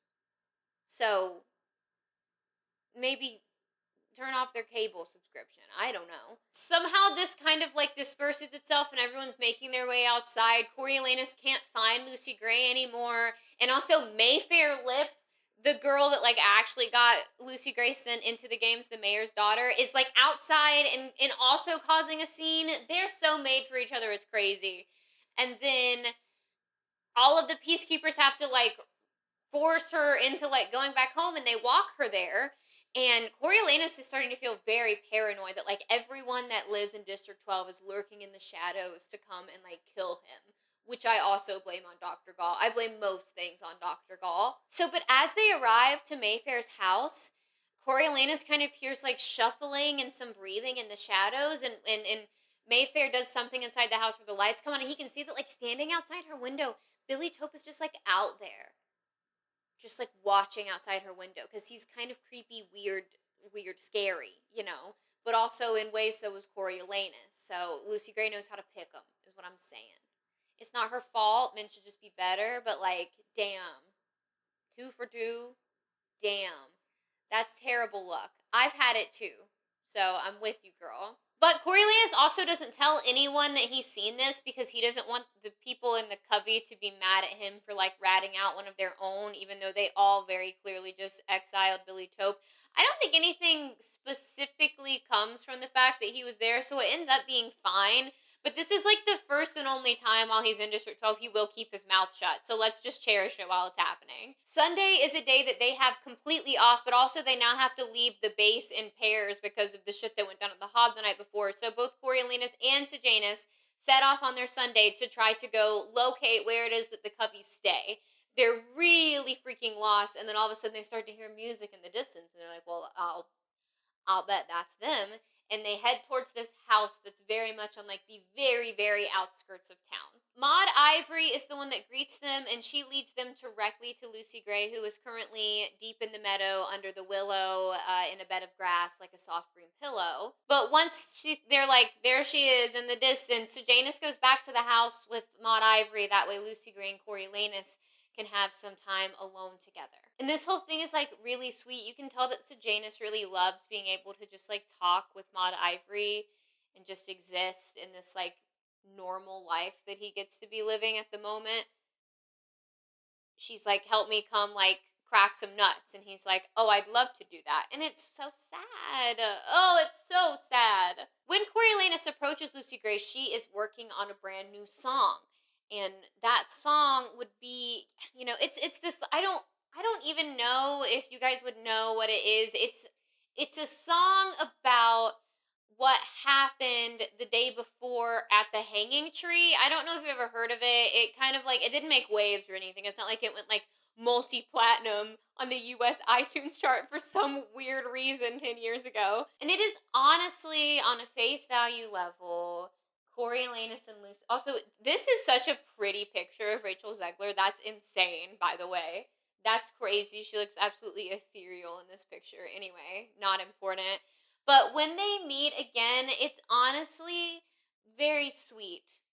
Just like looking at it and not thinking about all the ways that he thinks and stuff. Like, it's like, oh, they're finally getting to see each other and they kiss and it's sweet and they get the chance to kind of like debrief on everything that happened while she was in the arena, because he got shipped straight off to the Peacekeepers. They never got to speak about what went down. So here's what we find out from Lucy Gray about her perspective of what was going on while she was in there.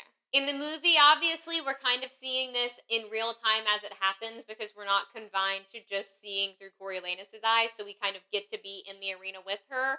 But what we find out is that Jessup was getting progressively sicker as time was going on, and it was evident that something was wrong, but she didn't know exactly what was going on until it was too late and he started foaming at the mouth and she was being chased around. So little Wovie from District 8 took the bottle of water in the book, and obviously that was not who she wanted to take that bottle. That was a little girl. It was never going to be a threat. I think it really hurt her to have that be what happened. Um, and she was hoping that someone like Coral would do it, because Coral was serving as like the main instigator in this year's games, but Coral didn't end up taking it, and it was Wovie, and that's definitely stayed with her and haunts her a bit, you can tell. And then the last thing is that she did poison that puddle that Reaper was drinking from, but also it turns out that at some point in time, Jessup apparently spit in Reaper's eye. So the reason that he was starting to act ultra weird and like getting really skinny and like refusing to eat towards the end of the games was out of protest, but also because it would seem that he was probably also contracting the rabies that Jessup had. So she considers that a bit of a mercy kill. So she didn't really kill anyone out of malice except for um, Treach, who was, I can't believe I just remember that guy's name. Holy shit. I went to look and it wasn't there, and then I had to just come up with it. It was Treach, though. I'm 99% sure. Treach, who was the one that kind of tried to kill her with the axe, and she had to get that snake out of her pocket and kill him. So, like, she also didn't, like, directly kill him, but she did do the shit with the snake, which is homicide, basically. Something that didn't happen in the games, but was a bit of context for what happened after she got out, was that Dean Highbottom actually gave her a bunch of money and sent her back to District 12.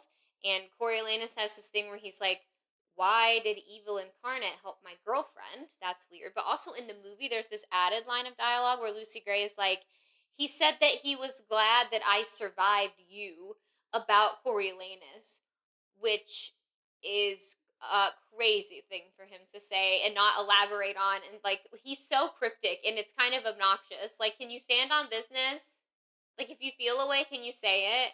Like, he kind of annoys me at times. Like, I get it, but also, like, don't just say, I'm glad you survived him, and walk away. Maybe tell her what the fuck is going on, dude. Maybe tell her. What's she gonna do with that? That's so cryptic. It's not even in the book. I'm mad about something that didn't exist. It was written for the movie. It works in the movie, but I'm mad about it. I'm mad. Why would he do that? So they kind of get everything out in the air while they are sitting there outside, and then Lucy Gray's like, well, come back to the house, I can show you the house, but something weird is going on, because when they get there, Billy Tope is there outside in the back with Sejanus, and they're like on the ground drawing shit in the dirt. What? That's so bizarre. And Coriolanus decides it's time to go have a talk with Mr. Tope and lay down some ground rules, because Billy Tope needs to know that Lucy Gray doesn't belong to him anymore. He belongs to me, Coriolanus Snow. That's what he wants to say to him, and I want him to go kick rocks. They both go outside, and as soon as Billy registers that other people are around, he really quickly like wipes out whatever he is drawing in the dirt, but Coriolanus gets a peek at it because he sees what's going on, and it looks like it is a map of the Peacekeepers base. Sejanus, I Sejanus, I want you to win so badly. I support your cause. I support everything you stand for. And I want nothing more than for you to succeed in all of your endeavors. But what the fuck are you doing, man? This is your chosen ally. This guy that drunkenly gets into fights in front of everyone is the guy that you're like, let me just hang my hat on this working. What? This is like, there is no logic or planning or common sense or anything that goes on behind any of Sejanus's actions in this part, and it really pisses me off. Like, it just gives this thing of like privileged boy on his daddy's money who thinks he is a revolutionary. Like, that's what's going on here. Like, he's making very badly planned, misinformed decisions because he's never had to actually think about the repercussions of things ever in his life. So he's not thinking all of these thoughts all the way through. What the fuck is Billy Taupe gonna do for you that's gonna be helpful to you? That is an unstable, shitty man. Nothing good is gonna come from that. That was a rant and a half, I'll tell you that. Sejanus makes an excuse to go away and leaves this like weird ass love triangle standing outside. And then, let me be clear, Coriolanus sucks. Billy Taupe sucks just as bad, if not worse. It can't be worse. But it's a different kind of sucking, I'll say that. So he like grabs Lucy Gray, and before Coriolanus can even register what's going on, Lucy Gray bites him on the hand and handles it because she's a very cool person. And then Billy Taupe is like, watch out, you've got a few surprises coming for you. And I am still unsure if that means like Lucy Gray is going to end up being not who you think she is, or if it means more so like, I'm going to come kill you for being with Lucy Gray. I can't really tell exactly what he means, and it doesn't end up mattering because he will be incapable of rendering threats to anyone very soon. So then, after Billy Taupe leaves, we get like the full lore of what went on as to how this whole Mayfair lip situation started. So basically, they were low on cash because everyone in the districts is constantly low on cash, so it's kind of their state of being.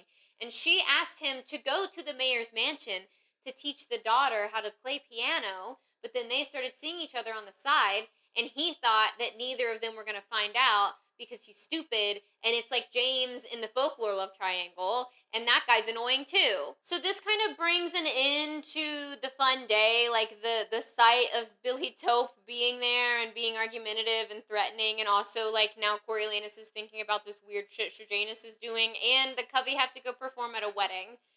So that kind of is the end of that day, and they decide that the next Sunday they're going to come back and all go to the lake together. As soon as the two of them are alone again, Coriolanus takes this time to ask Sejanus why the hell he was drawing that publicly drunk, terrible man a map of the Peacekeepers' base, to which Sejanus spills the beans instantly, and he lets him know that Lil, that woman who yelled at Arlo's execution, is the brother of this man named Spruce. I have put a spoiler up here as his picture, but don't even worry about it. That's not what even happens in the book, so it doesn't matter. Lil is being held at the base, and all of the rebel sympathizers want to communicate with her, and they are trying to use the information that Sejanus has in order to make that happen.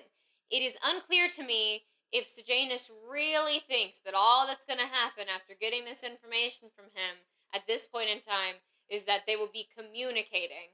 But he is naive enough where I would believe that is the case. Coriolanus really lays into Sejanus about the specifics of this plan because he doesn't really have any answers to any questions. It's very obvious that there are huge, ginormous holes in this, and Coriolanus is a great overthinker, and that does in ways make you an incredibly good strategist. So he's asking all these questions, and it's obvious that Sejanus did not ask any questions to these people to get any clarification about what would be going on because he doesn't know anything. And as always, Coriolanus starts off in a way where I find myself agreeing with him, but then goes off down this rabbit hole where he's saying a bunch of weird pro-capital nonsense, and he loses me every single time. He could just stop while he's ahead, and he refuses to. They de-escalate this between themselves decently quickly, and then we get some more information about what made Sejanus end up in 12. So Dr. Gall wanted to charge Sejanus with treason. And then, so it turns out his dad also had to buy a lab along with the gymnasium just to get Sejanus sent out to District 12. And Dr. Gall specifically said not to get it twisted because Sejanus committed an act of treason, according to her, but Coriolanus just had a piece of faulty strategy. That's what she calls all the shit that Coriolanus did.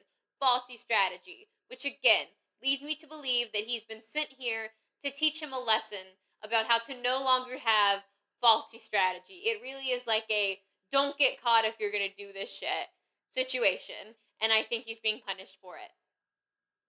But the thing is that now that Coriolanus knows that Dr. Gall doesn't hate his guts and does in ways view him still favorably, at least intelligent and smart and a go-getter, she definitely still sees him as that, he decides that he is going to write her a letter. He just was like so close to never having to have anything to do with her again. His life could have been so great. It might not have been exactly what he was wanting it to be, but if he had just let go of that crazy lady and her antics and not fed into them still, not given her access to him, he could have been so happy. I mean, I guess to him, he probably is currently happy. But, you end up dead, you end up dead. Which is about to be true for most people on this board. Oh, I forgot. Dead. That's it, right? At this point in time? Yes. Dead. Anyway, it's just this crazy thing where even though he despises her, he is also desperate for her approval in a way that is so incredibly unhealthy, it's insane. They go to dinner that night. Sejanus is helping Coriolanus because he's decided that he's going to take the officer's test, even though they've only been there for a couple weeks, which is an incredible amount of cockiness, but I fear it is earned in this specific circumstance. This is a field in which Coriolanus would and does excel. Here starts a thing in the book that is really not in the movie at all, and I wrote a lot of notes about it, but I've decided I really don't think all of it is worth going into. So Coriolanus' idea about shooting the mockingjays and jabberjays that exist in District 12 is approved. So they're all taken out there, but they do meet this scientist, the one that actually piloted the jabberjay program, which makes Coriolanus feel really good when he meets her because he's like, I'm not the biggest failure here in this district anymore. I'm not being mean to that lady. Those are his exact words towards her. But it keeps coming up. They do it for multiple days, but essentially the only reason that it exists and the thing that I think is important from it is like he has this detest of the Mockingjays because they were not made by the Capitol. He calls them an abomination a bunch, a freak of nature, like a mishap with genes. He doesn't think they should exist. He views them as like disgusting and appalling, and that is a real issue because Lucy Gray loves them because she likes nature and music, and that is like a mockingjay is the intersection of both of those things coming together. But he has a disdain for them because he feels like basically it's the Capitol's goods being used against the Capitol, and he has this weird complex, and it's very interesting. And so I'm going to skip a lot of the things that I wrote now because I've realized reading back over them before I started recording this that it really is just that over and over again in a bunch of different ways. The only other thing he gets from it is that he learns how the mechanism on the jabberjays work. So the way that those work is that they basically stay in neutral, and when they are in neutral, they act just like a bird. But if you press record, they start recording you, and then if you press play, it will play whatever you have recorded. It's very simple. It's also weird, though, because the jabberjays aren't robots. Like Dr. K says, if someone were to kill one of those jabberjays, they would be able to, like, cook it and eat it. They would have no idea that it was a piece of, like, modified... It's not mechanical, but that's the word that's coming to mind for the Capitol. And so that's why it's confusing as to how the rebels figured it out.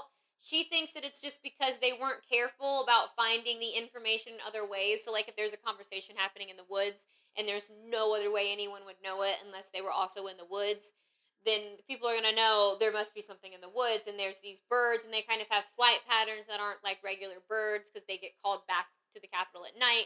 Anyway, it's a whole thing, but I am like, that's me parsing down multiple days of this bird plot line into that one paragraph that I just said to you, that I also just came up with off the cuff because, again, not written down in my notes. So I am pretty proud of the way that I just said all of that without stopping.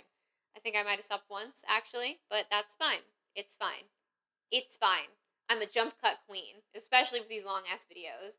All I do is talk. So a couple of days later, after Coriolanus takes the officer's test, he feels like he does very well. He thinks he most likely passed. And then he's kind of like mulling over all the weird stuff Sejanus is doing, though, to the point to where he finds himself going through Sejanus's personal belongings, which I do not condone, but I will say he does find some really interesting shit in Sejanus's belongings. So most of it is just like pictures and stuff. He actually has a class picture in his belongings that both he and Marcus, his tribute from the games, is in. But Coriolanus also finds Sejanus's diploma, which is in a frame and in a box. And Coriolanus finds this weird because Sejanus was not proud of going to the academy at the capital. He doesn't like the capital, so why would he frame this diploma? He flips it over and finds that the frame has been stuffed with a bunch of cash. We don't know exactly why, we just know that there is a frame full of cash that Sejanus has, and based on everything else he's doing, there are no good purposes for it. Also, whenever Sejanus does return to the room, Coriolanus makes a joke about, like, both of them being poor, and Sejanus is like, yeah, I'm so poor, and Coriolanus is like, I have always wanted him to lie, and I just wish he'd stop now that he's doing it, and I think that's very funny. Another just weird headspace thing that I want you to understand about Coriolanus Snow is that he's on guard duty that night and nothing's going on. He's like zoning out, and he's thinking about how it maybe might have been better if Lucy Gray had been kept prisoner, because then he could keep tabs on her and know where she was and everything like that.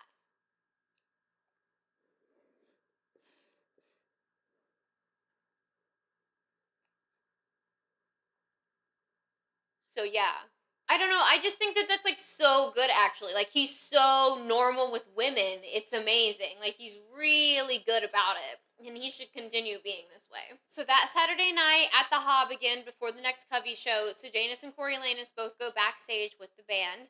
And Lucy Gray and Coriolanus have their first little bit of a lover's quarrel, except it's not really a lover's quarrel because they are arguing about the fundamental pieces that make up who they are as people, and it is becoming glaringly clear that they are incredibly incompatible and have very different worldviews. It has been a week. This night at the show, Maud Ivory and Lucy Gray actually performed the poem that exists to be Lucy Gray's namesake. Okay, so Covey lore for you. Every Covey member, their first name is off of like a poem or a song or some form of literature, and then their second name is a color. Except Lucy Gray, for some reason, gets both because Lucy Gray is a poem by William Wordsworth, and it is a poem about this girl who wanders out into the snow and then disappears, and like no one can find her again, which I know I made a Chekhov's gun joke at the very beginning of this video, but I would just like to say that this is beyond. This is like if when you were born and you were a little baby, you got put in your crib and you were looking up, and on the wall there was this like beautiful ornate shotgun, right? And you spent your whole life growing up with this beautiful thing on the wall, and you started to really appreciate it and see the beauty in it, and you loved it, and it was just there, and it existed in the background, but you knew it was there, and you loved that about it. But then, at one time, when you're 17, somebody takes it off the wall and they shoot you with it. That's the level of, like, doomed by the narrative that we have going on right here. Okay, and we are going to talk about this more when we get to theories, but I would just like to say this is not a poem that explicitly says the little girl that was lost in the snow died, but the point of the poem is that the little girl is so close with nature that like her existence and the idea of her permeates in it even when she is no longer there. But at the end of the day, she is no longer there. So that's all I'm going to say about that for now. But I'm sure I'm going to get into some arguments with some of y'all about what you think happened to Lucy Gray. And that's okay. But, as long as I don't see any of you trying to say that she became like benevolent pseudo authoritarian of an underground bunker district up north, then it's passable. But if I see anyone with the all McCoy takes, I'm gonna make fun of you a little bit. I'm so sorry, but it has to happen. You need to know you can't think that. Like, some of y'all have some very questionable takes and you worry me. But, if you don't know what's going on in the song, in the poem, because it's up for interpretation, that's okay, because Coriolanus also doesn't know what's going on, even though that doesn't put you in the best of company. But he wants to get Sejanus' opinion, because Sejanus has always been more like English poetry minded, but when he leans over, Sejanus is gone. He is no longer at the table. Coriolanus instantly panics. In my opinion, based on all the shit Sejanus is doing, this is in ways a little bit justified.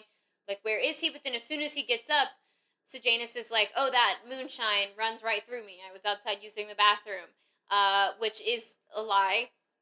And it's also a very blatant lie, because he's watched Sejanus not drink the moonshine all night long. Sejanus, if you can even lie properly, the plotting with the like really unhinged rebels is just not going to end well for you. And I just don't know how I don't know any other way to keep explaining this to him. Also, he's not real, and I'm not explaining it to him, but I'm explaining it as my feelings were as I read this book. Also, can you tell that I read this more recently because it is near the end of the book and I read it this week? Because I'm flowing a lot better now. I can feel it happening. I remember all of these plot details very well. But the next day, they go back to the Cubby house to have their day at the lake. Coriolanus decides that this is not the best time to bring this up to Sejanus. I think that he is very correct in that opinion. And while they're there at the lake, he and Lucy Gray start having another debate about, like, capital and the law and war and order and how to keep it. And they're kind of going back and forth about that, and like no one really knows what her song means, and they're kind of talking about that a little bit too. It's just tense. It's just tense and weird. And it's starting to feel like they're trying to really force it where they can be together when they can't. But neither of them want to admit that, so they keep trying really hard. And sometimes, listen to me, look at me. Sometimes trying really hard is worse. And it's exhausting. And it's just going to end with you feeling terrible. Because you're putting in a whole lot of effort for someone who does not really give that much of a shit. And when you finally realize that, it's a really shitty feeling. But also, there's that part of you that's like, oh my god, I didn't realize how tired the situation made me until it was over. I'm speaking from experience. That's my bit of advice to you, though. If you feel yourself trying really, really hard and having to explain yourself like 35 different ways before anyone even begins to understand you, that is probably not someone who you will be able to do that with. Just think of it and then say, do I want to be doing this every day for the rest of my life? And if the answer is no, get out of Dodge. I didn't take my own advice because I didn't know to have it yet. We also find out during this conversation, very weird tangent that I just did, so sorry, but also I'm not that sorry, I don't think, that actually the peacekeepers are the ones that killed Lucy Gray's parents. So they were kind of being a little disorderly. They didn't want to be rounded up and put in District 12 because they didn't belong to a certain district and they weren't behaving in the way that they wanted them to. So the peacekeepers shot both of them and they died. So no wonder she has a bit of resentment built up. But then he also has resentments built up. It's so complicated, and it's wonderfully complicated, but it's like, oh god, y'all are like stressing me the fuck out. Oh, also at one point, Maud Ivory is like, I'm sleepy, and Lucy Gray is like, take a nap. And then Lucy Gray sings a song to her, and the song that she sings is the song that Katniss sings to Rue after she has been murdered in the arena. And I just really hope that the second she started doing that, Snow threw up in his mouth a little bit. Especially because later in this book, he's like, soon Lucy Gray will just be a girl that they remember once sung in the arena. She actually will not be remembered for that. Someone else will be. Dearest, darlingest Coriolanus Snow. Oh my god, I forgot. They also start talking about fucking Billy Taupe again while they're out there because Coriolanus is obsessed with this.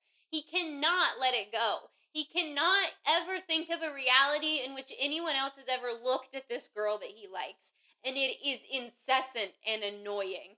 But he finds out that Billy Taupe actually came to Lucy Gray and was like, run away with me. We're going to go up north. We've heard there's people up there. You should come run away with me. And he's mad at her for this. Because of course, yeah. No, so Coriolanus specifically says that he is unhappy with these recent developments. Who gives a shit? And then when she kisses him, he doesn't really kiss her back, and also is thinking in his head, like, am I making a mistake by getting too attached here? Oh my god. I can't believe I have to wait 65 more years until I get to see this man die. Also, they leave the lake, and Coriolanus is carrying Maud Ivory, and Maud Ivory whispers to him, like, you need to keep Sejanus away from Billy Taupe. Girl, I promise you he is trying. I think he doesn't need to be reminded, but I appreciate the gesture. And speaking of Sejanus, when they get back into town, Sejanus kind of disappears. Turns out he's at the Hob, and when Coriolanus finds him, he's talking to some lady who sells weapons.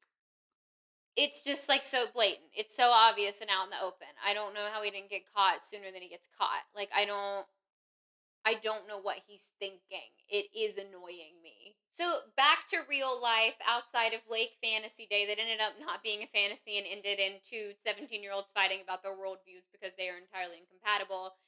They are back on bird duty. This is like the last day of bird duty. Coriolanus realizes that maybe he hates music. That's a very normal thing to be feeling. Very sane of him to think that. And he really hates that the thing about the Mockingjays is that you can't control them. You can only control the Jabberjays. And speaking of controlling a Jabberjay, this is so stupid. One of the stupidest things he does in this entire book. Coriolanus is packing all of them up to be sent back to the capital, to be sent back to specifically Dr. Gall for her to study. And Sejanus comes in and is like, we had that conversation about us being brothers, about how I should trust you, so now I'm going to trust you, and I'm going to tell you what the plan is to get Lil out of the jail. And Coriolanus says he does it without thinking. I don't really believe him, but maybe he does, because he's a little impulsive at times. Starts recording with the Jabberjay everything that Sejanus says. He waits until Sejanus says his last name, so that it's like traceable to the fact that Sejanus said it. And then he hits stop. He stops the recording, and he packs the bird up and sends it to Dr. Gall with a confession from Sejanus that he doesn't know exists. That he is basically about to try to overthrow the capital in a small way, but still, like, that's gonna lead to tumbling into that. And also, the capital doesn't take kindly to anything, so the fact that he's working directly with rebels is huge. This is the worst thing he has done up until this moment. And it probably, honestly, I don't know, the ending is so ambiguous that concretely, like, if I have to go based on what I know to definitely have occurred, this is the worst thing he does in the entire book. And after he does it, he puts himself in this spiral where he's like, "Oh, this is gonna happen.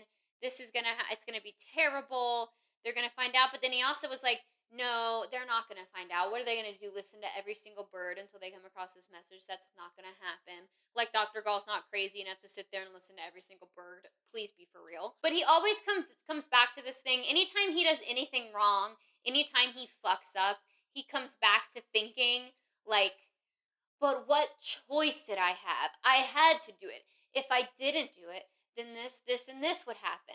And I do want to say, I guess in his defense, but not really, nowhere in this entire train of thought for what could happen after he does this is he ever thinking that Sejanus will be uh, lumped in with the rest of the rebels fully. However, that is exactly what happens. Coriolanus's worst case scenario in all of this is that Dr. Gall will listen to the message, call Strabo Plinth, and then Strabo Plinth will keep his son under lock and key, and he will never be able to leave the capital or honestly his room ever again. Because you know Dr. Gall, with her great regard for human life and her ability to think that at their core all humans are good, stupid little child boy. Dumb. I will also just say, if you are, like me, a chronic overthinker, I would encourage you to read the thought spiral that Coriolanus has about what will transpire after the Jabberjay has arrived in the capital. Because I think it might cure you a little bit. Because in a way, I think it cured me. Because it gave me such a bad ick listening to him go on and on like that I was like, oh, I gotta stop doing that. I'm being so serious. Like, it wasn't something that like changed the course of my life, but I read it and I was like, oh, that I can't do that anymore. That is not good. So I highly suggest you read it and cure yourself of it a little bit. You know, make it a little bit better for you. Maybe, possibly. I don't know. We'll see. But on Saturday morning, Coriolanus receives another pretty not great letter from Tigris. So like no one will buy the house, so they're not really sure what they're gonna do with that. And also Grandmam is like staked out on the roof and she refuses to leave. So this has already put him in a bad mood. And it's time for him to go to the Hob again, which is good, except deep down, I think he's starting to really hate everything about Lucy Gray, but refuses to admit that that's the case. And when they get there, again, Sejanus disappears, and Coriolanus says, well, I'm going to fucking follow him this time, and follows him out back and sees that he is kneeled down in the shed. He is not alone in the shed. Billy Tope is also in the shed, and what they are leaning down and looking over is a satchel full of illegally purchased weapons. God, it's so dumb. And Coriolanus is like, well, I gotta figure out what the hell's going on. So he walks in. The second he walks in, he feels that someone now has a gun pointed like directly at him. It's like in his ribs. And that person is this guy named Spruce, who is Lil's brother.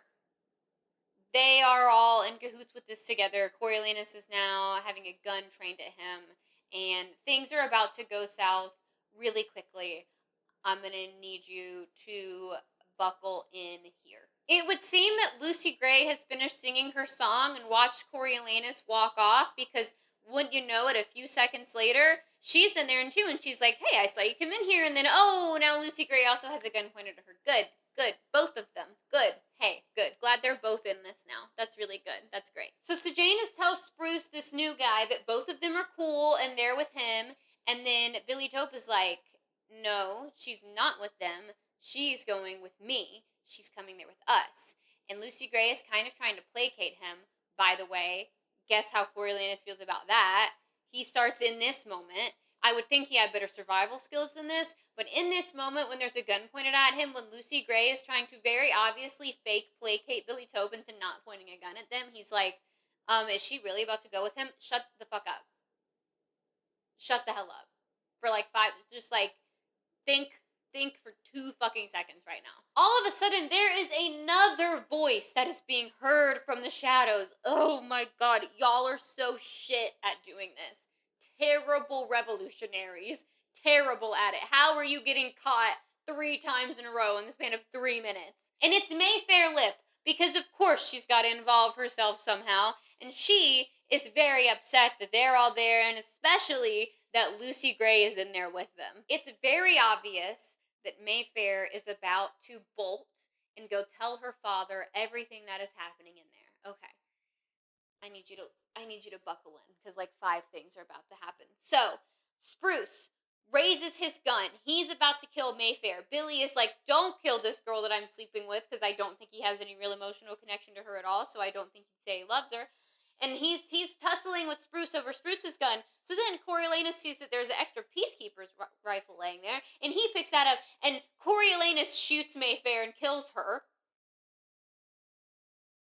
And then Coriolanus turns to Lucy Gray and is like, "You need to go back out there and sing. That is your alibi. You need to act like you're not there." And then Billy Tope gets mad and he's like, "No, no, no. If I swing, she's swinging with me." Because at the end of the day, both of these men, for some reason, just view her as like this object that they have complete and total control over. And so Billy Tope goes to charge at Lucy Gray and Coriolanus, and then Spruce shoots Billy Tope. So Billy Tope is also dead. Can't see that at all. It's fine. And all I have to say about that is, Sejanus, you really know how to pick them. Jesus Christ. But after these 2 murders, Lucy Gray does go back on stage and act like everything's fine because she's a theater kid and the show must go on. And Sejanus and Coriolanus are also trying to act like everything's fine, but then Maud Ivory goes back in there and like blood-curdling screams after the show's over, so then they have to go because they're Peacekeepers, and it turns out that Spruce has like disappeared and the weapons have disappeared with him. So then they're like, "We have to just now live our lives and act as if this did not happen and move forward accordingly." At this point in time, Coriolanus is feeling pretty good about his odds because Spruce has completely disappeared, and he knows that Lucy Gray will never say anything because that would endanger the rest of the covey. Please remember that at this point in time, he knows that Lucy Gray would never say anything because this would endanger the rest of the covey. Okay. Just keep that in mind. Coriolanus also thinks that this has probably fixed the whole Sejanus issue because he thinks the fact that they've witnessed a shooting is going to make him be not really super into this whole escape plan with these crazy people being who he's running with to do it. And the next weekend is the commander's birthday, so they'll have time to kind of get themselves away from this if they need to. So then that morning after, Coriolanus is walking around the base, and then he sees this ambulance speed in out of nowhere, and he sees the doors fly open, and in that ambulance is Spruce. They found Spruce, and he's been like shot, so they did a number on him. And so he's starting to panic, but then everything ends up being fine because it turns out that Spruce dies from his injuries in the middle of the night, except everything is not fine because then the very next morning, some Peacekeepers come and they arrest Sejanus. So now Coriolanus knows that that little birdie he sent over to the Capitol did indeed get a listen. This entire thing has fallen apart at record speed. Like, we went to, Coriolanus and Lucy Gray are arguing about their worldviews, and this is probably not going to work, being like the main driving action, to double murder, triple now, even though it's not the same person doing the murdering, and we don't know what the fuck's gonna happen to Sejanus. I do. I know what's about to happen to Sejanus. You might be able to guess. And it's just, we're off the rails. The last, 100 pages of this book do not pull any punches. It is like plot point after plot point after plot point after plot point, and you do not get a break. And that's why when I finally watched the movie, I said, I just want to watch the movie. I just wrote so much. I just want to watch a movie. I just really want to sit down and watch a movie. So in Coriolanus' head, he's like spending the next couple of days waiting around, thinking that at some point Strabo Plinth is going to pop up, Sejanus is going to get released, he's going to go back to the Capitol, they're going to say goodbye, he's never going to have to deal with Sejanus' little antics and rebellious spirit ever again. And then one day, Coriolanus is called to do a duty again at a hanging, and he thinks it's going to be just Lil's hanging. Forgot to do that. He thinks it's going to be just Lil's hanging, but then he's there, and he notices that there's 2 nooses, and they start reading out the charges of another accused, and then they tell him, or they tell the crowd, not just him, but it matters the most to him of anyone, that that person's name is Sejanus Plinth. When Sejanus is up on the platform about to be hanged, he locks eyes with Coriolanus and starts mouthing his nickname, Corio, to him. And Coriolanus says that he looks just like, this is really sad, it makes me emotional to be so honest, he looks like the scared little boy who came to the Capitol from District 2 at 8 years old when he's standing up there in that moment. That's really sad. Well, the peacekeepers go and they put the noose around his neck, and Coriolanus is like looking out, and he can see that Lucy Gray is in the crowd, and she's looking at Sejanus, and she's crying, and Sejanus is starting to get really worked up because he's about to die, and he's aware of it. And as it's happening, he's like going, no, no, and he starts screaming for his ma. And then as he's doing that, the platform drops from under him, and Sejanus gets hanged. Coriolanus has closed his eyes because he doesn't want to see it, but, he can't help but hear it. And then he also has to hear all of the leftover jabberjays and mockingjays pick up the fact that Sejanus has just screamed for his mother in his dying moments and say it over and over and over again in the air. So Sejanus Plinth has been murdered. Basically by Coriolanus. Coriolanus has killed him. Do remember that. Coriolanus returns to his room and has a little breakdown, as he should. His fault this happened. He does that thing where he's really good at assuaging his guilt and making it someone else's fault, or that there was nothing else that could be done. He had to do what he did, which is patently false, but whatever helps him sleep at night, I guess. He is aware at this point that what's most likely going to happen is that next they're going to be coming for him once the weapons are discovered that were used in that shooting. And so he starts trying to get his affairs in order. He goes into Sejanus' personal belongings, takes all of the money out of the back of that picture frame, and sends it to Tigris. I guess he didn't have any use for it, and I guess that no one really knew it was there, but time and place. He also finds this orange scarf in his belongings and decides that he's going to give that to Lucy Gray as his, I don't know, he's really laying it on thick within himself about his own fate, and he's like, oh, I'm going to go away, I'm going to be killed, I should give Lucy Gray something to remember me by, I'll give her this orange scarf because Cubby loved color. So a couple days pass, and there's a bit of a lull, and then he is called into Commander Hoff's office, who is the person who's over the Peacekeeper Base in 12. And he's thinking that this is it, this is the moment. He's about to be told all of this shit.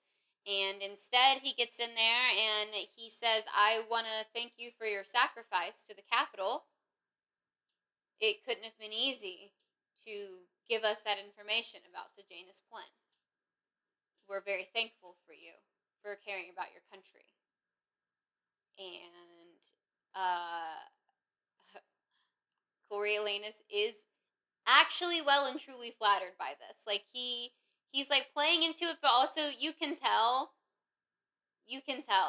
that he's like, oh, it was I did what had to be done. Just the ability to say I did what had to be done, and he's looked at so highly by all of these people because they're like, oh, you cared about this man so much, you viewed him as a brother, and now you've turned him in. You're so wonderful, you're the best person among us. Then he also finds out that they're not really that super concerned about the murders that happened in the Hob because they were rebel sympathizers anyway, so they don't care that much. They're like, oh, that kind of saved us a lot of trouble, actually, that these two bitches are dead. Okay, that's fine. I mean, not really Mayfair because the mayor's, but that's more the mayor's deal than it is the peacekeepers. They don't really care or give a shit about the mayor of District 12 and his daughter. They care about the whole government, and that's taken care of for them. So he's getting off scot-free and getting an ego boost, which is exactly what he needs. I think that those are great things to happen to Coriolanus Snow. He should always be more cocky and feel like he's getting away with more things. That will only lead to great things happening. You know that episode of Community where they all have to go be celebrity impersonators at a party because Abed bought so many of them that now he has to pay off a debt, and the apple is representing Jeff's ego, and every time someone tells him he looks like a taller, hotter Ryan Seacrest, the apple swells in size until inevitably it explodes and he goes berserk at the party. That is essentially what is about to happen to Coriolanus Snow over the next few days from this point forward. So buckle in, because it's going to end in him going berserk in a party, except in the woods instead, which is 10 times scarier than a party, and also not a effervescent sitcom. So, a lot darker too. I don't know if effervescent is a word that I would ever use to describe Community. I don't really know. No, I think that fits. I think that fits. I say it fits, and I've watched it multiple times. In this meeting, the commander is like, it's my birthday today. Weird. And Coriolanus is like, I heard, yeah, happy birthday. And they find out that the commander loves that band from the Hob, so they're going to come perform at his party that night. Which is great news for Coriolanus, because he, for some reason, even though he just got told that no one really gives a shit about the murders at the Hob, he still thinks that someone's going to come take him and kill him. So he's like, oh, great, I can give all this stuff to Lucy Gray, and then I'll be, completely, settled all of my debts in the world, and I can go out in peace. He's so fucking weird. The victim complex is crazy. So at the party, the Covey do perform. Lucy Gray wears the dress she wore in the arena for this performance. So she's obviously, using this stuff as a way to communicate with Snow. She's also, patting that pocket on her dress where the silver compact was with the poison, kind of like the thing that they would use to communicate with each other. And also, she sings a song she wrote for him specifically called Pure as the Driven Snow about how much she trusts him. Y'all have got to stop doing that. Her and Sejanus both. And you know what? They're both going to, in my opinion, die. In my opinion, they're both dead. Now, this is the first time that they have been able to see each other since the whole shooting occurred, so there's a lot to catch up on. The first thing is that Lucy Gray is like, I'm so sorry about what happened to Sejanus. And Coriolanus is like, yes, oh, very sad, yes. Very, very, very sad, very sad. But then also, more pertinently, Lucy Gray tells him that the mayor is hell-bent on saying that Lucy Gray is the one that killed Mayfair and Billy Tope, and he is coming after her. He's been staked outside her house. So Lucy Gray has decided, it's a very hard decision for her to make, but she has decided that she is going to try to run away and go up north like Billy Tope had talked about. And Coriolanus thinks this is great news, and he says, I'm going to go with you, because you know what, now that you mention it, running away up north sounds better than sitting around here moping and waiting to die. In theory, it feels that way to him. In practice, it's not that way at all, and he will complain the entire process. So they agree that they are going to depart the very next morning at the break of dawn, and then they depart for the night. Lucy Gray ends her show with the performance of the hanging tree. That is her message to Coriolanus to tell him where they're going to meet. So the next morning, Coriolanus gets up. He is really, honestly, he feels very, at the time before it's happening, he's like, yeah, this is what I need to do. I've taken care of Tigress and Grandmam, and I am going to do this so I don't get murdered. So he arranges his pillows in a way where it looks like he's still in bed, but then he goes down to the cafeteria to get one last meal, and the universe has a very funny way of timing things, because while he happens to be there drinking his apple juice, he gets approached by peacekeepers from the commander's office, and he's like, oh no, they found me 5 minutes before I was about to leave. That really sucks. But they're not there about the killings in the Hob, because once again, it will reiterate, he has been expressly told that no one really gives a shit about the murders in the Hob, but he's actually told that he passed that officer's test that he took. And so he is being sent off to officers training school in District 2 the very next day. He's been offered this. And in his head, he's like, well, I can't do that because they're going to, find me for murder, and then I'm going to be, hanged with the way Sejanus was, so that doesn't matter, but thank you so much. And he plays along, but in his head, he's like, I'm still running away today. So he eats his breakfast and then he goes and he meets up with Lucy Gray by the hanging tree. Lucy Gray is wearing that orange scarf that he had given her the night before.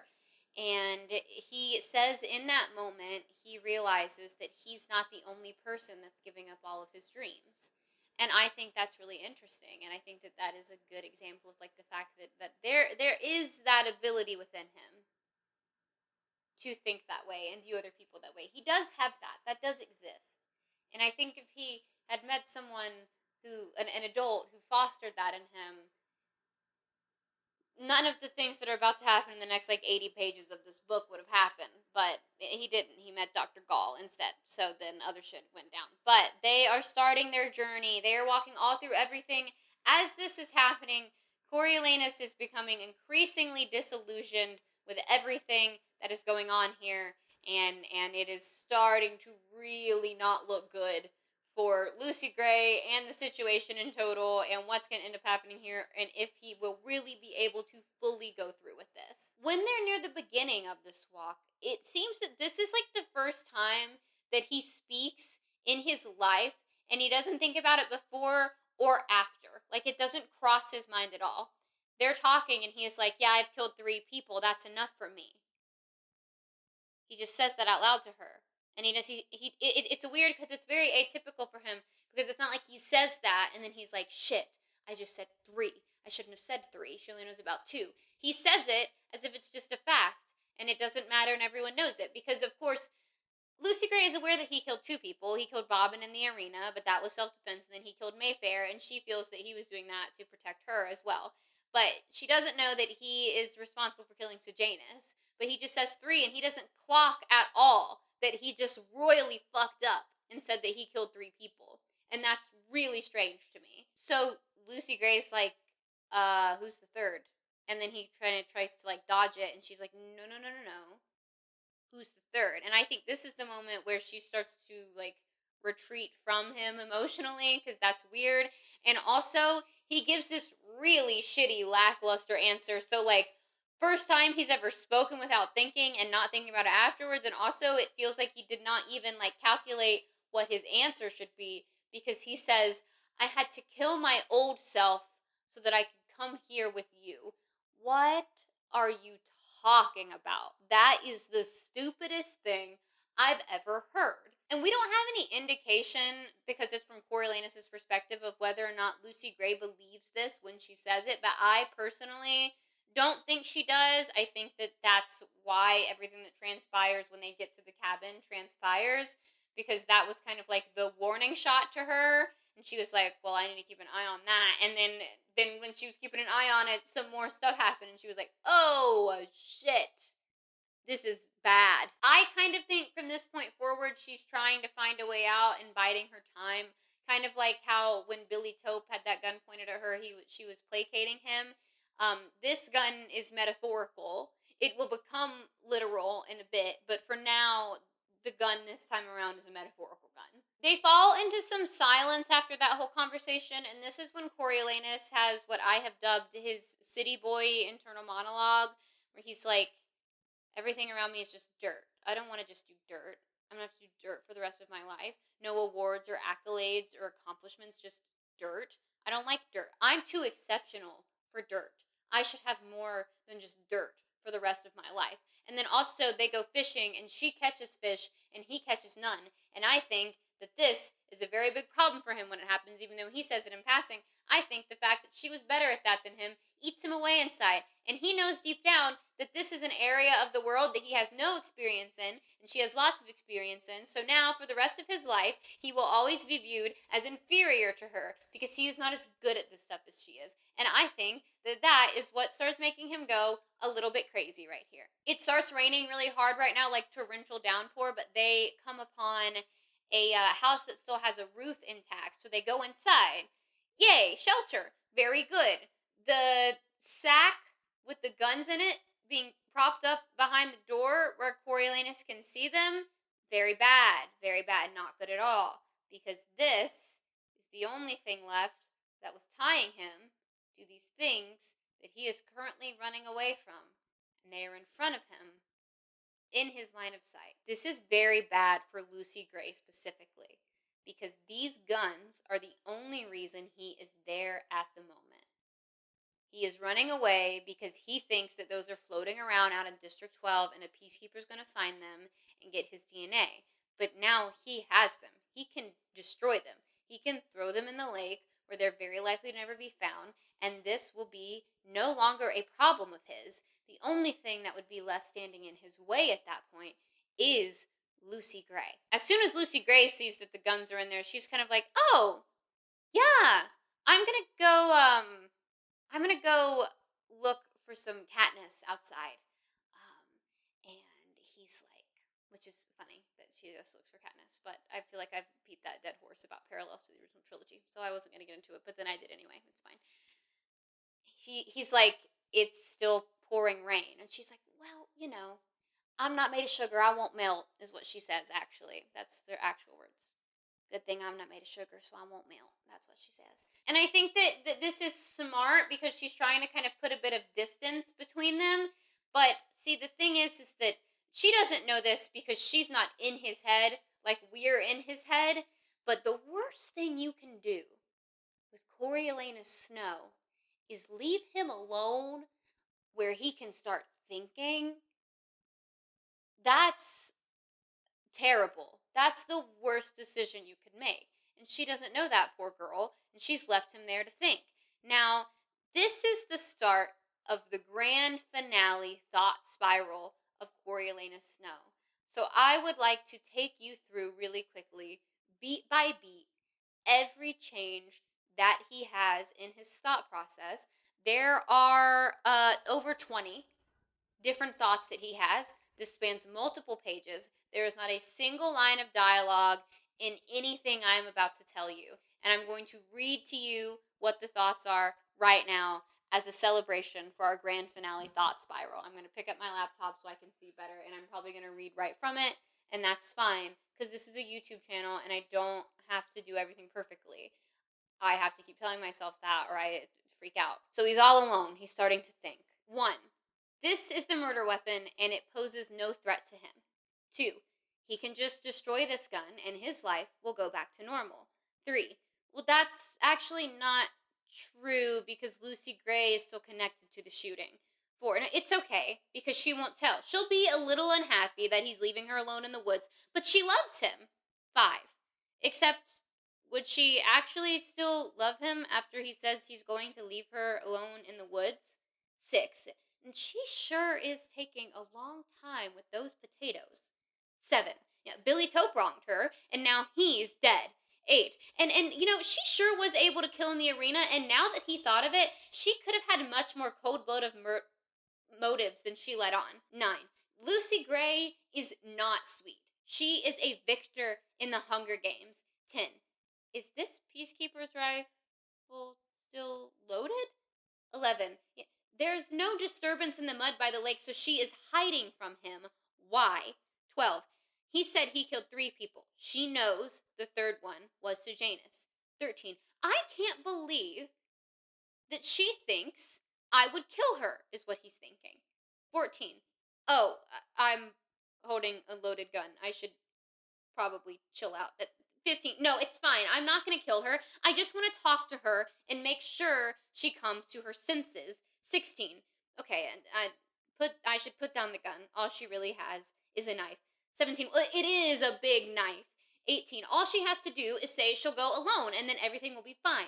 19. But she told me this morning she wouldn't be able to go alone. So I wouldn't even believe her if she did say that to me at this point. 20. She could already be back in 12 getting arrested and ratting me out. 21. Everyone would know that I killed Mayfair and that we were in love and that I cheated in the games. Everyone in the entire country of Panem. 22. I have to hunt her down in these woods. I realized that halfway through that, I changed the point of view and it did throw me off while I was reading them, but it's fine. But that is what brings us to, all of those thoughts are what bring us to the climax of this book. I'm going to actually leave my laptop up here because this is small and far away from me, and I kind of want this to flow in a certain way. Forgive me. So he's heading through the woods, and he feels like he can hear these little sounds, and he is trying to follow them to find the best path. He sees a flash of orange, and he realizes that her scarf is dangling near the ground.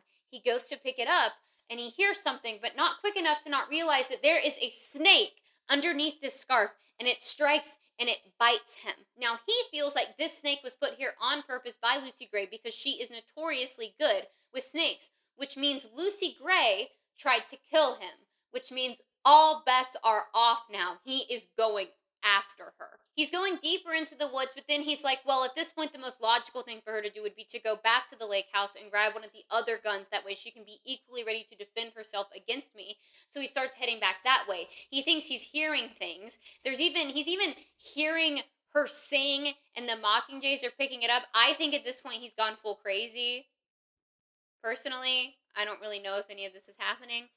But he gets to the point where he's so manically thinking about it that he just starts shooting the gun everywhere, all around him, up into the trees at the remaining mockingjays, trying to hit her. He thinks he hit her, but there's no way for him to be completely sure.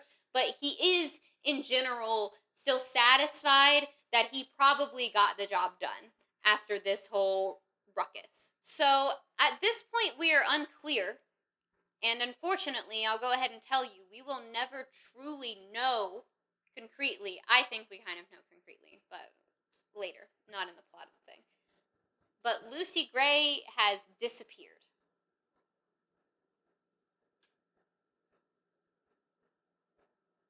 He goes back to the cabin and grabs the weapons and dumps them in the lake so that that is no longer something he has to be concerned about. And then he immediately stumbles his way back to the peacekeeper base, and he goes to the medic, and they say, this isn't venomous at all. Drama queen.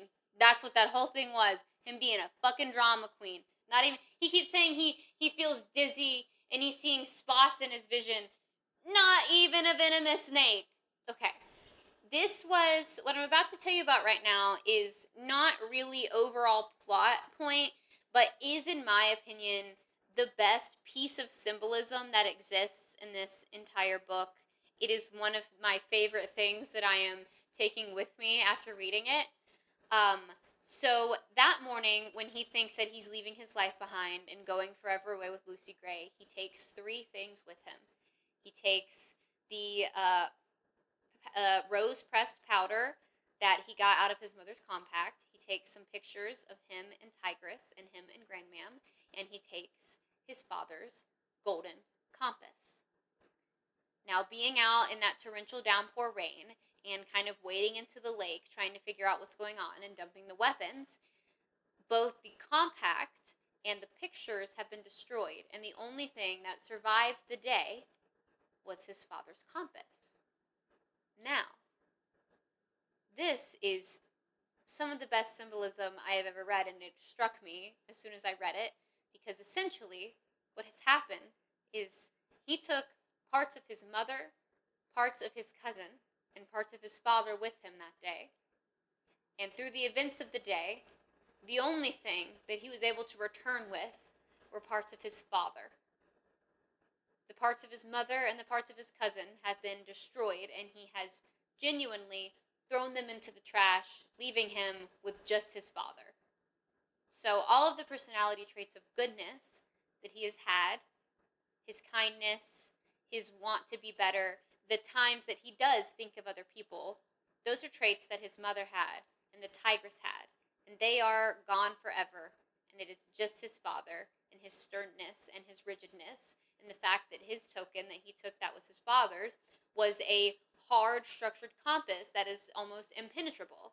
And Coriolanus Snow, from this moment on, after the events of the day, is that way. He is just like his father. And there are no dainty, destructible pieces of him left. It is just the thick impenetrableness of a golden compass. That's all that he takes with him.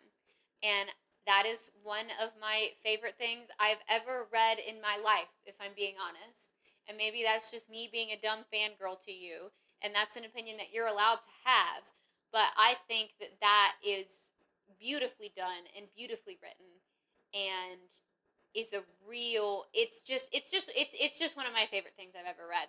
I really love this book. It's not completely over yet, so I don't want to sound like I'm giving a conclusion, but I really love the complexities that Suzanne Collins brings forward within this book, and specifically that moment I feel like is just, it takes the whole struggle of everything that's been going on and it parses it down into these three simple objects and then tells you exactly what will become of Coriolanus Snow based on the fate of these three objects. And I think that is fantastic writing. So now essentially Coriolanus will just act like none of what just happened ever happened. He starts packing for officer school. In his mind, he's like, okay, I'm going to officer school tomorrow.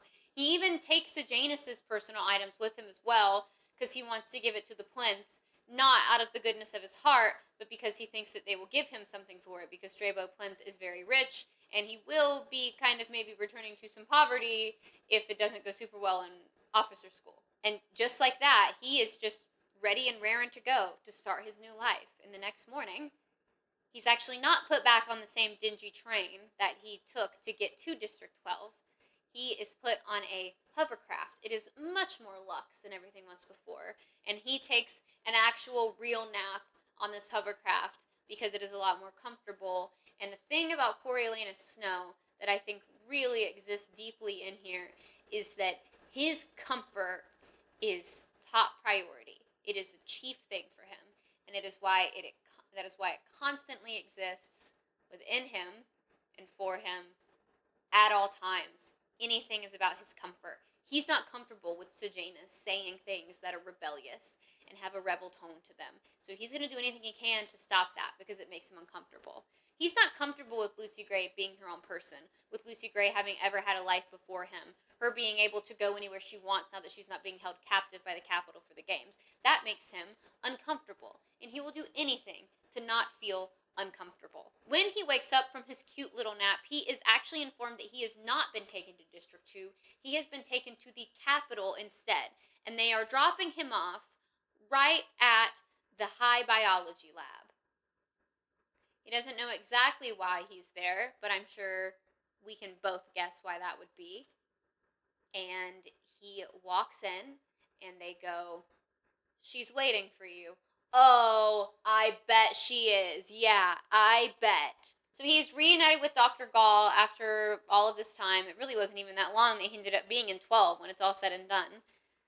But he is reunited with Dr. Gall, and she says that he is glad that he was able to continue his studies in District 12 and develop his worldview. She's not slick.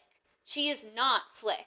They discuss for the final time the principles of like chaos and control within the Capitol. He's called it the 3 C's throughout the book, and I guess that he has hit like peak dictator enlightenment because she does not continue to press him on it as she has before. I guess he answers satisfactory this time. This is also when she tells him that all of the footage from that year's games have been erased, and the Academy will never be participating in that way. She admits that it was a mistake to involve children, to be mentoring the children, something that Highbottom was saying from the very beginning, but I digress. But she wants all this footage erased because so many Academy students died, and it showed that the Capitol was vulnerable. Now, she said something very similar to Coriolanus about halfway through the book, and he was very pissed and upset that she did this. But now he's just agreeing with her. And he's glad that this is happening because that means that no one will know about Lucy Gray, and she'll disappear, and she won't matter anymore. And this is when he says the thing that one day there'll just be a distant memory that once there was a girl who sang in the arena. Get absolutely wrecked, dude. I'm so glad everything that happened to you. For you to say that specifically, and then to your entire reckoning to be packaged in someone who is exactly the same as her is poetry. And I know this is a prequel, so it's like she wrote this afterwards, I know, but still, to think of it that deeply and do it in the way that she did it to make this book is perfect. This book is perfect. I view this book as pretty perfect. There are times when it does feel like it's dragging, but it doesn't when you're reading it. It was dragging to me when I was trying to pick out just plot points. But when I'm reading just Coriolanus Snow's point of view, it's riveting. What he's saying is riveting. It's just not always plot, so it's hard to put into a video like this. Anyway, she also says in this conversation that Flickerman as a host will stay, the betting will stay, and she is going to find a way to make it where viewing is mandatory for everyone in the districts. And then she kind of closes out this conversation by saying the thing that we have always known, at least I have always known or thought. She says that she hopes he enjoyed his summer vacation. And he looks at her like, what the hell are you talking about? And she says, well, what was I going to let you do? Sit around here all summer? I wanted you to have some real world experience. So she did, indeed, purposefully send him to 12 so that he would come back feeling this way about it. He is a mouse that is just being fed directly to a snake, which, by the way, during this entire scene where they're talking, that is what Dr. Gall is literally doing. And I think that's also just another wonderful piece of symbolism. She's picking up these little live mice that are wiggling around and she's feeding them to this golden snake throughout this entire scene. And that is exactly what she did with Coriolanus Snow. Suzanne Collins, I'm telling you, she deserves more praise. She gets some, but I think she should get all of it. She lets him know that she was able to make sure that he was granted an honorable discharge from the Peacekeepers, and lets him know that he will be attending the university that fall directly under her. All of it is already taken care of.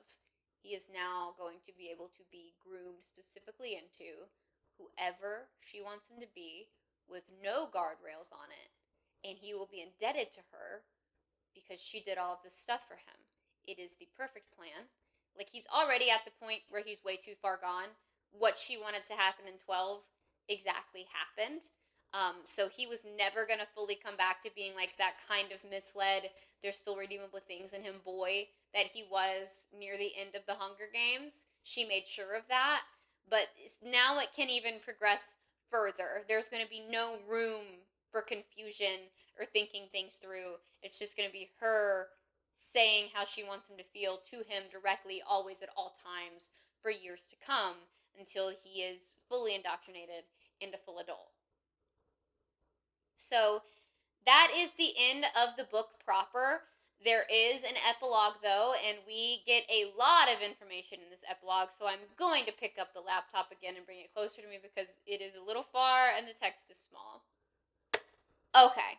Epilogue. So the main thing that the epilogue does that I want to talk about at the second, as far as like overarching, is that it ends with us getting a refrain with Dean Highbottom. We get some closure on him and what the hell was going on with him and Coriolanus and his father. But before we get to that, we get a few more little tidbits of information. So when we meet him again at the epilogue, he is halfway through his first semester at university. He is an intern game maker, but he is suggesting so many things, and it is all of the things that didn't exist yet here and weren't brought in at the beginning of the games, but that we know exist.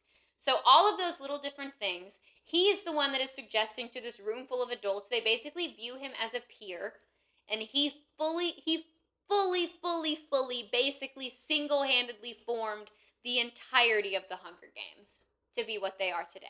So that includes that everyone in the district of the winner gets extra food, the establishment of the victor's village, so there's something to kind of root for, and the promise of volunteering. That is also brought into play here so that they can try to get the best pick of the litter to have the most entertainment that they can. He also is sporting a brand new bag that was a gift from the Plinths because he is so foul. He basically has become their stand-in son. After getting their son murdered, he has become their stand-in. He is essentially the heir to the Plinth fortune. The Plinths bought the Snow penthouse so that Grandmam and Tigress could continue to live there. They bought the apartment directly below it, and there's like plans to connect them, but Coriolanus is like, I'm not really rushing on that because he's a dick. And actually, that very day that all of this is going down, he is going to be meeting all of them because it is Sejanus' 19th birthday, and they are going to be having a dinner in memory of him. And Coriolanus Snow, the man who got him killed, will be in attendance. But on his way to that dinner is when he stops to talk to his old friend, Dean Casca Highbottom. He comes there under the pretense of bringing Sejanus's diploma back to him to say, I'm sure you wouldn't want the diploma of a traitor floating around out there. But he also has, like, Sejanus's whole personal effects box, and he kind of throws away that, like, medicine and morphling and whatever in the trash and kind of dumps everything out and then gives him the diploma. Remember, all the money has been removed and sent to Tigris months ago. Highbottom is still high as a kite, and he is looking even worse than he was when Coriolanus last saw him. And Coriolanus also was like, can you please give me my mother's compact back? I don't know why the fuck he cares about that at this point, but it's a pretense to get him in the door. Because Dean Highbottom is obviously still very much addicted to morphling. He does manage to get Highbottom talking, and we do learn, finally and fully, what exactly transpired between Casca Highbottom and Cassius Snow when they were kids at the academy. And this is what happened. So, Casca Highbottom, the creator of the Hunger Games, never intended to be the creator of the Hunger Games. He was paired with his best friend, Cassius Snow, for Dr. Gall's final assignment, which was to dream up a punishment for your enemies so harsh that they would never be able to forget it. He viewed this as a thought experiment and as a puzzle, and he loved doing puzzles, so he wanted to solve it.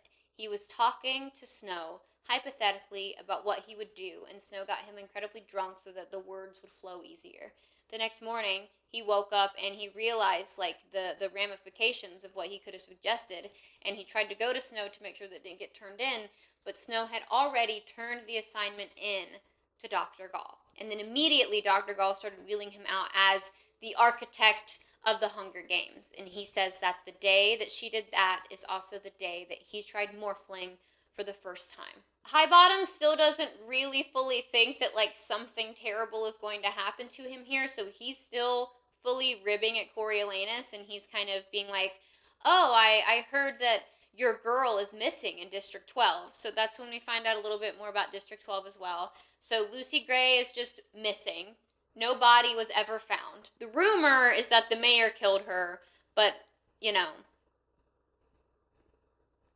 no. There's also a new commander at the base, and the very first thing he did was outlaw music at the Hob because he says it inspires rebellion, which, I mean, is historically true, both in this universe and just in the world in general. Yes, it does. That's why it's so powerful. That's why it matters so much. And internally, Coriolanus is still in ways thinking about Lucy Gray, and he says that sometimes he will remember something sweet that happened and wish that it could have been different. But also he feels now that he hates love and that it makes him weak and penetrable and able to be messed with. And he lost control when he was feeling feelings for her. You could see that in the way that he would go into the cafeteria at lunch, and he at first was like making sure that he always took the very proper amount of food that made him look the best possible, and then in the middle he didn't care and he was eating whatever he wanted. Now some would say that that is a much healthier way to go about your life, and not in a way of like you shouldn't watch what you're eating. I'm not saying that at all. In a way of like he's controlling it just because of how he doesn't want to come off to other people. It's not about like, oh, let me do some portion control. It's not like a diet situation. It's like, people will think I'm bad if I eat more than 5 green beans right now. And I think that maybe, like, you know, having someone in your life that makes you feel like you don't have to do that is probably very beneficial, but not to Coriolanus Snow when being in control is all that matters to you. But yeah, he says that he thinks that he should marry someone like Livia Cardew, who was one of the mentors for District 1, and he always talks about how she's really annoying.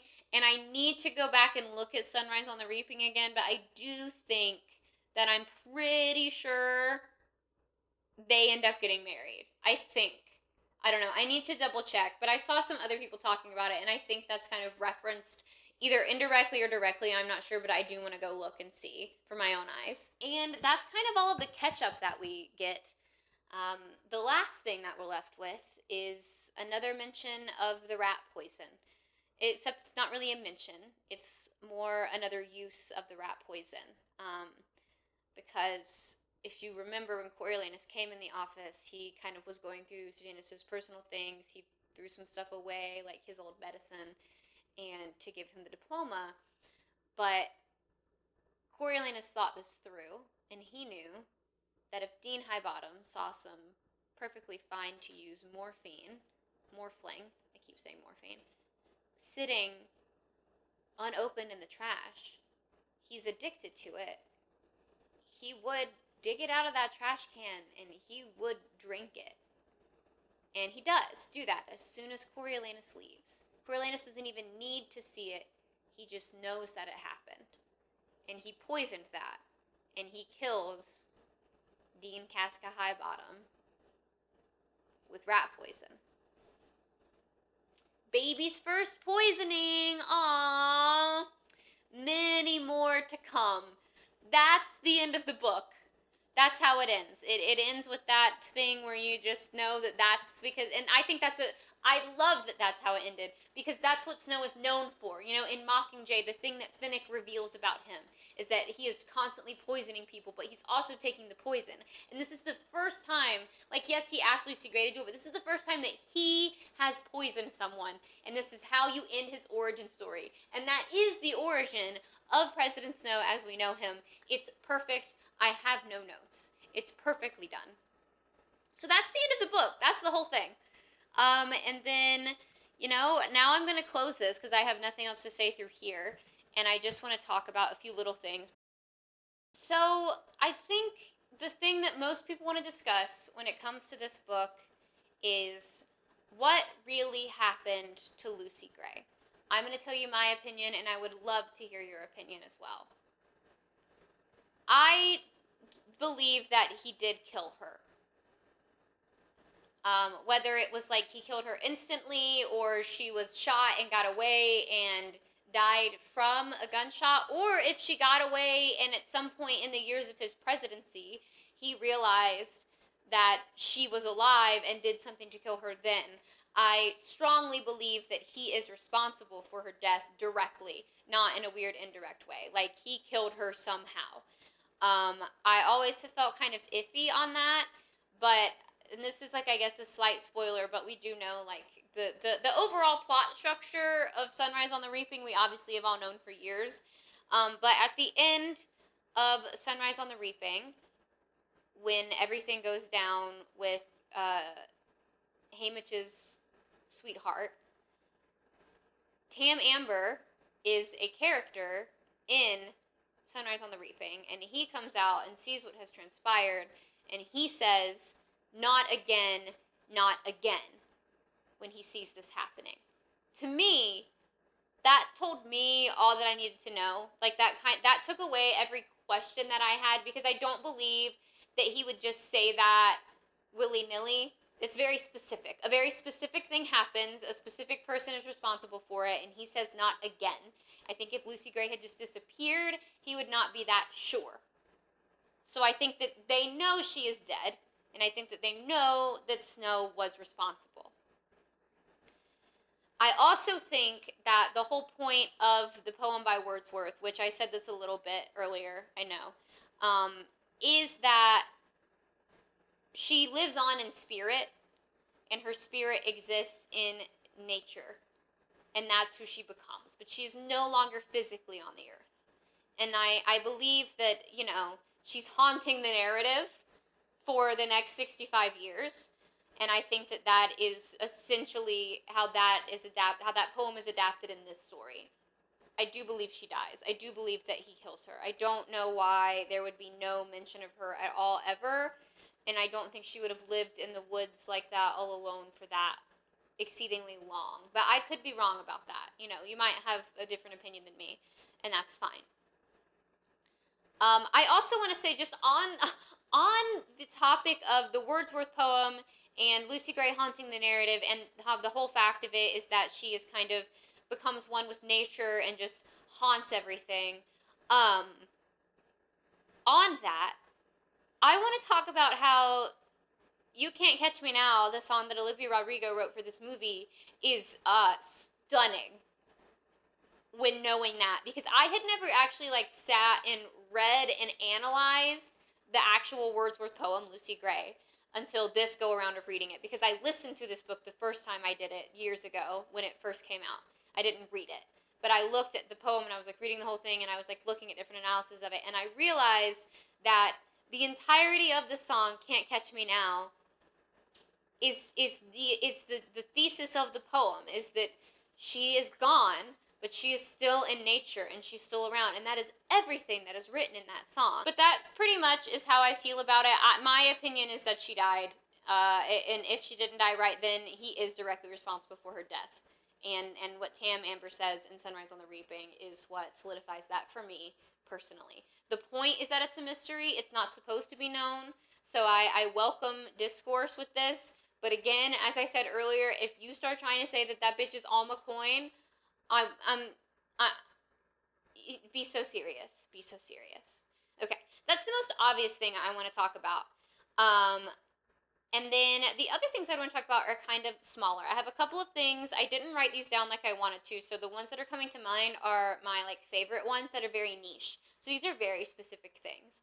I want to take a second to talk about. This one might be controversial, and I would be the one that comes up with this based on my track record of the first 3 videos that I made. I want to talk about poverty and radicalization and how that shows up in both Coriolanus Snow and Gail Hawthorne. It's not at all the same. I don't want it to seem like I'm doing like an apples to apples, oranges to oranges situation. There's a very different tone behind that poverty because Coriolanus is coming from a place of lack and knowing what it was like to not have that, and Gail never had anything his entire life. But that feeling of poverty heavily played into both of their mindsets and led them to be callous towards other people's circumstances because they thought that they had experienced terrible things, and so no one else's experiences were as bad as theirs. So it was fine, unless it could be demonstrably proven that someone else had experienced worse, which is why Coriolanus does have respect for Lucy Gray at his core, because he knows she has experienced worse, and Gale does, even though he doesn't fucking act like it, respect Katniss because he knows that that is someone who has definitively had it worse than him. That's why they're able to work. But at their core, they have this thing where they think that they are mightier and holier than thou than everyone around them because they have experienced worse. And they have someone in their life who is, both of them have a person. I would say that Dr. Gall is that for Coriolanus, and I would say that Coin functions that way for Gale. She takes Gale under her wing, and then he starts to think some crazy shit. And it's nothing compared to Coriolanus and thinking that everyone's like district scum, but it is still this us versus them mentality that I think is at the core of most radicalizations of most young people, that us versus them, no matter what side it's coming from. I think that that is what's at its core, and they both have fostered that within themselves and have had people foster that within them, and they have lost any ability to view common ground. And I think that their poverty is at the center of that, which is why poverty is such an issue and why we should be like actively working against it. First of all, just because people living in poverty is inhumane and cruel, but also because there are lasting and bounding effects to situations like that, and we refuse to address those and address the roots of them, and so they will continue to spawn things like this. If you think of any things that have happened recently, if you think specifically about like United Healthcare, right? That was a guy who was privileged, so it's not really the same because he wasn't coming from poverty, but money and the feeling of poverty that could be encroaching upon him was kind of part of the motive for that. And I just think that poverty is a much bigger motivator for radicalization than any of us want to act like. And I think that both of those men who do it in very different ways, some would view one of them doing it in a righteous way, to be honest. Some people view Gale that way, and I think that's why some people don't like when I shit on Gale. But I think that, he's still, like, defying his humanity when he does that, and I think that that's pretty not great for anyone to do.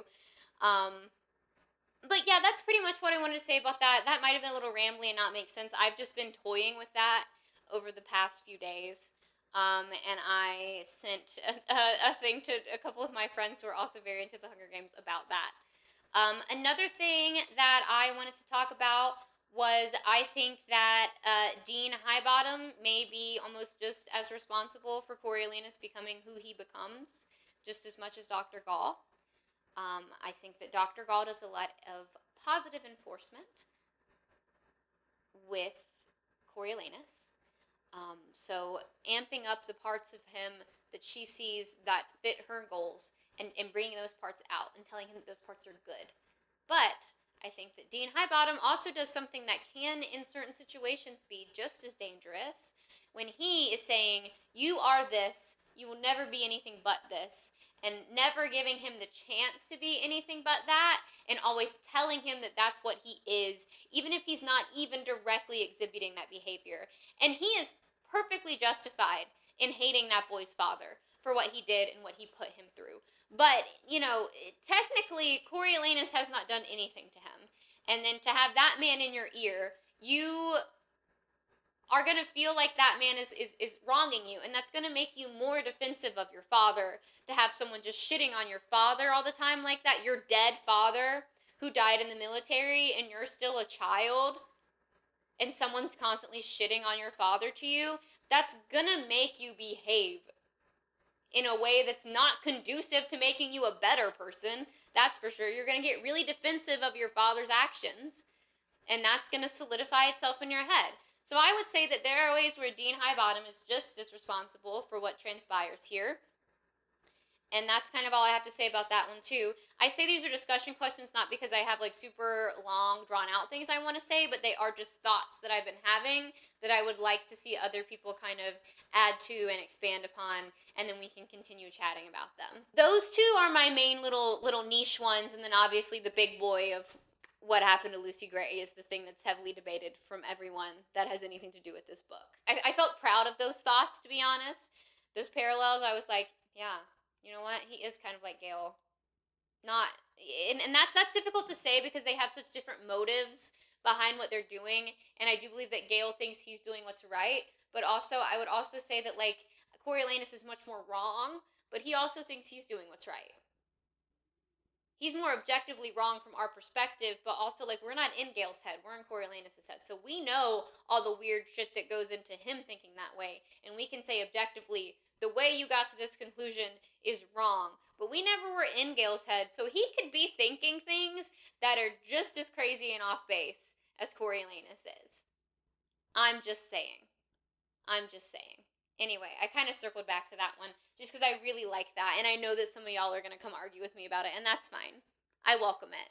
I'm asking for it this time. It's not like with the Legally Blonde video where, because I didn't say, like, at a specific point in time that the producers could have been manipulating what was going on, even though I said it like 8 different times. If I didn't say it at a specific moment where one person was wanting me to say that the producers manipulated something, I got like comments that were like paragraphs long about how the producers were manipulating things. Thank you, I did say that. But, this is different because I'm saying I would like for you to argue with me. And also, I want your opinion.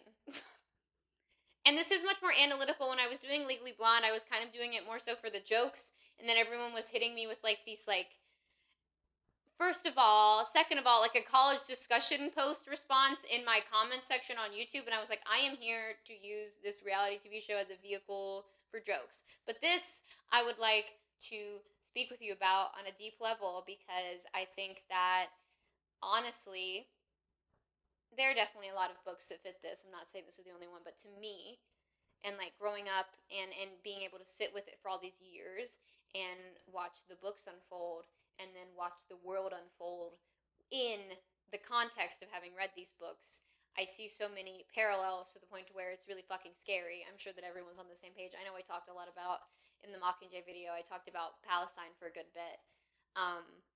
But just, you grew up reading all of these, and then you go out into the world, and you're like, well, a lot of the world is looking a lot like this, and a lot of these things that people are touting off as motives and reasons why things need to happen sound a lot like this, and it's baffling to me how anyone can read them and not catch it, and that's why I think that talking about it is so important.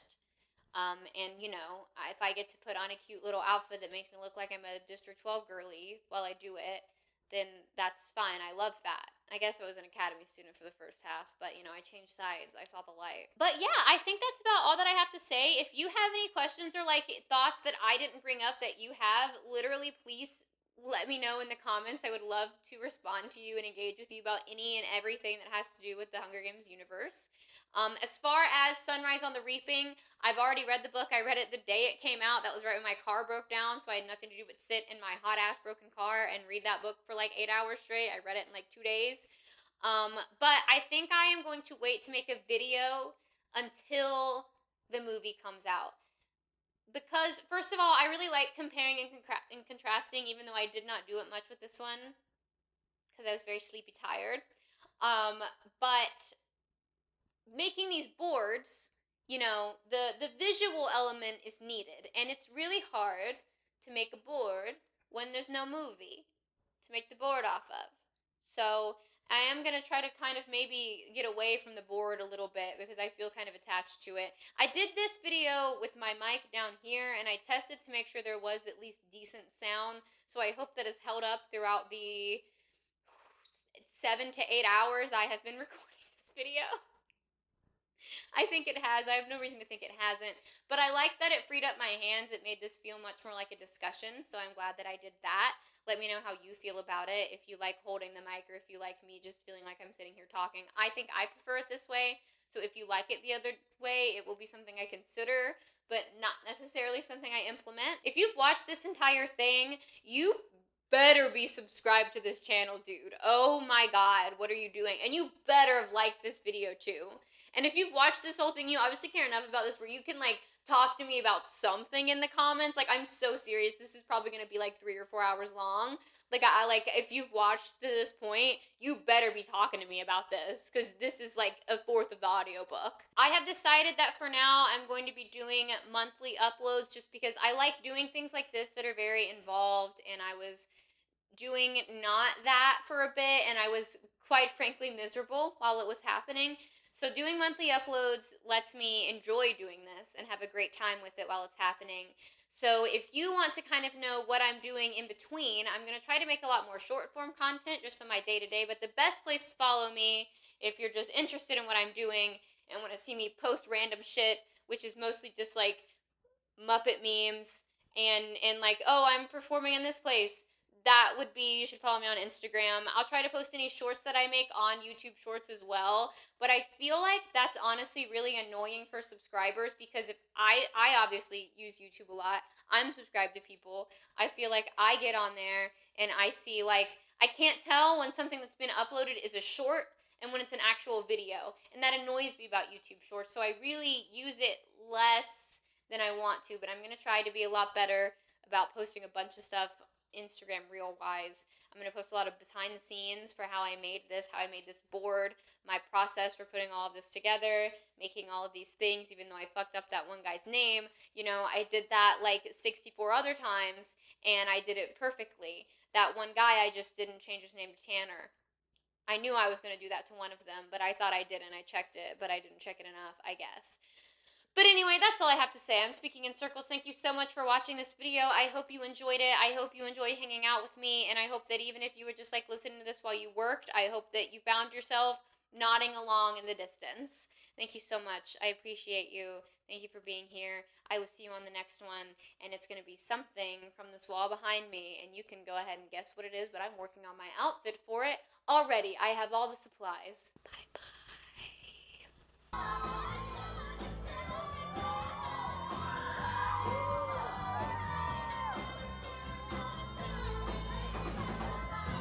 As far as District 2 goes, as far as District 2 girls, oh my god. As far as District 2